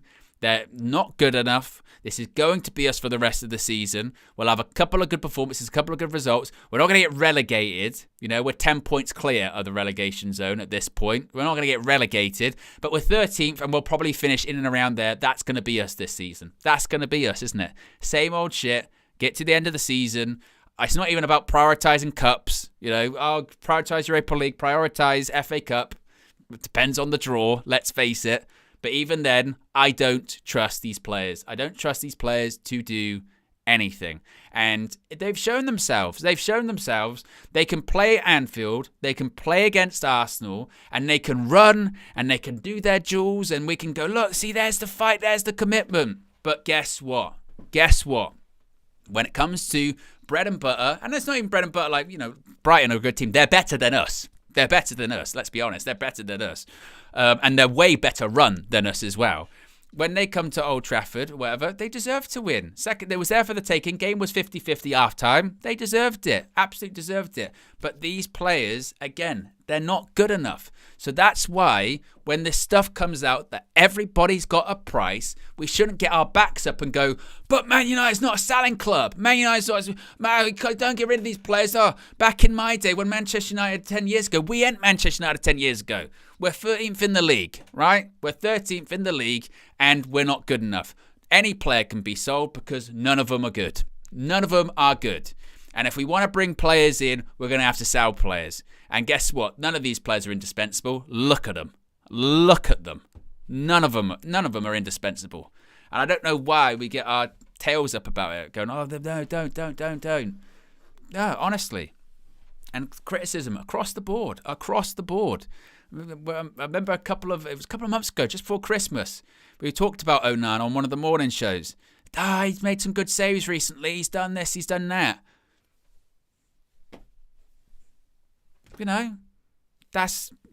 It's basic. And even the goal I'm seeing the second goal back, it's a ball in. Mazraoui at the back post. Do you want it more? No, Matoma wants it more. You see Andre Onana standing there looking at it, just watching it as it goes past, staring. you know. And then for all of the chat of distribution, remember that? Distribution. This is going to be great. He slows the ball down. Second half, Brighton deserved it. But just, again, nowhere near good enough. Nowhere. I think that cross, by the way, I still say, I think it's probably going in. Or maybe just past the post. But it's just shocking. Absolutely shocking. And to be fair, once again, signs were there on Thursday with it. With Ahmad, people are saying it in the chat. It's true. We are Ahmad FC. We are. Give the ball to Ahmad. Hopefully he can do something.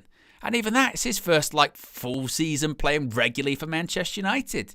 And we do that with our young players too. Young players, you've got to carry us now. Why? Because we're shit. Because, because it's all on you now, the burden. That third goal, it's just horrific. Horrific by Andre Onana. And it's not a one-off. Again, his goalkeeping fundamentals are so far off. So far off. It's not playing it out from the back. It's not like, he just got caught short there on the pass. He can't catch the ball. Happened against Forest this season. Happened obviously in this game. It's happened last season against Bayern, against City, against... How many times do you have to say? And by the way, at this point, genuinely, when about Onana... I don't even know if I necessarily blame him in terms of it's a mistake. He'll just continue to do that. He will make at least another mistake this season. It will. It will come again this season. It will, because that's what he's always been like that. He's been like that at Ajax. It was the same. People like to talk about, but when he was at Inter and blah, blah, blah, blah, blah, he was at Inter for one season. One season, and it wasn't the season that they won the league. It's when Napoli won the league. Yes, they got to Champions League final, but as we've seen, a cup run can sometimes not necessarily mean everything. We know that better than anyone else. It's just, as people say, the bozo gene, ridiculous.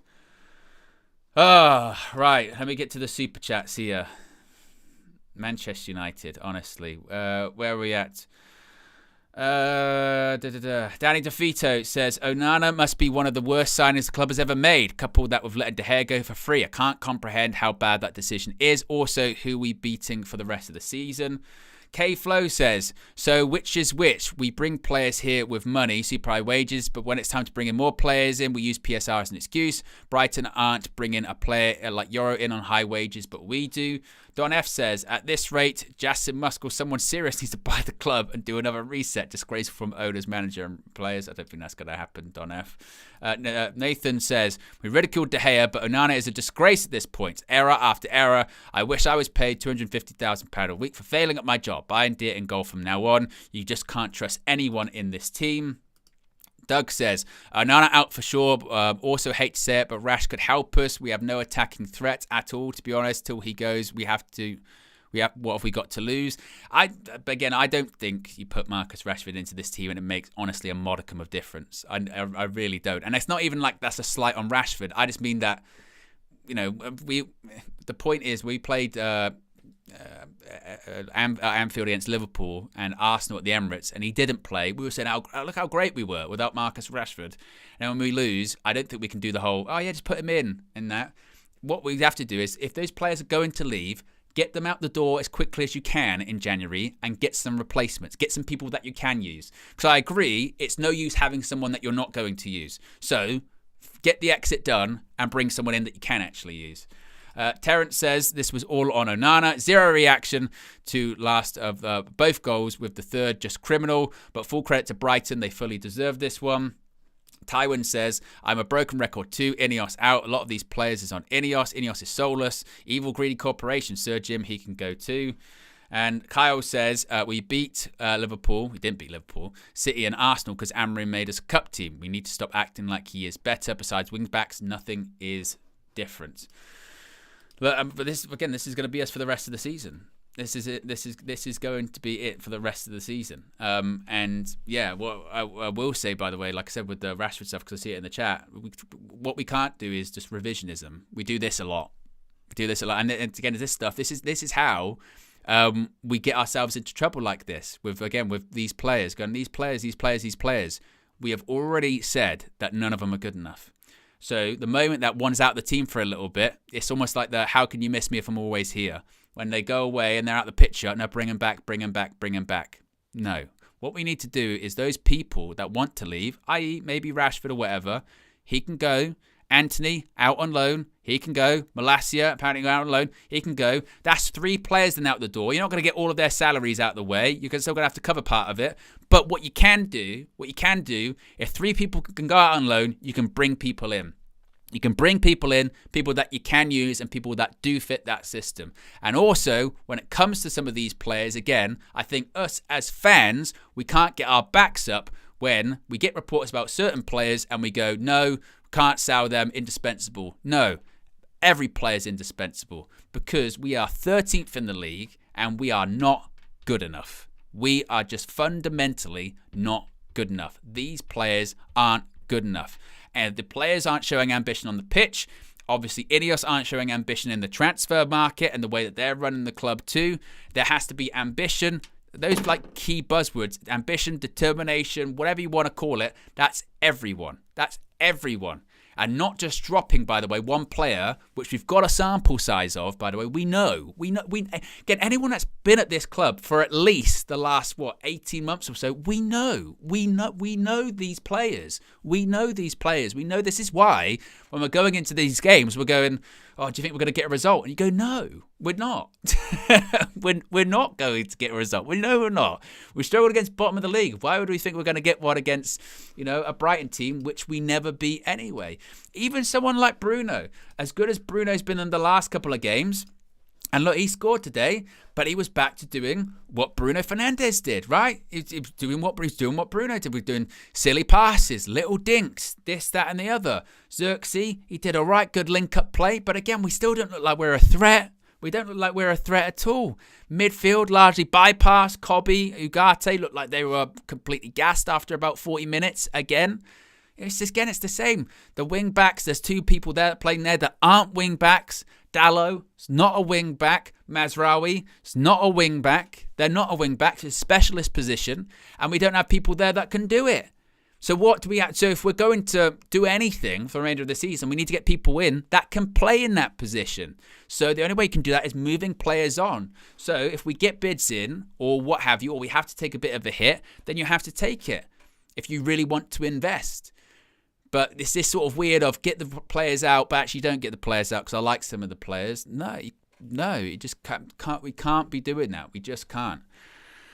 And we're just gonna have more pain, more suffering. That's what we're gonna have for the remainder of the season. By the way, this is it. The table's fairly settled at this point. If you actually had to say where are United going to finish this season, you'd probably actually say about 13th, wouldn't you? We're probably going to finish, I think, probably around 13th, 12th, 14th, around that number. Again, we're not going to get relegated.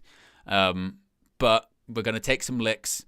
When it gets to the end, it's going to get to the point as well that when we get to April, and probably we're out the cups and all that, the season's just going to feel so flat, and we'll be back to see we'll be glad to see the back of it, honestly.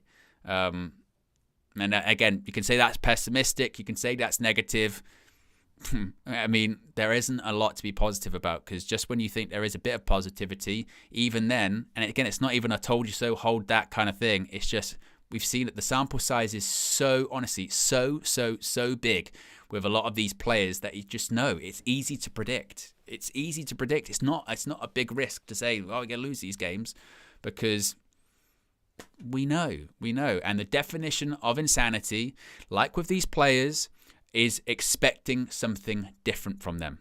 Putting certain players in and expecting something different. Because we know. So that's why when going into every match, we know. We know what they're going to do.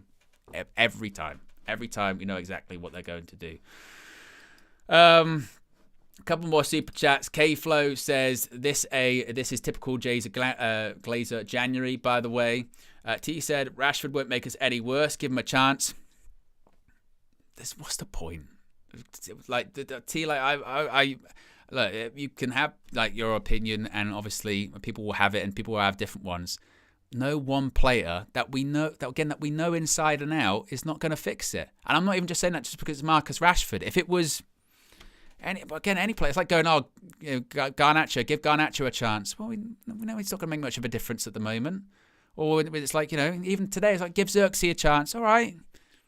It's not going to make, we're still losing games. It's like, it's not going to be that. What we really do need to do again is try something different. And the biggest problem with Rashford at the moment is we've got a body there that we clearly don't want to use. So what we should do is figure out what the loan is going to be and then replace him. Then we've got someone that we do want to use. Then we do actually have another option. But it's not, again, we know, but this is Man United sort of brain disease, isn't it? That we just go round in circles and circles and expect something different to happen. And Joe Fleming finishes off by saying Glazers out. Where do we end up in terms of the likes at the moment? Nothing to like about in terms of the performance. But if you haven't already, click the like button and also be sure to subscribe. Photography saved my life, says Owen. People are allowed to have an opinion, but you're not the spokesperson for every bloody fan. I didn't say I was. I literally just said you're entitled to your opinion. But as I'm entitled to mine. And I just don't see that. I disagree, So there you go. I'll be live for the full-time view in about 5 minutes time or so. You'll be redirected from this stream. Of course, members can call in and have their say. The link will be put up very, very shortly if you are a member to call in and chat about the game as well. Appreciate everyone that's tuned in today. Of course, there's also going to be fan views and player ratings from Old Trafford with Flex and all the people coming out too. Yes, and we will hear the reaction to all of it indeed. Big up. Appreciate everyone that's tuned in, and we'll be back very soon. I'm out of here. Peace.